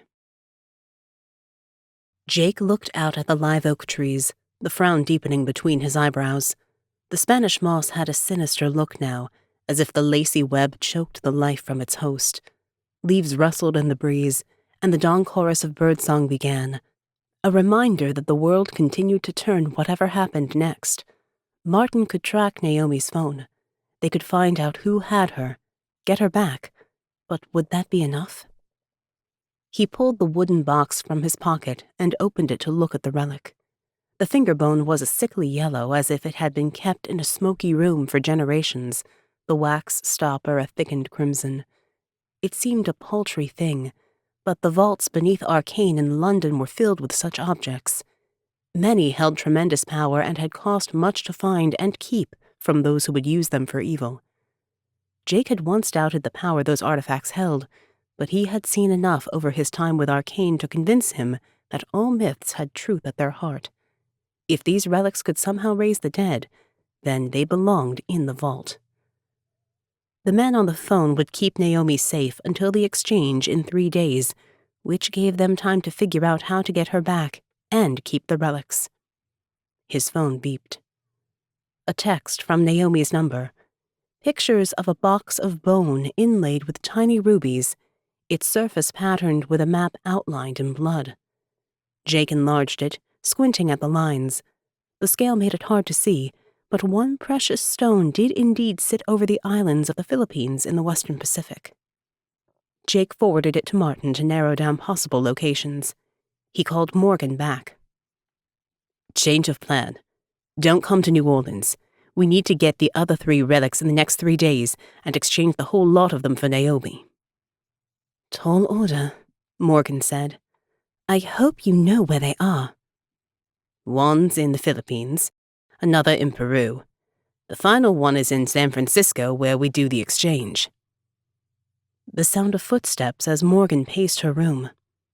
All places once ruled by the Spanish Empire. Makes sense, but it's a pretty big area to search. Let's start with the Philippines. Go the furthest distance first. By the time we both get there, Martin should have some leads. I'll see you in the Philippines then. Jake smiled as Morgan ended the call. A glimmer of hope flickered into life. This mission hadn't turned out the way he'd expected, but he would soon have his partner back. Charity Hospital, New Orleans, USA. Naomi heard the rhythmic beep of monitors and smelled the heavy scent of lilies with an undertone of antiseptic as she swam into consciousness. Her eyelids were heavy, but even with them closed, she sensed she was somewhere medical. She scanned her body for injuries, finding nothing but the sluggish aftermath of whatever she had been drugged with. Her mind flashed back to her last memory of the bayou. Jake. She opened her eyes and tried to sit up, held back by metal shackles around her wrists even as she took in her surroundings. A private medical suite with top-of-the-range equipment, white walls, a green curtain pulled around her. The curtain swished as it was pulled back by an older man with the elegant features of a patrician Spaniard. He leaned on an ebony walking cane, his back twisted with some kind of congenital disease. Good. You're awake. The man's smile was friendly, but his eyes were hooded, like a snake mesmerizing its prey. Where am I? Where's Jake? How did I get here? The man held his hand up to stop her questions, his authority clear. Naomi fell silent, heart pounding as she realized she was a long way from any help. I'm Luis Ray, and this is my daughter, Elena. He stepped sideways, pulling the curtain further open to reveal a young girl in another hospital bed close by, her face pale and sick. Her fragile body twisted under the sheets with what looked like an advanced stage of the same disease her father suffered. She moaned in her sleep, frowning in pain. Naomi's heart beat faster, seeing in the little girl a shadow of her lost sister, Esther. Luis stepped forward and took his daughter's hand. You're here to save her life. Cebu City, Philippines. Morgan walked out of the private airport terminal, looking around expectantly. Martin had managed to get her on a military transport from Spain, and she had spent the flight reading up on the spread of Catholicism under the Spanish Empire. She was desperate to discuss it all with Jake, but she couldn't see him.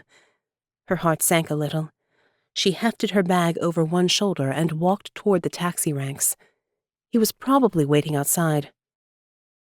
A group of tourists moved on behind their guide, and suddenly, he was there.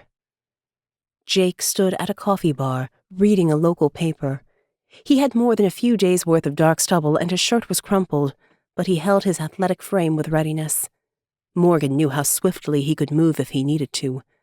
Her heart beat a little faster, and she couldn't stop the smile that dawned at seeing him again. He looked up, and his amber eyes caught hers. He smiled back across the crowded terminal, and they both walked toward each other, dodging the tourists and business commuters. As they reached each other, Jake pulled Morgan into his arms.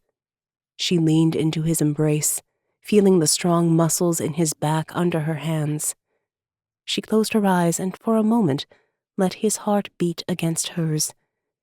They stood for a second longer than friends would. Then they pulled apart. Have you heard from Naomi? Jake shook his head. Just a picture sent by her kidnapper to show that she's alive. Let's keep her that way. We only have a few days to find the relics. Morgan grinned. We've had worse odds. Jake laughed, but then looked at her more closely. Morgan was aware of the dark shadows beneath her eyes, the taut muscles in her jaw that the painkillers didn't quite relax. Are you okay to do this? It looks like you're limping. How are your burns? Morgan took a deep breath. You remember how it felt after that ton of bones fell on you at the Sedlitz ossuary? Jake shook his head. I'll never forget it. It's a bit like that, only a flesh wound. She grimaced a little. Honestly, I want to be here, Jake. I want to be on this mission. Naomi might have been safe if I'd come with you in the first place, so this is just as much my responsibility as it is yours. They walked back to the coffee table, and Jake opened up a text. Martin tracked the phone. The man who has Naomi is Luis Rey, a billionaire whose wealth stems from the Spanish Empire, and now runs a lab spearheading immortality research, backed by the military. Unofficially, of course. He gave a wry smile. He also has a daughter who suffers from a congenital disease that Rey thinks the relic may cure. So Marietti wants us to stay on mission. Given what's at stake, he's confident that Naomi will be safe until the exchange, so we'll see how far we can get before then. He pulled out a map of the Philippines. Any thoughts on where to start looking? Morgan pointed at the northern islands. I've been reading Martin's research on the flight. The explorer Magellan claimed the Philippines for the King of Spain in 1521, when the Spanish began converting the locals and trading in the area. They ruled the Philippines for 333 years, and it's still predominantly Catholic. Many of the oldest churches are in Manila, but there are also Spanish settlements dotted around the islands in the central and south. So where should we start? We don't have much time, so we can't go north and south, unless we split up. Jake looked at her, and she saw hesitation in his eyes. Now they were back together again. Neither of them wanted to be apart so soon. She shook her head. That shouldn't be necessary. We just need to make a choice. Based on the relics so far, it seems most likely that the finger bones were carried by missionary friars. There's a place in Manila that fits the profile, Quiapo Church, which holds the statue of the Black Nazarene. Jake raised an eyebrow. If that links Africa with Spain, then it fits with some of what I learned in the bayou. His expression was troubled. Morgan reached for his hand. Are you going to tell me what happened there? He took a deep breath. I'm not really sure myself, to be honest. I'll save it for when we have time to reflect, but what about this Black Nazarene? Morgan brought out her smartphone and swiped to the pictures that Martin had provided. It's one of the most popular objects of devotion in the Philippines. Millions come to the annual Traslacion, the Savior's passage around the city. Jake leaned in to look at the picture. Funky outfit. The kneeling Christ was clothed in a maroon velvet tunic embroidered in gold with lace around its neck and cuffs in the Spanish traditional style. A golden crown of thorns on his head supported 3 rays of light signifying his divinity. He knelt on a wooden platform, carrying his cross toward the crucifixion, eyes fixed on heaven above. Morgan looked into the face of the Black Nazarene, puzzled anew by the Catholic obsession with physical representations of the divine. In the Jewish tradition of her father, God was unseeable, unknowable. Reducing him to this human condition weakened him. But perhaps that was what made the Savior more accessible to the downtrodden, to those who suffered every day in a country with some of the most densely populated cities on earth. The statue's skin was not really black, more a burnished mahogany, his features carved with the care and devotion of a true believer. He's carved from mesquite wood and comes from Mexico or New Spain, back in the days of empire. The statue arrived in the Philippines in 1606, along with missionaries and traders. Jake frowned. That's too early, isn't it? Morgan nodded, then zoomed in on the photo. But look at this. His fingers are missing, and there are lines in some local histories that refer to relics replacing them over time. Jake leaned back and took a sip of his coffee. I don't know. It feels different from the ones we found so far. The Brotherhood haven't flaunted any of the other relics. Quite the opposite, in fact. They've been hidden. But this Black Nazarene is so high profile. Any other options? Morgan bent to the map, tracing the thousands of islands that made up the Philippines as she examined the names. She stopped suddenly, her finger on a tiny landmass in the middle of the blue. Jake smiled. Now that looks more like it. Camiguin, Philippines. The tiny plane swooped over turquoise white-capped waves as it came down to land on the volcanic island of Camiguin. Morgan looked out the window, her forehead pressed against the glass as she gazed down at the idyllic paradise ringed by white sand beaches and offshore reefs with a mountainous interior of lush green forest. It didn't seem like the kind of place to come searching for the dead, but Spanish explorers had settled here in 1598, building a watchtower that looked over the sea to keep an eye out for pirates. The settlement had been home for Spanish and locals alike for 200 years before it had been destroyed by the birth of Mount Vulcan in 1871. A fissure opened up near the village of Caterman, destroying the town, and now the ruins of the Spanish church, bell tower, and cemetery lay peacefully beneath the blue Bohol Sea. Morgan turned to Jake seated next to her. It's so beautiful. No wonder the Spanish settled here. Martin's research said that this is one of the oldest settlements, and a Spanish Franciscan friar from the same college as Unipera Serra came to this island, a possible link to the Hand of Ezekiel. Jake leaned over to get a better look. It makes more sense that the relic was kept here, away from highly populated areas. What better place than a remote island? After landing, they hefted their packs off the plane and walked down the steps. It was hot and humid, definitely tropical, and Morgan took a deep breath, enjoying the balmy air on her skin and the scent of flowers on the sea breeze. A young Filipino man stood waiting at the edge of the tarmac. He waved as they walked toward his jeep, the back section loaded up with dive gear and spare tanks ready for their excursion to the sunken city. Welcome to the island born of fire. I'm Amado. His smile was wide with the good humor of the locals, famous for their welcome. Get in, we should dive before dusk falls. Amado drove them along the main road around the island, past turn-offs for waterfalls and protected hiking areas. There are many things to do here, he explained with enthusiasm. I can show you once you finish your dive. You can swim at our famous cascades with orchids and ferns, or perhaps you might like to see the famous Camiguin hanging parrot or the hawk owl. We get many bird watchers here. Or the hot springs. You can relax there with a glass of wine and look out over the ocean. Jake groaned. That sounds exactly what I want to do. If only we had the time. Morgan looked over at him and wondered if she and Jake would ever get to spend time relaxing and drinking wine in a hot pool together. Somehow she doubted it. There was always another mission, another moment where evil could break through the thin membrane between this world and beyond. But the thought of sipping a crisp Sauvignon Blanc, looking out to the blue horizon while the apocalypse went on without them, was definitely tempting right now. They turned off-road onto a track toward the beach, the jeep jolting over rocks, bouncing up and down on the stones. Morgan winced as every bump scraped her shorts over the burns on her legs.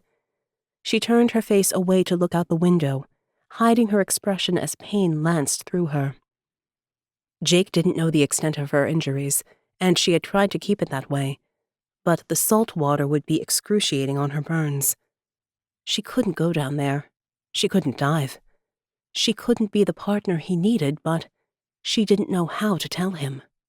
Chapter 18. Amado parked the jeep a few meters from the waves lapping the shore and jumped out, gathering the gear together in the back. Morgan and Jake got out and went around to help him. This will be a great dive, Amado said with his trademark enthusiasm. I can guide you to the best places, whatever you want to see. Jake looked over at Morgan and she caught his eye. It was forbidden to go inside the sunken church, but that's where they needed to look. I don't think you need to come down with me, Amado, Jake said. Morgan and I will be fine on our own. We're experienced divers. Morgan thought back to their dive in the Dead Sea in Israel as she looked out at the horizon of the turquoise sea. It seemed so long ago now, and she ached to get into the blue water. "You gearing up?" Jake called over. Morgan had to tell him, but she hated to put into words the weakness that held her back. Jake wanted her by his side because she was his partner, his equal as an ARKANE agent, and now she was going to let him go down alone on a dangerous dive on the edge of a volcanic island. Jake walked toward her, his face quizzical, the corkscrew scar at his temple tightening as he looked at her with a question in his eyes. "What is it?" Morgan took a deep breath. "My bones. You don't know how bad they are. I can't go in. The dressings." "The pain." Jake took her hand, his amber eyes filled with understanding. "The salt water would be excruciating. I'm happy to go down alone, it's no problem. Or Amato can come with me." He paused. "You should have told me before." Morgan sighed. "I hate to let you down." "Remember when I lay in hospital and you went off to Egypt without me on the quest for the Ark of the Covenant?" Morgan nodded. "Did you think any worse of me for not going with you?" She shook her head. "Of course not. You were injured, but this isn't the same." "It is the same." Jake leaned closer to her. "If you came down with me, you could get us both into trouble. The stronger move is to stay up here and keep watch." "Then I'll gladly take the stronger move." But Morgan's heart sank as she watched Jake gear up, wishing that she was going down there too. Every breath he took underwater without her was time that she should be next to him. Plus, she really fancied some tropical diving in the cool blue sea. Jake walked over to Amato and pulled an envelope filled with US dollars from his pack. "I need you to come down as my buddy and take me to the church. But we need to be clear." He handed the envelope over. "I'm looking for something, and if I find it, you don't know about it. You never saw it." Amato opened the envelope, his eyes widening at the cash inside. He nodded. "Of course. I'll take you wherever you want to go." Morgan felt a twinge of guilt at the bribery, but they had no time to get the proper permits. Martin could sort out details with the Filipino government later if they found what they were looking for. Director Marietti had useful contacts at all levels of the Catholic Church. When ARKANE was on a mission, approval for tomb raiding was not usually an issue. The problem was finding the right tomb. While Jake and Amato readied the gear, Morgan stood at the water's edge, shoes off, sinking her toes into the sand as she relished the soft touch of the ocean. A huge cross marked the site of the sunken village offshore, with a viewing platform around its edge for tourists to look down at the shallower ruins. The cross stood high out of the water, pointing toward the heavens, resting on the remains of the city that lay beneath the waves. A memorial to the dead that drew people to the site, even though it was inevitable that the volcano would erupt again one day. An island born of fire would never escape its fate to die in the same way. No one knew when, but it would happen. It put life in perspective, and Morgan considered how crazy it was that Naomi's life hung in the balance because of a set of tiny finger bones. The relics needed to be retrieved, but Naomi was just as precious to the ARKANE team as Martin or Jake was. So, they would find the relics and deliver them to the man who held her hostage. Dead bone was surely not worth a life. Morgan turned back to help Amato and Jake load up an outrigger kayak with the dive gear. Amato threw in a spearfishing gun at the last moment. He grinned. "There might be time to find dinner after the dive. A barbecue on the beach is a great way to finish the day." They pushed the outrigger into the surf, and Amato paddled them out to the cross. Morgan clambered out onto the platform, while the young man tied the boat as they finished gearing up. Jake sat on the side of the outrigger putting on his dive gear. He looked back at Morgan, her face forlorn as she looked down at them. She loved to scuba dive, and, to be honest, she had a lot more experience than he did. Her Israeli military training stretched to scuba reconnaissance, whereas he had only dived on a few missions. The diving in South Africa was hardly gentle, with dangerous waters and great white sharks, so he hadn't logged too many hours underwater. Perhaps one day when they got round to that glass of wine in a hot pool, he and Morgan might dive together somewhere peaceful. He dangled his feet in the warm sea and looked down through the blue water at the ruins beneath. It was so clear that he could see fish swimming around watery silhouettes of crosses covered in coral. The graveyard-turned-artificial reef was just another place to hunt or hide, where life continued in its perpetual cycle. Jake tested his regulator, taking a breath of bottled air, then checked the readings on his dive computer and partially inflated his BCD, his buoyancy control device. He checked he had everything he needed in the catch bag. Everything looked good. He made the OK signal to Amato, first finger and thumb together in an O shape. Then he turned and made the same signal to Morgan. She gave it back to him and smiled, waving goodbye. Jake held his mask on his face and slipped forward into the water. He sank quickly, and a meter or so down he added a few puffs of air to his BCD, coming to neutral buoyancy so that he hovered above the seafloor. He looked up to the shimmering line of the surface above as it was broken by Amato coming down to meet him, his body perfectly aligned and comfortable in the sea. The young man pointed to deeper waters, and they finned gently over the graveyard. Jake enjoyed the sensation of his body suspended in the blue, the feeling of flying as strong strokes of his fins propelled him over the crosses beneath. The memorials all pointed in different directions, undulating across the uneven seafloor disrupted by the volcanic eruption. The buried graveyard was eerie in the azure light of the water, dappled sun turning algae bright green, as if covered in lush grass. A shoal of tiny baitfish suddenly darted past in formation, flashing silver as they headed for the surface, perhaps driven by something beneath. Jake glanced around, wary for predators. Sharks were regularly seen in these waters, but he could only see two large Moorish idols peeking out from behind one of the crosses, their elongated top fins fanning out behind them. Lionfish prowled near the bottom of the seafloor, and inquisitive rainbow wrasse darted alongside the divers as they swam toward the buried church. A garden of banded sea kraits hung in the water, their slender bodies waving with the current as it washed over and around them. Amato guided Jake further away, so as not to disrupt their calm dance. They passed over a giant clam, its fleshy lips of iridescent blue open to the water, its shell covered in pink mottled coral. The natural curves and wavy edges stood out against the straight lines of man-made stone nearby. Jake wished he had more time, that he could investigate the secrets of this underwater sanctuary, but he had the mission in mind. Find the relics and get to Naomi. Amato guided Jake away from the main section of the graveyard, descending to the old church. It had collapsed sideways in the water over time, much of it subsided into ruin. Amato pointed down and shook his head, as if there were no chance to find a way in. Jake dived down and examined the ruins, hovering in the water as he swam around. Part of an archway stood on its side, leading into what remained of the nave. There was an opening that he could get through. It would be tight, but it was possible. He pointed down, indicating with hand signals that the two of them could swim inside.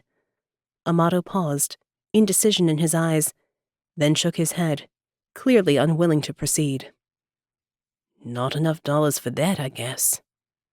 Jake finned alone to the opening. He pulled the flashlight from his belt and gently eased himself through the stone archway into the church beyond. A cloud of fish darted out of the gloom toward him. He started back in surprise, kicking up a cloud of sand that obscured his vision immediately. First rule of cave diving: don't kick up the sand. It had been years since he'd done his first cave dives, and the words of his instructor came flooding back even as Jake mentally kicked himself. Even though this was not a cave as such, it was still an overhead environment where he couldn't get to the surface quickly or easily. He shouldn't even be in there without a buddy, and Jake wished Morgan was there beside him. For a moment he thought about getting out of the enclosed space, but then he clenched his fists, steeling himself for the search. There was no way he was going back up there empty-handed. The flashlight beam caught the edge of an altar further in, just a few meters away. Jake finned carefully toward it over large boulders and the remains of tombstones etched into gigantic flagstones beneath. The Spanish names evoked a long-gone era when men of faith traveled an unexplored world in search of fame and glory, a time of adventure into the uncharted.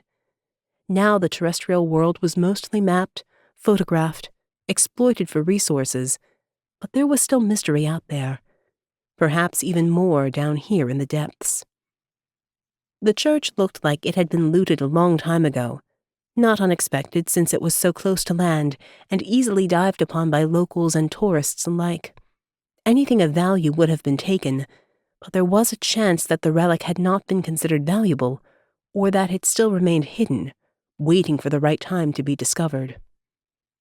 Jake thought of the bone vault under New Orleans and the symbol of the breath they had found repeated there. He examined the walls for markings, feeling his way around methodically until he had completed a circuit. There was nothing. He looked again at the tombstones below and tilted his body to descend, equalizing his ears so that he could skim along the bottom. Weed and seagrass grew from indented names, and the oldest tombs were almost completely obscured. He began to pull himself over them, checking each stone for anything useful.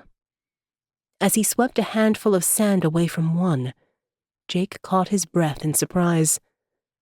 The symbol of the breath carved into the tomb of a child. Jake remembered the image of the map Louis Ray had sent them. The bones that formed the countries were tiny, intricate. He wondered how many of the bones came from children of the Empire, lives used and forgotten in the march for progress. He brushed away the rest of the sand and felt around the edge of the tombstone, then reached for the catch bag attached to his belt and pulled out a chisel with a long handle. Jake worked the sharp end under the edge of the tombstone. It slid under, and he levered it up to lift the stone away from the floor, then wedged the end of the chisel in. A small metal casket gleamed under his flashlight beam, etched with the whorls and eddies of the wind around a cross of bone. The breath of God. The casket could contain the remains of a long-dead Spanish child, or it could contain a finger bone, part of the Hand of Ezekiel. There was only one way to find out. Jake put one hand on the tombstone and began to ease it back.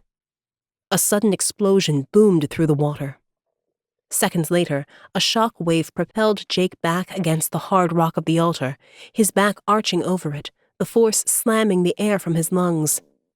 Huge blocks of stone dropped down from the roof above as the church began to collapse, driving silt up into the water, obscuring everything in the chamber. Jake couldn't see anything. His mind whirled with questions, thoughts of Morgan and Amato outside. He fought to catch his breath as he dumped the air from his BCD. He sank to the bottom, using blocks of stone to claw himself back to the tiny grave. He pulled out the casket and shoved it into his catch bag, clipping it to his belt. He dragged himself toward the exit, using his flashlight to try and find the way he came in. But as he shone the beam up, a chill ran down his spine.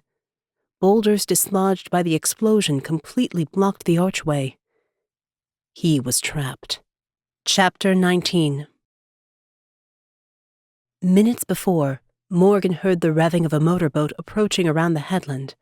She ducked down below the parapet and peeked around the side of the platform, using the outrigger to shield herself from view. A white motorboat hurtled into the bay, 2 Filipino men at the helm. One pointed at the outrigger and then out to deeper waters in the direction that Jake and Amato had gone. Morgan couldn't understand the Tagalog language, but their tone was threatening. They were definitely not tourists. The boat accelerated out toward the underwater church, and Morgan could only watch in horror as one of the men dropped a device into the water. The other man revved the boat and sped off as fast as possible. A moment later, a massive explosion rocked the seafloor. A rumble came from below, then a huge plume of water erupted from the dive site. The whole platform rocked as giant waves battered the cross, washing over the deck. Morgan stayed crouched down even as the water washed over her, fighting to keep her hold on the platform. She was soaked through, salt water seeping through her bandages, sharp pain pulsing as her muscles tensed ready for action. She thought of Jake down there, possibly injured, possibly... But there was no time to think about that now. The motorboat revved again, swinging in a wide arc, coming back to check the outrigger. Morgan reached down into the boat, quickly grabbing the spear gun that Amato had stashed earlier. She slipped back behind the parapet, calming her breathing as she checked the mechanism of the weapon. It was only good for one shot. The sound of the motorboat grew closer, and the men pulled up next to the platform, talking rapidly. One climbed into the outrigger. They were clearly looking for something. Morgan inched back behind the parapet. Perhaps they would leave without seeing her. One of the men made a comment. The other sounded confused. Morgan almost groaned aloud as she realized that one BCD and tank remained in the boat. The men must know that one person hadn't gone down. Suddenly, they went quiet. Morgan slipped softly around the back of the cross, so the giant structure was between her and the intruders. One man stayed in the boat, while the other stepped onto the platform, his wet footsteps slapping against the stone. She couldn't see him, but Morgan could only assume that he had a weapon stretched out in front. She had one chance. She closed her eyes, listening to the footsteps as the man came closer. For a moment, she was back in the ambush holes of the Golan Heights as part of the Israeli Defense Force. She was a warrior. She was trained for this. Although, to be fair, she had never used a spear gun for this purpose before. The man's footsteps rounded the side of the cross. Morgan thrust up hard from the ground toward him. She smashed the butt end of the spear gun under his chin, thrusting his head back. He stumbled, raised his weapon, and she hammered the end of the spear gun down on his hand. He dropped the weapon, and she kicked it back behind her into the water. A gunshot pinged against the cross, the man in the boat shouting as he fired. Morgan angled herself behind the structure, using the spear gun to jab at her attacker's belly. As he doubled over, she swung the heavy end across his temple. The man sagged to the deck as another gunshot whizzed past, just missing her. Morgan hunkered down and crawled around the side of the cross, staying low, staying out of sight until the last moment. She stood and shot the spear gun at the man in the boat, cable trailing behind it. He looked down in surprise, clutching at the metal shaft embedded in his belly. He crumpled, toppling over the side of the boat into the water face down, a pool of blood spreading out around him. Morgan gazed out toward the dive site. Jake and Amato hadn't surfaced. They must be in trouble. She would have to go down there, regardless of the pain. She should have gone in the first place. She clambered into the outrigger and started to check the remaining dive gear. Movement caught her eye in the water a few meters away. The dark silhouette of a tiger shark swimming toward the bloody corpse of the man she had just killed. Down below, Jake swam up close to the rocks blocking the entrance, testing each with a firm hand as he tried to work out what had happened. Someone must have dropped an explosive device. Amato had been out in the open water. He would have been blown away from the scene by the blast, perhaps concussed, perhaps worse. And Morgan. Jake had to get back up there. He tried all the stones, but they were stuck fast, an immovable wall. There was no exit this way. He looked down at his dive computer, checked his air supply. He had used a lot in his search, and there wasn't much remaining. He had to get out of here. Jake calmed his breath, conserving air by breathing slowly, then thought about the design of the church that Martin had sent, plans from when the Spanish had been here. Turning in the water, he tried to orient himself to where the various parts of the church had been. Part of the nave was buried, but there was a chance that one of the antechambers might still have an exit. He finned to the west of the church, feeling around the walls, his fingers skimming over rough stone. Silt made the chamber as dark as the grave, and his flashlight had dimmed with so much use. Jake tried not to think about what would happen if the light went out. If he ended up trapped in here, buried like the thousands who died in the eruption. There was no way for Morgan to get him out in time. But then, he looked down at the flashlight. It was still just about daylight topside. If he made it completely dark in here, perhaps he might see a crack of light from outside, a way to escape. Jake turned the flashlight off and hung in the water, trying to relax in neutral buoyancy so as not to disturb the silt anymore. He closed his eyes, getting used to the darkness. As his breath came in, he rose a little in the water column. As he exhaled, he sank down. He imagined the air bladders of his lungs filling and emptying in a calm meditation. After a few breaths, he opened his eyes. Everything was still dark. There was no way out. Then, from the corner of the church, he glimpsed a tiny chink of light. Jake finned over and found that the explosion had blocked one entrance but also blown out another. It was still covered by a few large rocks, but he could make the hole bigger. It was hard work, his breath ragged as he shifted the debris, effort straining his muscles. Suddenly, he tried to take a breath and sucked on nothing. He grabbed his dive computer. No more air in the tank. Jake pulled the final few stones away and tried to swim through the gap. His tank caught. He was stuck fast.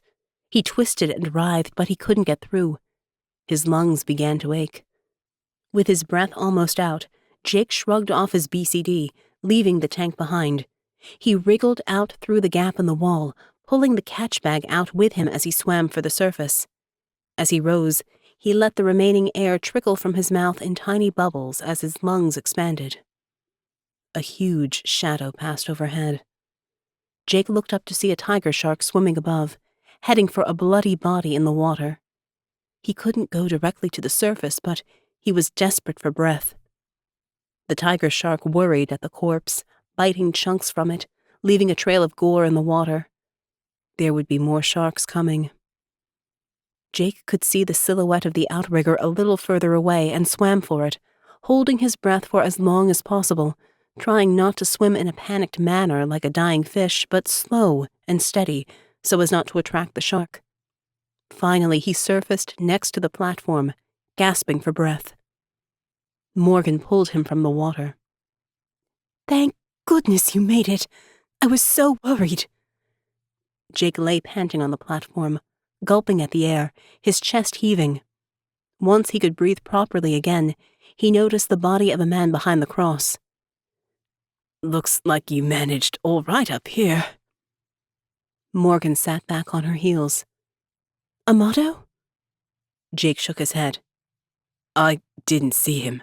I was trapped in the church when the explosion happened. I had to leave another way." The sun was beginning to set, the sky turning shades of tropical pink and orange. Feeding time for sharks, the apex predators of the reef. Morgan stood up and looked out toward the dive site. "The blast might have pushed him further out." She climbed into the outrigger. "I'll see if I can find him. We can't leave his body for the sharks." She paddled away from the cross, looking down into the water at the silhouettes beneath. Most were reef sharks, not really dangerous, but a pack of them could tear a body to pieces soon enough. Morgan paddled further out over the sunken cemetery until she saw the edge of the drop-off where the ruined church lay, then searched in circles, spreading away from the site, looking down into the water, then out to the horizon. Just as she was about to turn back, Morgan saw a dark shadow hanging in the water a few meters away. Amato was face up, held upright by his BCD, but his head was slumped sideways, eyes closed. The fin of a shark broke the water nearby. Morgan slammed her paddle down, making as much noise as she could. The shark angled away, but she knew it would circle and return. She didn't have much time. She paddled over quickly to the guide and bent over the side of the outrigger. Morgan grabbed Amato's BCD straps and heaved him on board. His outstretched arms fell across the burns on her thighs, and she bit back a scream of pain as he slid off, rasping the dressings over her weeping wounds. Pushing aside the pain, Morgan paddled quickly back to the cross. Jake helped pull Amato's body out onto the platform and started CPR on the young man. A few breaths, and Amato coughed, vomiting seawater as he rolled over on one side, retching it all up. Morgan sat next to him. "It's okay. You're all right. Just rest now." When he had finally stopped coughing, Amato sat with his back against the cross. His eyes slowly focused on them and the man lying prone nearby. "What happened?" Morgan pointed at the motorboat. "Two men came in that and dropped an explosive device on the dive site. You're lucky to have made it back. Didn't end so well for them." Jake went round to the body and turned the man over so he lay face down, revealing a tattoo on the back of his neck. A cross with the wind blowing around it. "These men were Brotherhood of the Breath." Jake looked up at Morgan, hope in his eyes. "This must be the right place," she said. "I found something down there." Jake scooted back round to his catch bag, opened it up, and pulled out the casket from the church. Morgan examined the patina of age on the surface. "We should probably wait until we're in a protected environment to open it." Jake shook his head. "We need to know now. If the relic's not in here, then we have to keep looking." He grabbed a dive knife and edged up the side of the box. It was filled with a dark red, chunky liquid. They all leaned back, coughing as the noxious stench of decay wafted out. Jake slammed the lid back down. "Guess that answers the question. It's Spanish cadaver soup." Morgan leaned forward again. "You can't be sure. We need to pour out that liquid. Check underneath." Amato grimaced.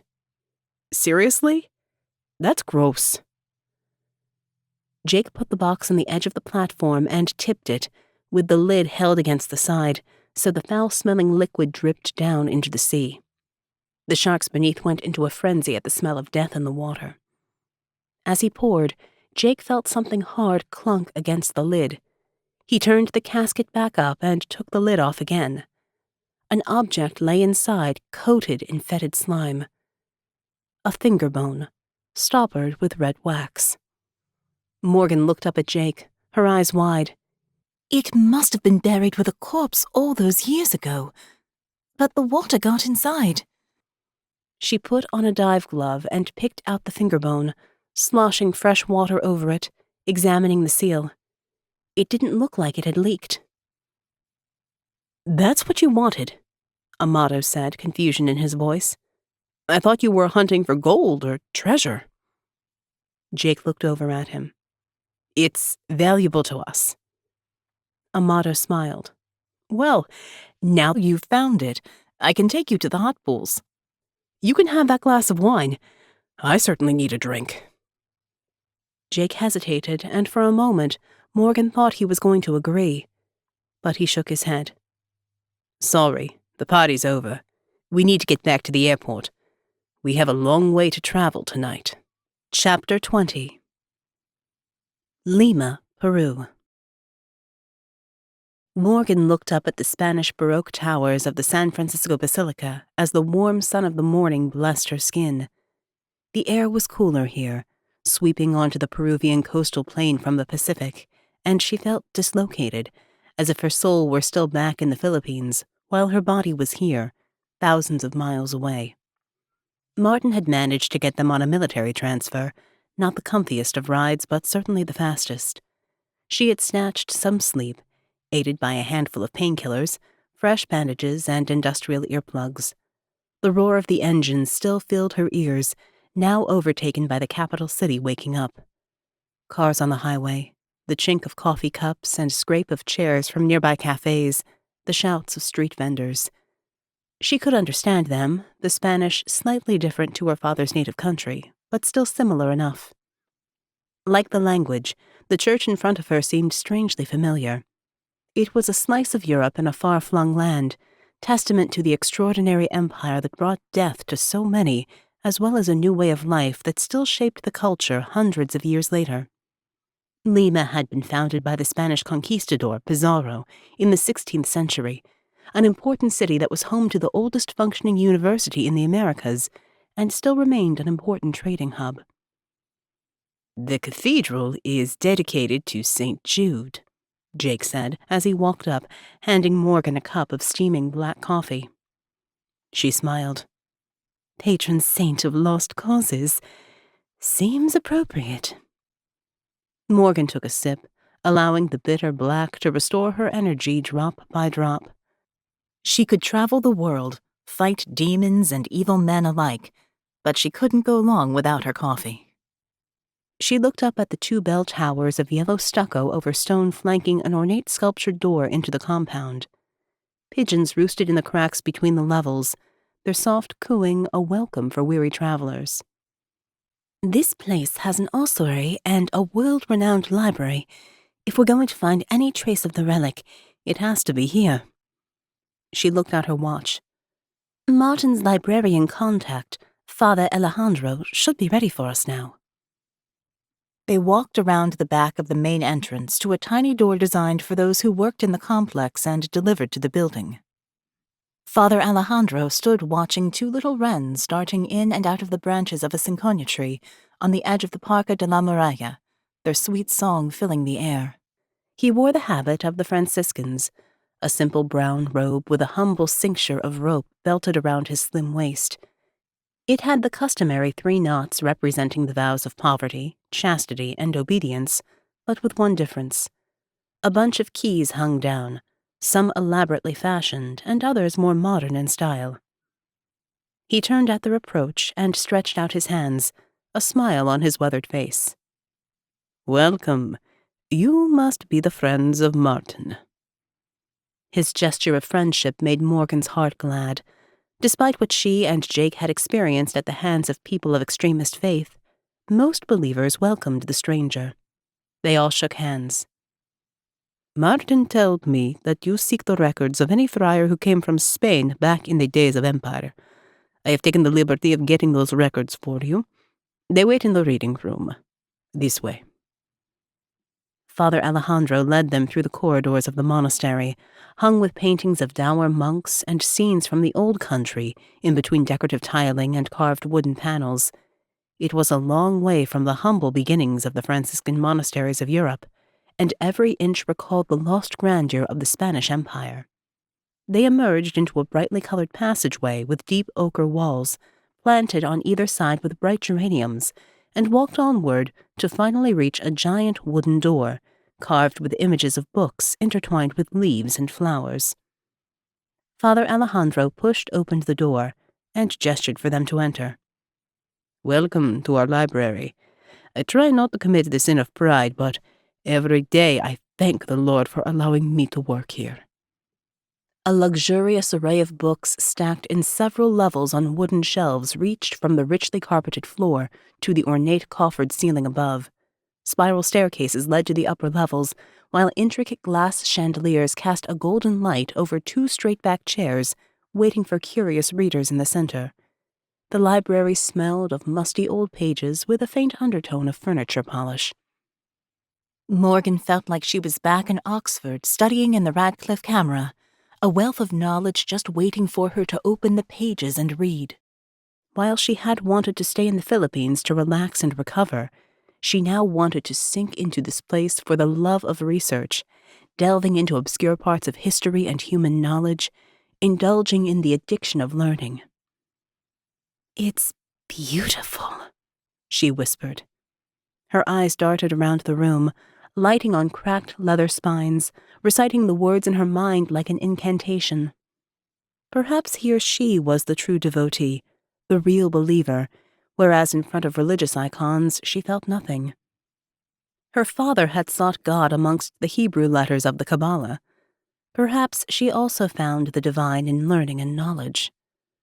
Father Alejandro led them to the 2nd level, up a spiral staircase with wooden beams that creaked as they walked.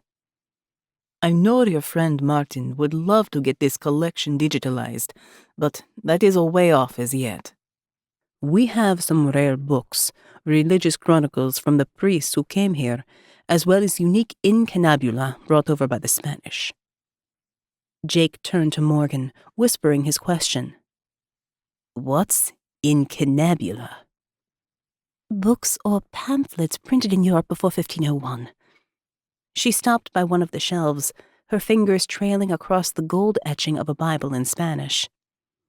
Father Alejandro turned and caught her, his previously kind eyes suddenly flashing with possessive anger. Morgan jerked her hand away sharply as he composed himself, once again the genial monk. Jake examined another shelf of books and missed the glance, but Morgan found herself alert now, wondering whether the monk really welcomed them into his sanctuary. This way. Father Alejandro led them to a small room at the back of the library with wooden-paneled walls. 4 piles of record books lay on the table, each with sewn spines and leather covers, each as thick as the medieval table they lay upon. 2 pairs of white gloves lay next to them. Father Alejandro pointed at the books. I know you don't have much time, but I trust you will find what you're looking for in these. He nodded to them. I'll be down in the main hall. Please, call if you need anything. He turned and walked out, leaving Morgan and Jake looking down at the daunting pile of records. They put on the gloves, gearing up for the search. Jake opened the first one, then the next. They're in Spanish. Morgan laughed. What did you expect? Maybe a computer with excellent search capability? If that had been available, Martin could have done this remotely, but this place doesn't welcome digitalization. Makes you wonder what's in here. Morgan sat down at the table and pulled the first tome toward her. Spanish for finger is dedo, and bone is hueso. That should get you started, or just look for anything around the right date. They began to page through the record books, the finger pads of their white gloves soon dusty and discolored. The minutes ticked away. The sun slowly moved across the window pane until the shadows lengthened. Jake opened one book and pointed out a map of the catacombs that lay beneath the cathedral. How cool is this? He traced the corridors with a careful finger. Just think of the monks carrying bodies back and forth down there for centuries. Morgan sneezed, turning away as she did so. Then she pushed her chair back and stood up, stretching her back. This is ridiculous. We don't even know if the right records are in here. Jake held a hand up. Wait a moment. This inventory records several hundred finger bones kept in the catacombs. Any of them could be the one we're looking for. Or none of them. Morgan went over to join him and looked down at the list. Looks like relics from minor saints are all kept together in one shrine. Maybe it would be easier to go have a look? She walked back into the main library and found Father Alejandro bent close to a manuscript, examining an illuminated figure under a magnifying glass. Father? He jumped at her approach, startled from his reverie. Then his smile widened, as welcoming as ever. What can I do for you? The relic we're looking for might be part of the collection of finger bones held in the ossuary. Can we see them, please? A moment of hesitation, and then Father Alejandro nodded. I can take you down there, although, of course, you can't touch the relics themselves, only pray at the shrine. Jake walked out of the study room, and together they descended into the main library.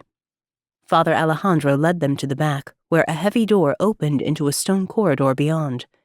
It was almost dark outside now, and the small windows above let in little light, but the monk didn't falter, his footsteps sure in the shadows. The monastery is closed to tourists now, so we must be quiet as the monks ready themselves for evening prayer. I'll take you to the relics and then go join my brothers. Quickly now.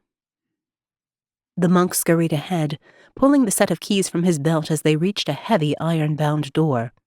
He unlocked it and swung it open, revealing a stone staircase winding down into darkness. A line of skulls stared back at them, empty eye sockets filled with the dust of the dead. Morgan remembered walking in the catacombs of Paris, surrounded by thousands of plague skeletons. She shivered a little at the thought of entering the winding corridors of bone below, but with Father Alejandro guiding the way, they would be out of here soon enough. The monk reached behind the thick door and clicked on the light switch. They descended into the cool of the catacombs. The burial crypts were used for the dead as the city grew during colonial times, Father Alejandro explained as they walked. They had mass burial pits for the common folk, but the nobles were buried separately until the early 1800s. Over 25,000 bodies were buried down here, their bones arranged in decorative ways. Curious to many in New Spain, but commonly used in Europe. He pointed into one chamber. Have a look. Morgan and Jake ducked inside and looked down at a circular pit ringed with long femur bones and skulls in concentric circles, spiraling toward a central mound of the dead. "No finger bones," Jake whispered, his voice echoing through the halls. "There are chambers filled with individual bones further along," Father Alejandro replied, his footsteps clicking on the stone as he moved on. "The relic shrines are beyond that." Morgan and Jake ducked out, hurrying after the monk as he moved swiftly down the corridor, turning this way and that as the catacombs forked into new passageways. Morgan lost her bearings after the 8th or 9th turn, and soon they were in narrow tunnels far beyond the well-lit tourist route. Father Alejandro finally stopped at a thick wooden door with a barred window. "These cells were used by early monks for their time of solitude, and now we keep some of the less popular relics here. No one comes down here anymore. You are the first in many years." He gestured into the cell. "Perhaps you will find what you seek inside." Morgan entered the cell first, and sure enough, arrayed in front of them were finger bones of all sizes, some wrapped in silk, some in reliquaries, others in crumbling piles. Jake came in behind her, and the cell felt tiny with both of them in it. "Let's hope it's in here somewhere." A metallic scrape on stone. Morgan spun around as the monk slammed the cell door shut, locking them both inside. Chapter 21. "What are you doing?" Morgan pushed past Jake, hands on the metal bars, shaking at the door. Father Alejandro looked at her, his eyes blazing with anger, all sense of friendliness gone now. "You have brought this on yourselves. You'll rot down here with the relic you seek." As he walked away, his robe shifted, and Morgan caught sight of a cross tattoo with the whirling wind on the back of his neck. She tugged at the bars, shouting after the monk, her voice echoing down the stone corridor as he turned out of sight. "You can't leave us! Martin, our archivist, knows we're here. He'll send someone." The monk's voice floated back to them. "You left hours ago. I helped as much as I could. You insisted on leaving, last seen headed to the most dangerous area of the city. By the time anyone finds you, your bones will be part of the relic shrine." His voice faded away. Then the lights went out. Jake clicked his flashlight on. "We should have known the Brotherhood was here. That guy was way too friendly." He bent to the pile of bones. "But he did say we'd rot down here with the relic we seek, so it might be in here somewhere." He began to sift through the pile, examining each bone within its case, intent on checking the ends for a wax seal, seemingly oblivious to being locked inside. Morgan looked around the cell. It was only a few meters square with walls of thick stone blocks. One door of thick wood with an ancient lock. No windows, unsurprising given how deep below the earth they were. She bent to the mortar between two of the wall blocks. Perhaps they could chip it away, get into the next room, escape that way. She picked up a small bronze reliquary, dusty with age but with a sharp edge, and used it to scrape at the gray mortar. A little bit flaked off, but the walls were well built, and it would take forever. Morgan sighed and went back over to the door, squeezing past Jake as he hunkered down. She examined the hinges. They were firmly embedded in the stone wall, impossible to break through. She slammed the heel of her hand against the lock mechanism, rattling it, but it stayed firm. Jake's flashlight suddenly flickered, like a candle blown by an unseen wind. Morgan spun around, panic rising within her at the thought of being down here in the dark. She imagined those finger bones coming to life, scratching away at their boxes, scraping away their silken wrappings, curling across the floor like skeletal worms. It made her flesh crawl. She knelt by Jake as he shook the flashlight. "Do you have any other batteries?" "No, but don't worry, we're going to make it out of here. Help me look through the rest of the pile. We'll find the relic, then we'll make a break for it." Morgan shook her head in disbelief at his calm demeanor, but she sat down cross-legged and began to search through the pile of bones, recognizing that this self-doubt was unusual for her. The pain of her burns was a dull ache that sapped her strength, both physical and emotional.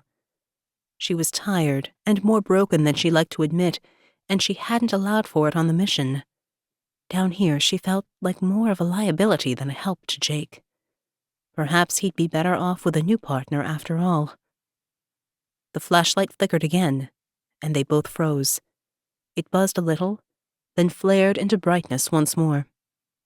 They moved more quickly now, examining each relic box and discarding them just as fast, until suddenly, near the bottom of the pile, Jake pulled out a metal casket similar to the one from the Philippines. The lid was loose. He pulled it off, but only the tatters of a red pillow lay inside, as if a rat had made it home. "There are loose bones at the bottom of the pile. Maybe it fell out." Morgan raked through the heap, a grimace on her face as she pulled apart the tangle of remains mixed in with rotted material and dead rodents. A glimmer of red caught her eye. A fat finger bone with scarlet wax on the end. Morgan picked it out of the pile triumphantly, but then her heart sank. The wax was only a smear on one side. The hollow finger bone was empty, its precious contents long gone. "All this way for nothing," Morgan sighed. "Worse than nothing, now we're trapped here." Jake shook his head. "It's not for nothing, we'll take it anyway. It matches the others, so we can still use it for trade." He picked up the relic and placed it in his pack along with the others. "And we're not trapped." He picked up an ulna, a long arm bone, and smashed it against the wall. It shattered into long splinters on the floor. Jake chose a couple of the shards, thin picks with sharp ends. Walking over to the door, he maneuvered them into the lock mechanism and jimmied them up and down, listening for the click of tumblers in the ancient lock. Morgan held the flickering flashlight as it began to fade again. "You sure you know what you're doing?" He grinned. "Martin and I practiced this together after he got stuck in the vault that time. One of my many talents." The lock clunked. Jake held the bones in place while Morgan heaved the door open. They stepped out into the corridor just as the flashlight flared its last and went out. Jake reached for Morgan's hand, and they clung to each other in the dark. A skittering sound came from the corridor ahead, the pitter-patter of rats. Morgan wondered what they were gnawing on down here, grateful that it wouldn't be their bones. If they could find their way out, of course. "Do you know?" she whispered. "Shush. I'm concentrating. I'm trying to recall the map from earlier." Morgan remembered the plan of the catacombs that Jake had discovered in the record book. He had traced the lines of the underground tunnels with a finger, but could he recall enough to guide them out of here in the dark? Jake took a tentative step forward, her hand tight in his. Whatever happened, they would be together. He started walking more confidently, Morgan behind him, one hand on the wall, the other on his belt. When they reached a corner, he turned left with no hesitation, their footsteps echoing through the catacombs as they walked on. Eventually, a warm glow of light came from up ahead, and they hurried toward it. In a chapel dedicated to the dead, an image of the crucified Savior looked down upon them, lit by an electric lamp representing the eternal flame. Morgan exhaled, letting out the breath she hadn't even realized she'd been holding. Relief flooded over her and exhaustion began to rise. She leaned against the wall, resting her head against the stone. "We're almost there," Jake said. "This chamber is below the nave of the church. Do you need to rest a moment?" She shook her head. "I'm okay, and I don't think we should hang around. Father Alejandro might not be the only member of the Brotherhood here. Besides, it's night already, and we have to be in San Francisco tomorrow." She looked up at him. "Unless you want to go alone. I know I'm slowing you down." Jake smiled, the lamplight giving his eyes a tawny glow. "We're partners. We go together." He reached for her hand, and they walked out of the catacombs up into the church above and into the night. San Francisco, USA. Jake stood on the pier at the back of the ferry building looking out toward the Oakland Bay Bridge, its metal spars rising out of the brilliant blue water. Squat ferry boats chugged back and forth, disgorging passengers into the downtown city area. Raucous seagulls hopped across the ground, pecking at leftovers from the lunchtime rush that eased as the afternoon wore on. The air smelled of salt and vinegar from discarded chips overlaid with fresh sourdough bread from a nearby bakery. Morgan lay on a bench in a patch of sun near the water's edge, her eyes closed, a moment of peace in their crazy adventure. She had the military ability of catching Z's wherever she was, sleeping easily, then waking in an instant, alert for danger. Jake looked down at her, wanting to brush the dark curls from her brow, but knowing that if he moved closer, she would sense him there. He satisfied himself by watching over her, giving her a little time to recover. Her angular face was pinched, and she'd lost weight that she couldn't afford to. It was clear that she carried constant pain in her body, and Jake knew how that felt. He wished he could take some of it from her. He rechecked his phone. The text message had arrived just as they'd landed. Midnight. Alcatraz. Bring the 5 relics. The problem was that they only had 4. Toledo, New Orleans, the Philippines, Lima. They needed the last finger to complete the Hand of Ezekiel, and even then, Jake wasn't sure how it was supposed to work when one was broken and empty. Of course, they could go to Alcatraz all guns blazing, take Naomi back, and forget the bones. But the mission, as always, went beyond saving individual lives. ARKANE's primary purpose was the recovery and protection of relics, books of ancient knowledge, and objects of power that would outlive generations. A human life was but a drop in the river of life, a spark quickly fading in the night, whereas these artifacts could change the course of the river itself. Director Marietti had made it clear that their first priority was the Hand of Ezekiel. It must rest in the ARKANE vault within the box of bone that Luis Rey held. So they needed to finish the search and go to the rendezvous point, but with a different agenda than expected. Jake looked down at Morgan. He hadn't told her of Marietti's hard line. She had enough problems with the director's seeming disregard for human life, but he hoped she would be ready. He needed her on Alcatraz tonight. But first, they needed that final finger bone. He pulled out a map of San Francisco, the rustle of paper waking Morgan. She sat up and stretched like a cat, arching her back and rolling her shoulders. Jake caught the tightening in her jaw as she stood, the bandages on her legs shifting as she moved. He turned back to the map, giving her space, understanding that she didn't want a witness to her pain. "I'm still trying to decide where we should look first." He pointed at a green expanse flanking the entrance to the Golden Gate Bridge. This is the Presidio, a fortified base that the Spanish established and a military area until recently. It's now a national park, but it still has a cemetery. He moved his finger down the page to a tiny sliver of green in the Mission District. "This is Mission Dolores, established by Junipero Serra as one of a chain of missions up the west coast." Morgan leaned over the map, her dark curls brushing against Jake's neck, her breath on his skin. He could smell the coconut scent of her shampoo, and he wanted to lean back against her. "It's got to be the mission first. Maybe the relic is just sitting there waiting for us." She shrugged. "You never know. Sometimes it really is that simple." They jumped in an Uber, the easiest way to get around the city, and headed inland past high-rises and smart hotels across the city blocks. Morgan noticed how many homeless people begged on the street, the uncomfortable juxtaposition of some of the wealthiest people in America next to the rejected and outcast. The streets changed as they drove into the Mission District, the sound of Latino music drifting out of eclectic stores, tattoo parlors, and independent shops with handmade gifts next to unusual flavors of ice cream. Morgan found it dislocating to be in the USA, a culture at once so close to Europe and yet sometimes so jarringly different. Yet in this part of the city, she felt a sense of belonging, as if the Spanish heritage called to the part of her that shared a common ancestor. The Uber pulled up on a corner next to an elaborate basilica, its twin bell towers and facade a faded cream that looked almost golden in the afternoon sun.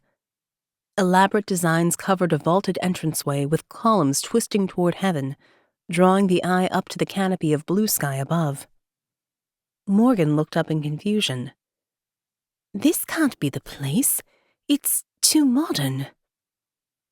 Then she noticed the humble white adobe chapel next door that most would walk past without a second glance.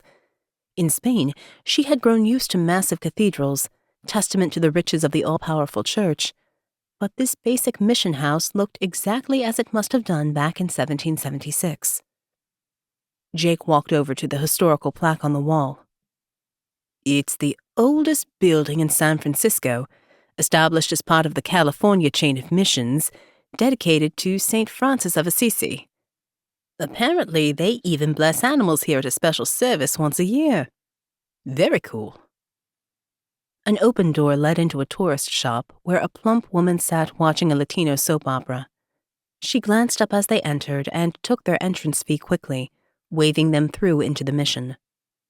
The modest chapel was empty, its few wooden pews laid out before an altar at the front of the church, flanked by statues of Franciscan friars. Chevrons of terracotta red and mustard yellow marked the wooden panels above the sanctuary, muted colors of the earth that added intensity to the gold statues beneath. It smelled faintly of incense left behind after a service, but it was clear that the grand basilica further on was the main center of worship now, and this basic chapel had been left behind, along with the vows of those who established it. After all, poverty didn't fit so well with the American dream. Morgan looked up at the vaulted roof above her head, the dark wooden beams lashed together with rawhide. She could almost hear the hammer blows and the rasping sound of the saw as converts built the church in this new corner of empire. Their work had changed the course of history, but some claimed that Junipero Serra was behind the mistreatment of local Native American peoples, who saw hard labor, the spread of disease, and forced conversions as oppression. The workers had lived in appalling conditions, women raped and beaten, families packed into tight living quarters as they were forced to serve the newly arrived Spanish. One historian had even called the missions a series of picturesque charnel houses, and Junipero Serra was responsible for them. Such a man could not possibly be a saint, and yet, in 2015, Pope Francis had canonized the friar. Despite the protests against his sainthood, Junipero Serra now interceded with God on behalf of those still on earth. But it looked like part of him remained. A reliquary stood next to the altar, an ornate golden cross with a thick central pillar containing space for a relic at its heart. An ivory pillow decorated with scarlet thread lay in the middle, surrounding a glass case with the bone of the saint inside. Morgan called across to Jake as she pointed it out. "Told you. Sometimes it's just that easy." They walked closer to the relic, Morgan's smile fading as she saw what lay within. Chapter 22. Morgan bent closer to the glass. What had looked like a finger was just another vial containing a sliver of bone, such a tiny relic for a place that loomed large over the religious history of the city.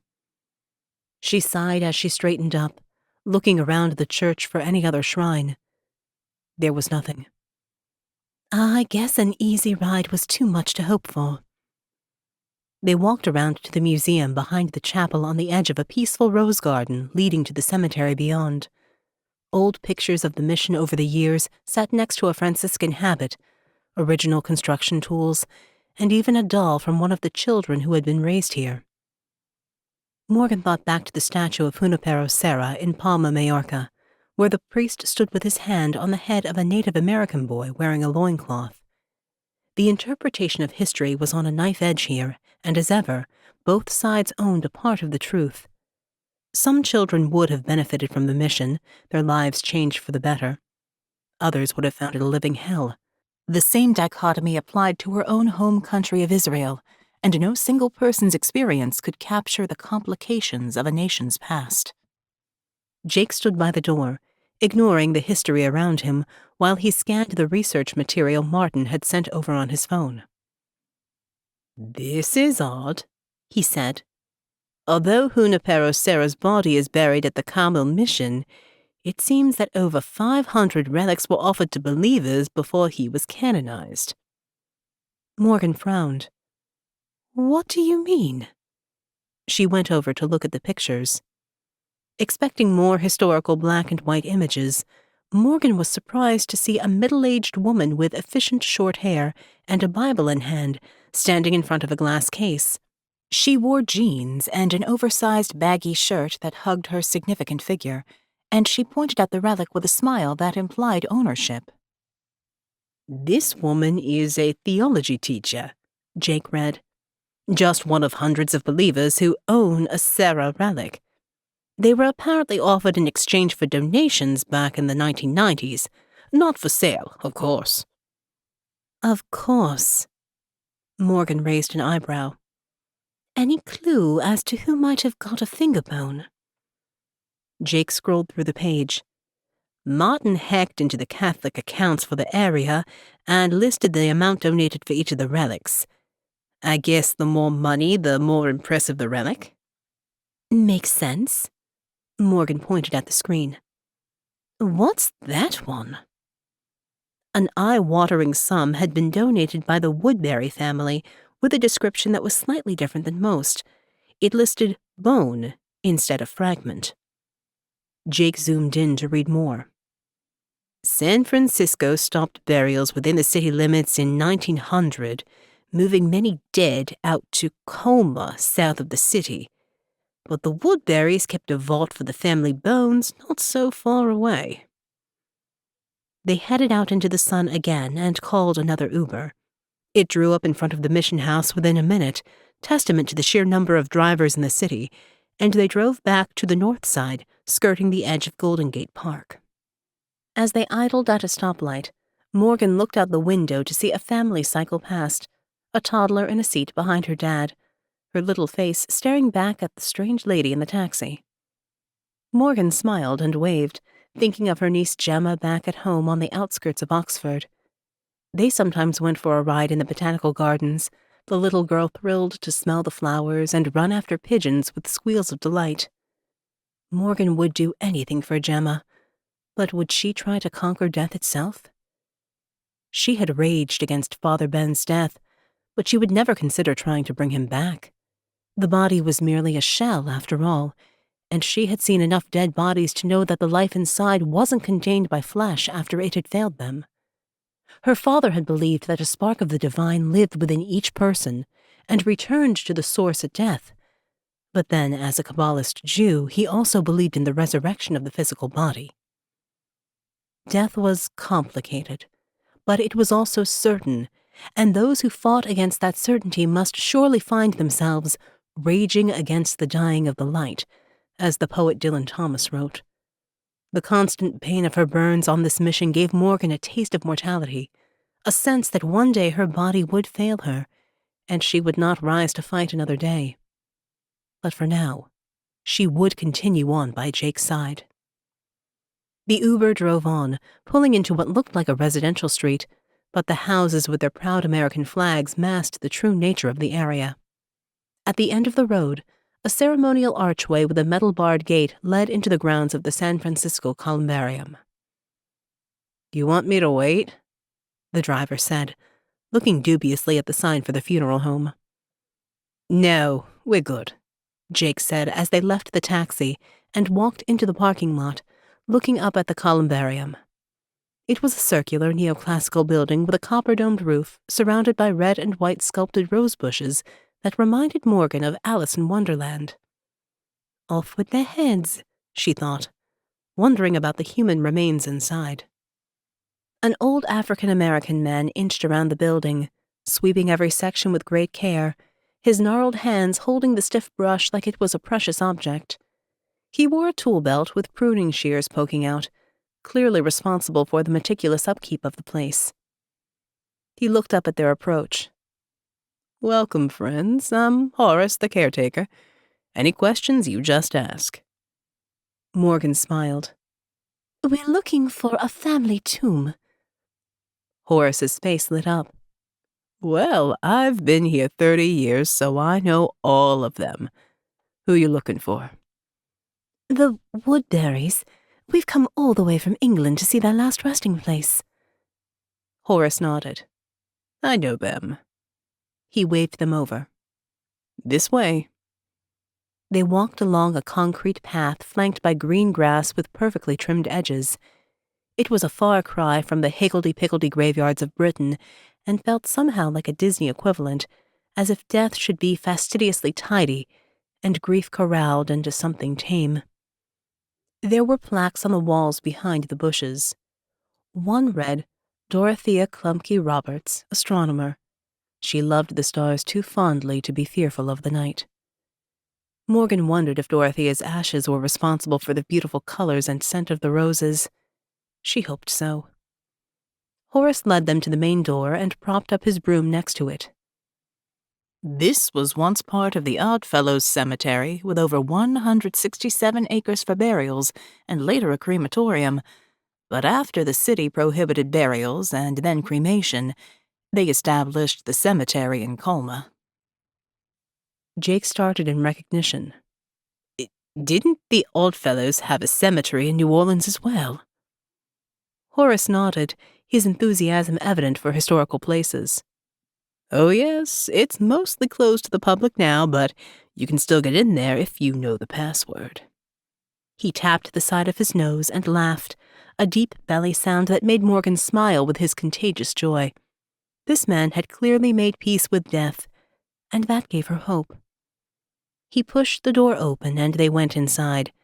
The entrance hall was low and dark, but then the circular space opened out into a spacious central hall with 3 gallery levels filled with glass-fronted niches, each with an urn or casket inside, holding the remains of a life. Decorative columns stretched up to a pink and blue ornate dome with an oculus window through which the late sunlight filtered down, casting shadows across the marble floor. Stained glass windows around the sides let in more light, and the place smelled of fresh flowers and furniture polish. Horace pulled a chamois cloth from his belt to wipe a speck of dust from one of the glass panels. Morgan hoped that when he passed, someone would tend to his grave as carefully as he did for others. "There are 8,500 niches in here," Horace explained. "There's still some space if you're interested." He laughed again. "Your Woodburys are up in Argo on the 2nd level. You can go that way." He pointed to a small staircase. "I'll leave you a while, just holler if you need anything." He walked back out again, adjusting a vase of flowers on the way, so they were perfectly symmetrical. Morgan turned to take in the expanse of the levels, noting the classical symbolism that dominated the design. Rooms on the ground floor were named after the winds: Zephyrus, Olympius, Auster. On the upper levels, Sothis, an Egyptian goddess associated with Sirius, the brightest star in the sky, sat next to Argo, the mythological ship that Jason used to find the Golden Fleece. It was a classical history in architecture, such a surprising place to discover in the heart of what had become almost a futurist city. Shadows faded, and the chamber darkened. Clouds thickened above the oculus as the bright day faded into the beginnings of an evening storm. Jake checked his watch and frowned. Let's have a look at that niche. They walked up to the second level and into the Argo section. Each wall held a series of niches, some just big enough to fit a funeral urn carved with the family name. Others were more ostentatious, a double or even triple-sized niche with a bigger casket. Many of the names were European in origin: Davenport, Sheerholtz, Franklin. Some had pictures of the deceased, others held statuettes of angels or saints. One niche even had a Star of David carved into it. The columbarium did not discriminate. Here it is. Jake stood in front of the Woodbury niche, a simple bronze urn behind a glass panel screwed into a wooden frame. He ran his fingers around the outside. This looks simple enough to get off. Morgan rifled through her pack and pulled out a multi-tool. Jake unscrewed the frame and placed it carefully on the floor. They reached in together to lift the giant urn down, heavy with the weight of ashes encased in thick metal. Morgan opened the lid and looked inside. The thick gray powder of a human body reduced to dust half filled the urn. A small chestnut-brown leather pouch etched with a cross and swirling wind rested on top. This has to be it.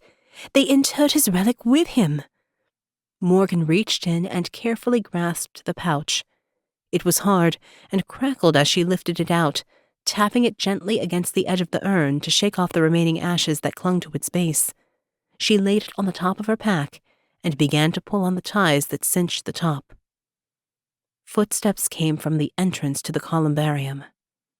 Swiftly and silently, they lifted the urn back into the niche together. Jake held the glass up to the wooden panel, resting his head against it as if in mourning. Morgan walked to the parapet, half shielding him from view as Horace walked into the circular hall below. You folks all right up there? Need anything? Morgan waved and smiled. We're fine, thanks. She glanced back at Jake and shrugged.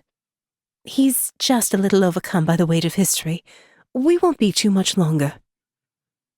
Horace nodded, a sage expression on his old face. You take your time now. I'll wait outside. He walked back out again. Some help here, Jake said through gritted teeth, his muscles straining with the weight of the glass. Morgan helped to support it as he stretched his arms out. Then together they screwed the pane back on again. The niche looked exactly as it always had. Morgan knelt next to her pack and eased open the top of the pouch, Jake looking on with expectation as she revealed what was inside. A finger bone with the distinctive red seal. Jake sighed with relief. The last relic. That's all of them. He looked at his watch. Just in time. We need to get ready for Alcatraz. Chapter 23. Morgan and Jake stood on the edge of Pier 39, looking out toward Alcatraz. Lights still burned from the military fortification, a beacon in the dark bay.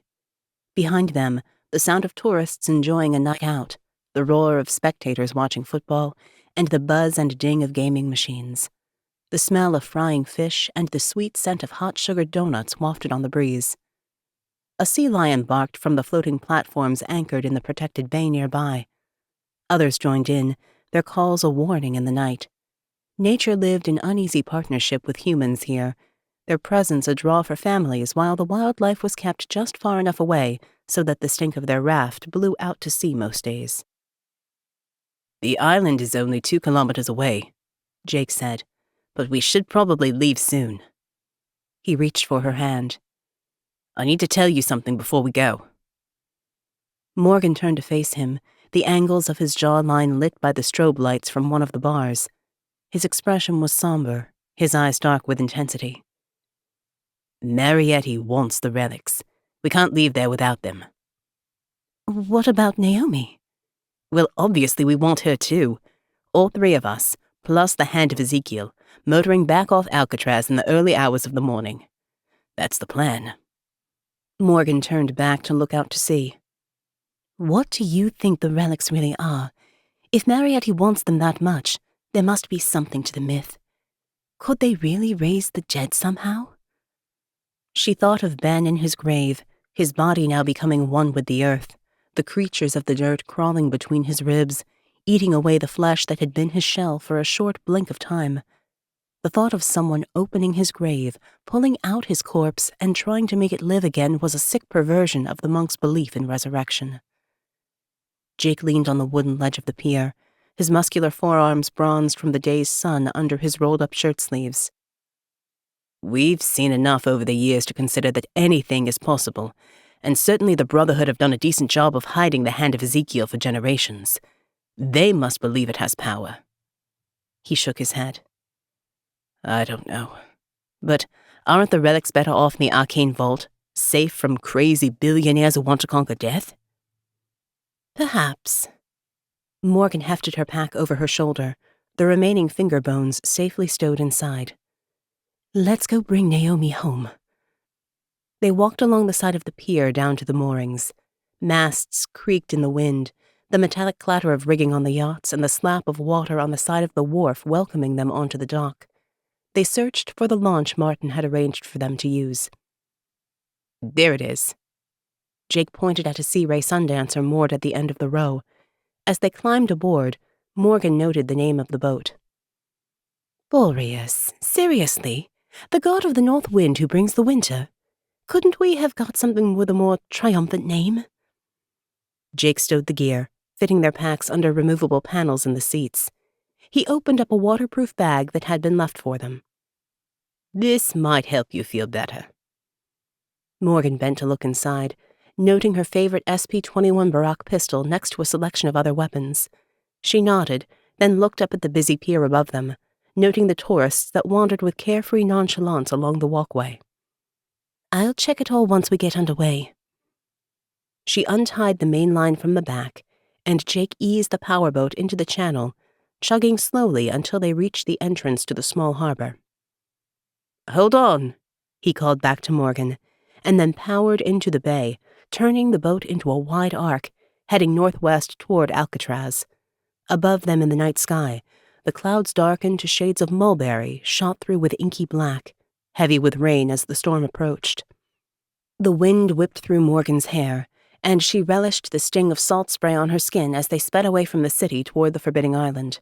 She felt the edge of adrenaline rise as they skimmed the waves, the twin poles of apprehension and excitement. The throb of her burns seemed to lessen as she focused on the task. This was where she was meant to be. Out on a mission, her partner by her side, set against the enemy together. She couldn't help the smile that curved over her face, and she knew that Father Ben would have approved of her choice to rejoin the fray. The lighthouse blinked from the center of the island, and the white blocks of the prison loomed above as they drew closer.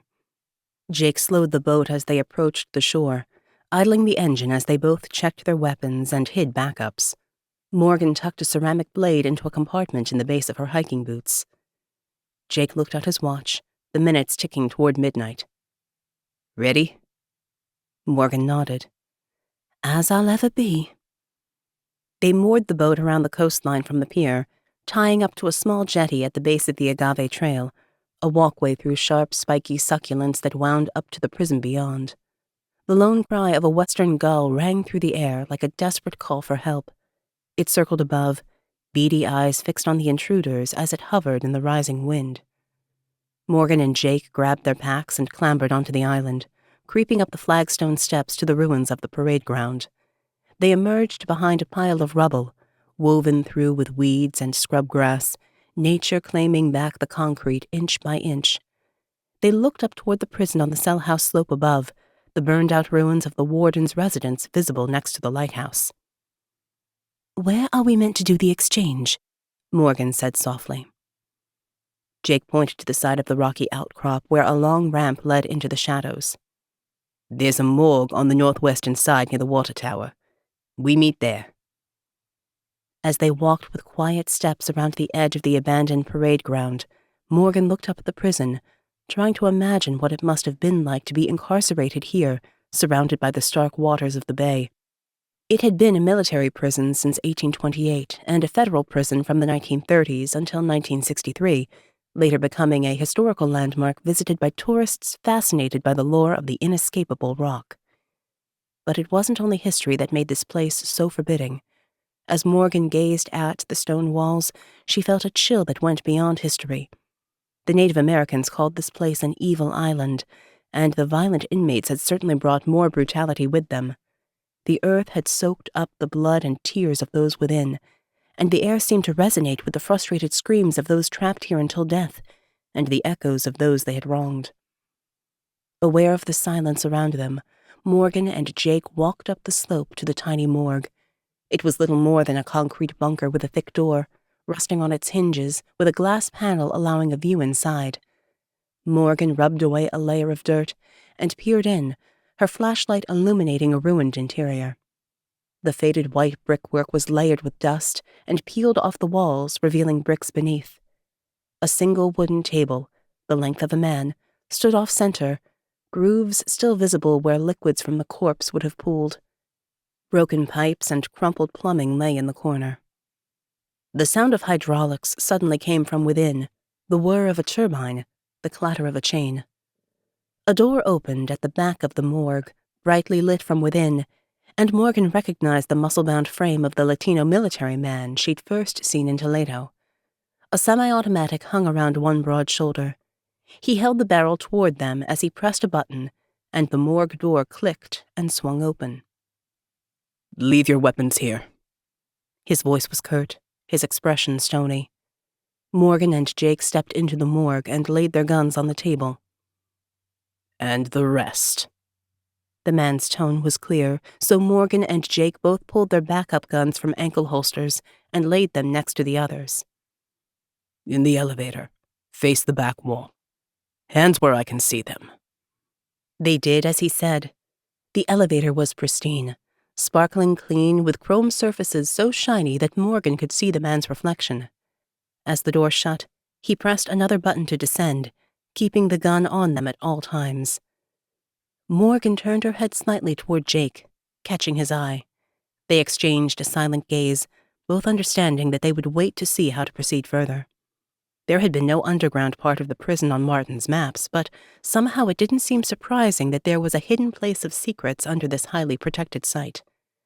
The elevator descended, halting with a bump at the bottom. The chrome door slid open with a whoosh. The Latino guard stepped out first, backing away, his gun trained on them the whole time. "Out. Turn around slowly." They turned, and Morgan couldn't help but gasp at what lay in front of them. Chapter 24. Morgan had expected some kind of historic dungeon, but this was a state-of-the-art medical research lab. They had known of Luis Rey's ties to the military, but what he did here must be directly under the auspices of government, and only a stone's throw from the Silicon Valley billionaires who chased immortality at any price. The lab was compact, the ceiling low and hung with silver ventilation ducts and metallic pipes. Morgan didn't know what most of the medical equipment was for, but that wasn't what caught her eye. On one side of the room, a row of 4 bodies lay on metal gurneys, 3 male, 1 female, all young, all strapped down and all showing signs of violent death. They had been shot in the head recently. Powerful vents whooshed as they conditioned the air, but the room still smelled of a hint of smoke, and underneath it, a note of decay. Morgan noticed that the gunshot wounds had not bled, and 2 of the bodies showed signs of decomposition. It looked like they had been shot after death, but surely that couldn't be right. Behind the gurneys, a barred door led into a darkened cell. On the other side of the room, screened off from the dead by a green surgical curtain, a Creole scientist with blue beads in her hair stood tapping on a computer tablet, checking readings on a monitor. In front of her, a young girl lay in a hospital bed, her body twisted, her face pale and sweating with pain, even though she was under sedation. The regular beep of the machine traced the pulse of the girl's life. "You took Naomi from the bayou." Jake started toward the woman, fists clenched. "LaShonda, right?" At the sound of his voice, a rattling came from the cell beyond, and a face appeared. Naomi stood there, hands around the metal bars. She wore a white hospital gown as if prepped for an operation. Her skin was sallow, her wrists raw from the shackles, but her eyes were still bright with curiosity. "Jake, you're really here. Naomi!" Jake stepped forward, heading toward the cell. The bodyguard stopped him with a sharp dig in the ribs with his gun. "No further." LaShonda regarded the newcomers with calculated interest. "Did you bring the relics?" She pointed at the girl in the bed. "Elena doesn't have much time." She looked over at the bodyguard. "Julio, take the bag." "It's okay. I'll do it." Morgan shrugged off her pack, her hands in clear view so Julio wouldn't get trigger-happy. She pushed it gently with her foot, sliding it forward. LaShonda walked over, bent to pick it up, and carried it over to one of the metal tables. She ran a detection wand over it with a light beeping noise. "It's clear." "Of course it is," Morgan said. "There are only bones in there. Now, let Naomi out of the cell and let us leave." Something about the place made her skin crawl, and she had a dark sense of foreboding. They needed to get off this forsaken island of violence and death. Let Marietti return for the relics himself. It would be a win if they could just get themselves out alive tonight. "But surely you must want to know what the Hand of Ezekiel can do." The voice came from a doorway behind Elena's hospital bed. A Hispanic man stood curved over an ebony walking cane, twisted fingers grasping the bone handle. His face was scored with deep wrinkles, aged before his time by the disease that ravaged his body, but there was a core of steel beneath. From the research Martin had provided, Morgan realized that this must be Luis Rey, the billionaire who would try to conquer even death to save his daughter. "I know what you do at ARKANE," he said. "So you must be curious. Can the relics really turn dry bone to living flesh once more?" The beep of Elena's machine filled the brief silence, the blip of an erratic heartbeat as Luis looked down upon her prone body. He pointed over to the dead lying on the gurneys beyond. "We've tried so many variations of the powder, but there has always been something missing. Something that perhaps the relics will provide. Something that will bring Elena back." Morgan looked over at Jake. He shook his head almost imperceptibly, and she cursed his need to fulfill the mission, to retrieve the relics as well as Naomi. She trusted him enough to follow through with whatever he had in mind, but she felt the threatening edge of her own weakness lying beneath that certainty. Luis nodded at LaShonda. She opened the pack, pulling out the packages that held the finger bones. Morgan found herself holding her breath in anticipation.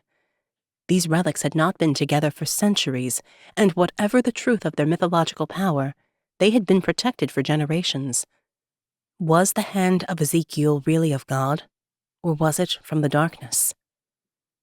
LaShonda laid the finger bones on a workbench, and for a moment Morgan thought they were free and clear.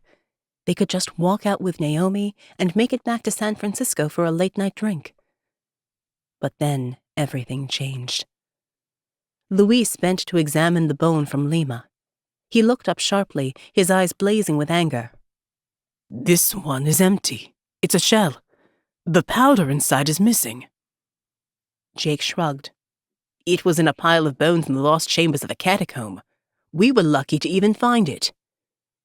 Luis thumped his fist on the table, shaking the other relics. "It's not enough. You'll pay for the failure. We need more test subjects, and she will be the first." He turned toward Naomi, but Jake didn't even wait for the end of the sentence. He moved fast, spinning low, ducking under Julio's arm. He thrust up hard, knocking the barrel of the gun up and away. Julio shot off a couple of rounds. Luis ducked and pulled LaShonda down with him as bullets pinged off the metallic pipes above. A sudden hissing sound filled the room as one burst. Water sprayed out, dripping down the walls. Morgan dove sideways, rolling to her feet, pulling the ceramic knife from her boot, yanking back Julio's throat as Jake pinned his arm. She held the blade at his jugular. "Easy now." Jake took the gun off him and pointed it at Luis and LaShonda cowering on the floor. "Now, we're going to do this my way." A moment of silence, then a voice, reedy and weak. Jake? Naomi stood against the bars, one hand clutched against her chest. Red blood soaked through her gown where 2 bullets had torn into her. She sank to her knees, eyes closing as she collapsed. No! Jake shouted. His distraction gave Julio an opening. The big bodyguard thrust both fists behind him, raking his fingers down Morgan's burned legs. She howled and backed away, explosions of white-hot pain racking her body as she dropped to the ground, clutching at her thighs, breath fast. Julio snatched for the weapon. Jake spun back toward him, enraged. He used the butt of the gun to whip Julio on the side of his head, knocking the man to the ground, taking his rage out on the bodyguard even as Julio fought back. The men tussled, sliding through the water that dripped onto the floor from the leaking pipes, but Jake's anger drove him harder. He straddled the bodyguard, punching him over and over. The high-pitched whine of an alarm filled the room. Elena's monitor. Her heartbeat had stopped. No! Luis shuffled over to his little girl's bedside, LaShonda ahead of him. She checked the monitors, grabbed defibrillator paddles. She paused with them over the little girl's chest. This is the 4th time tonight. She can't take much more. Luis urged her on as tears streamed down his face. Do it, please. Don't let her go. LaShonda placed the paddles and shocked the tiny body. The monitor flared into life again, but then died. She pressed the button again. Morgan watched from the floor in a haze of pain. As they worked on the little girl in desperation, she finally understood why this broken man was willing to risk everything, perhaps even eternal damnation, to keep his daughter alive. Jake held Julio down with a bloody fist and punched him hard one more time. As the bodyguard slumped in a daze, Jake ran over to Naomi in the cell. He touched her hand. Hold on now, we're getting you out of here. Naomi looked up at him, her arm clutching her chest as blood pooled around her. It's too late, she whispered, reaching up and stroking Jake's cheek. Then she gazed across the room at Elena. Save her. Naomi's arm dropped and her head lolled to one side. Jake reached through the bars, pulling her to him.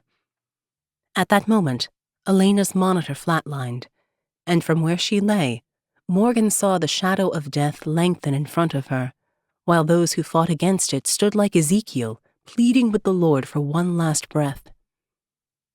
There's still a chance, LaShonda said, once again the cool-headed scientist. I'm almost there with the formula. The last batch was so close. Perhaps one of these bones contains the missing element. Test them, Luis said, his eyes glazed as he looked down at his daughter. Do it, now.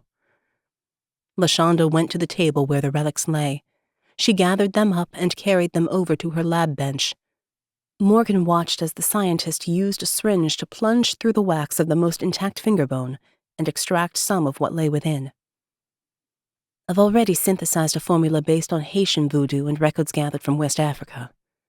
LaShonda placed the off-white powder in a vial and shook it. But something was missing. I used it on batches of test subjects and some came back, but they were raving. They were animals. We had to... She pointed beyond the curtain to the dead bodies on the gurneys. So there has to be something else. She placed the vial in a mass spectrometer and began the analysis of the bone powder. This will take a few minutes, and then I can compare the samples, find the differential. Her eyes flicked over to Naomi in the cell. Then I need to test the batch. Jake whirled around, his eyes blazing in anger. No. You can't use her that way. It's not what she would have wanted. His words trailed off, and Morgan saw realization dawn on his face. Naomi's outstretched arm still reached toward Elena, and her last words had been for the little girl. Luis pulled a bunch of keys from his pocket. They spent time together in the last days, he said softly. Naomi spoke of her lost sister. He threw the keys over to Jake. Here, lift her out and help me move them both into the resurrection room back here. Jake caught the keys and stood for a moment looking down at them. Then he straightened up and unlocked Naomi's cell, pulling her from within. He lifted her prone body, and she lolled in his arms, her blood soaking through his shirt. Morgan pushed down the pain in her legs and pulled herself up, following them into the resurrection room. It was shadowed inside with the sweet smell of incense in the air, a far cry from the bright lights of the medical lab beyond. This was a place of worship, a place where the saints could intercede for the living. But the smell of the dead was here too, and in the glimmer of candlelight, Morgan noticed stains on the floor, offerings to an ancient god who demanded blood sacrifice. The bodies on the gurneys had been shot in here, executed when they had returned as something less than human. A thick scarlet candle stood on a plain stone altar, casting flickering shadows over the silver box that lay open on top. The box of bone they had only seen in pictures, the box that completed the Hand of Ezekiel. Luis laid Elena down on one of the gurneys. He tucked a blanket around her, and even as tears streamed down his face, he shackled her tiny wrists to the metal frame. His hands shook, his eyes never leaving her. Jake placed Naomi's body down on another gurney next to the little girl, her face just as innocent, her skin barely marked with a wrinkle. Morgan reached out and checked Naomi's pulse, but she already knew there was nothing left in this earthly shell. She had not known the woman in life, but she was a fellow agent, and deserved better than this accidental death on a cursed island. She looked at Jake. Did she believe? He nodded. Her faith never encroached on her work at ARKANE. Somehow she managed to reconcile both worlds. He sighed. More than I could ever do, that's for sure. LaShonda rushed into the room. I think I found something. Chapter 25. I tested all the bones, and there's an element common to all that I missed in the first stage. LaShonda held up a test tube containing a thick paste. But I think this will work. She took a step toward Naomi, but Jake stopped her, his hand against her chest. Oh no, you're not using her as a lab rat. Try it out on Elena. Tears ran down Luis's face as he reached out with a shaking hand. She's all I have left. Please. Morgan took a deep breath. What would Naomi have done? Jake thumped a fist into his open hand, then exhaled sharply. She would have volunteered herself rather than hurt a little girl. He backed away from the bench, handed Morgan the gun. But I can't do what might be necessary. LaShonda walked to the side of the gurney with the mixture.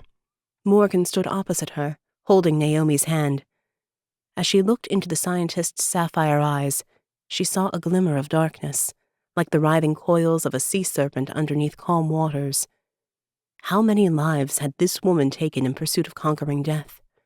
How many more would she be willing to sacrifice? LaShonda spooned some of the paste from the test tube. Doubt clouded Morgan's mind, and she put a hand out to stop the scientist. Wait, there must be a reason why it's called the Hand of Ezekiel.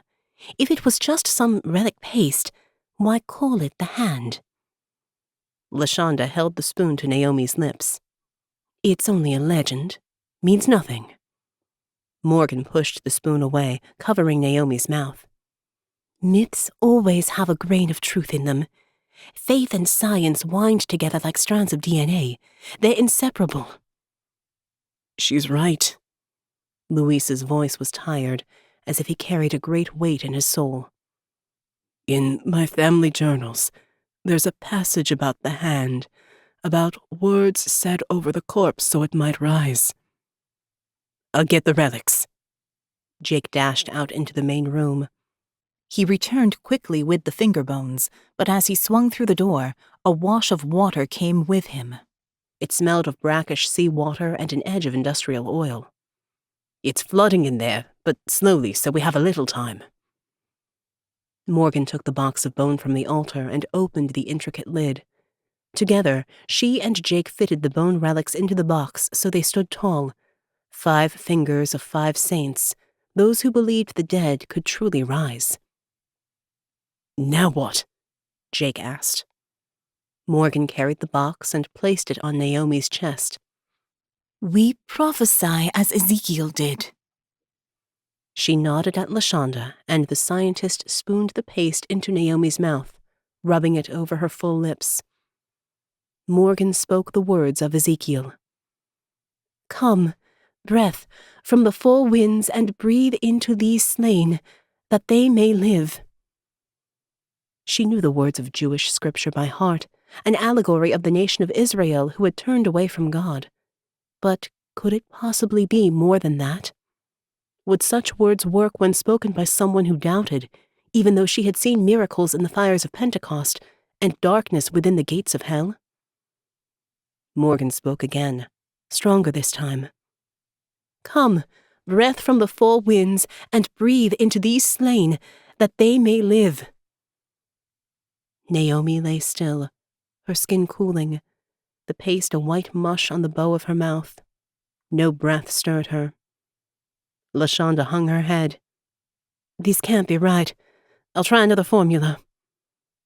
Suddenly, a far-off rumble echoed through the room, the storm finally overhead. Then the ground shook, and a rushing sound came from the lab beyond. Jake turned to the door and yanked it open, letting in another wash of water. We need to get out of here.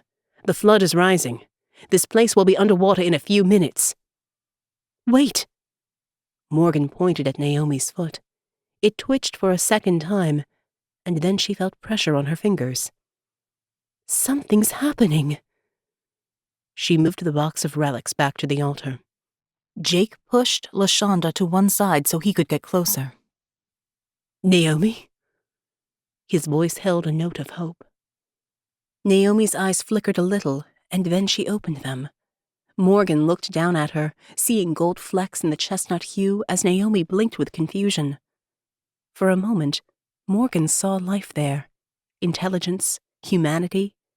Then it was as if a sandstorm blew across, a tempest in the desert sweeping away all before it, scouring life from its path. Naomi's top lip curled, and she bared her teeth as she snarled, her fingers curving into talons. She raked at the air.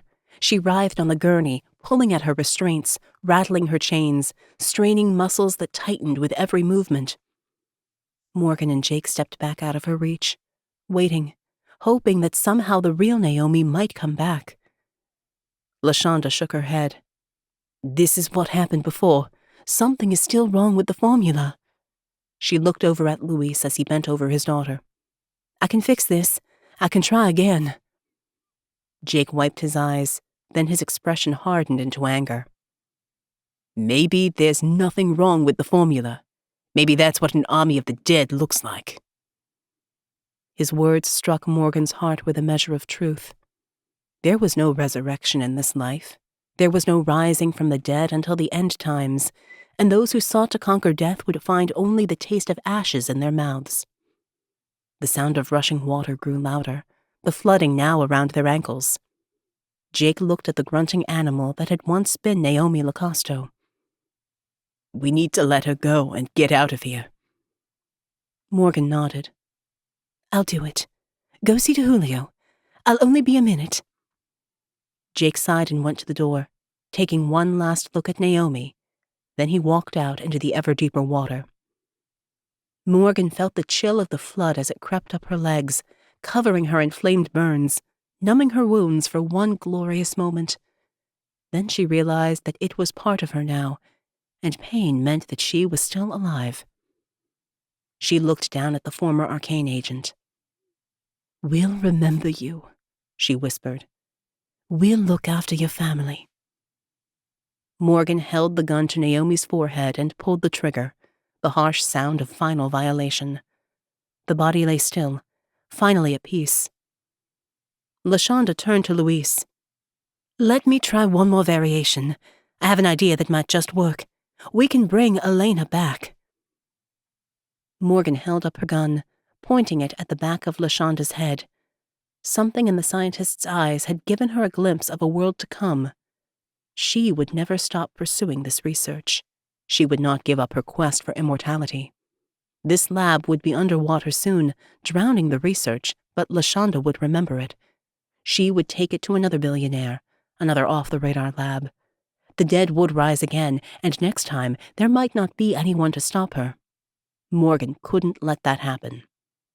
Luis stared back at his scientist, looking as if he was only one step from the grave himself.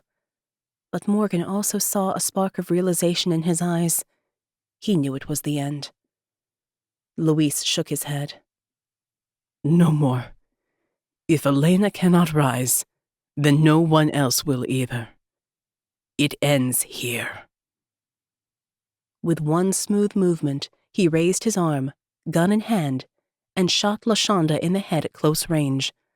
Her body dropped heavily, floating in the rising waters as blood pooled around her. Morgan stood silently, her own weapon pointing at Luis as he held his gun out toward her. A moment passed as their eyes met. Then he blinked, dropped his arm, turned back to Elena. Morgan slowly lowered her weapon. Luis was now a broken man, his ambitions ended, his family line finished. He climbed onto his daughter's bed, wrapped his arms around her and closed his eyes, waiting for the waters to cover them both. Morgan grabbed the box of bones from the altar and waded through the flood back into the lab. Sparks flashed from equipment overhead as lights faded in and out. Jake stood at an open emergency stairwell by the elevator, a still woozy Julio by his side. Morgan lifted the box higher as she crossed the lab, the water now chest-height. Jake helped her out of the flood, and they began to climb away from the doomed lab and up to the main island above. They emerged from the emergency tunnel on the outside of the morgue. Rain lashed down as thunder rolled overhead, lightning slashing the sky into shards. Jake pushed open the door to the morgue and cuffed Julio to the old table where he might be found in the morning. I didn't know he would take it that far. The bodyguard's eyes were haunted. He shook his head. I'm Catholic. I know the dead should only rise in the end times.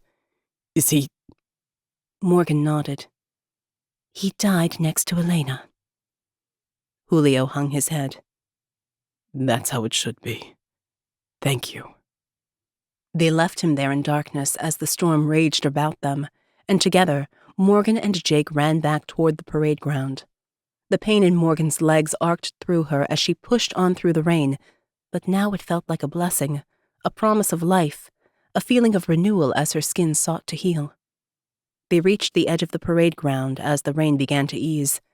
As they stood together looking out across the bay, it was as if they were alone in the world. Fog hung over the water, a dense cloud that blocked everything from sight, deadening sound. There were shadows out there in the gloom, strange shapes with claws and teeth and scales, wandering souls amid the haunting cry of seabirds. Morgan looked down at the engraved box of bones. No one should have these. We can't take them back. She dropped to her knees and placed the box on the ground. She opened it and pulled out the finger bones, laying them on the rock. She picked up a lump of concrete and lifted it high, ready to smash it down. Wait. Jake stopped her, holding her arm away from the relics. The ARKANE vault is full of such artifacts. Why are these any different? Morgan looked up, her thoughts with Ben. You saw what Naomi became. If these can really raise an army of the dead, an army of those things, then they must be destroyed. The dead should stay in the grave. Jake nodded, then dropped to his knees beside her. And with the relics gone, then the Brotherhood of the Breath have nothing further to protect. They can fade into history along with the Inquisition that spawned them. He picked up another piece of concrete. I'll help you. Together, they smashed the relics into powder, turning the bones into tiny fragments. The gentle rain washed the remains into the debris of the parade ground and down over the Agave Trail, fertilizing new life on the cursed island, as dawn rose over the city beyond. The end. Did you enjoy Valley of Dry Bones? All the ARKANE thrillers are now available in audio format, narrated by Veronica Giguere. You can sign up for JF Penn's new releases at www.jfpenn.com. www.jfpenn.com. That's www.jfpenn.com. This has been Valley of Dry Bones, ARKANE Book 10. Written by J.F. Penn. Narrated by Veronica Giguere. Copyright 2018 by J.F. Penn. Production copyright by J.F. Penn.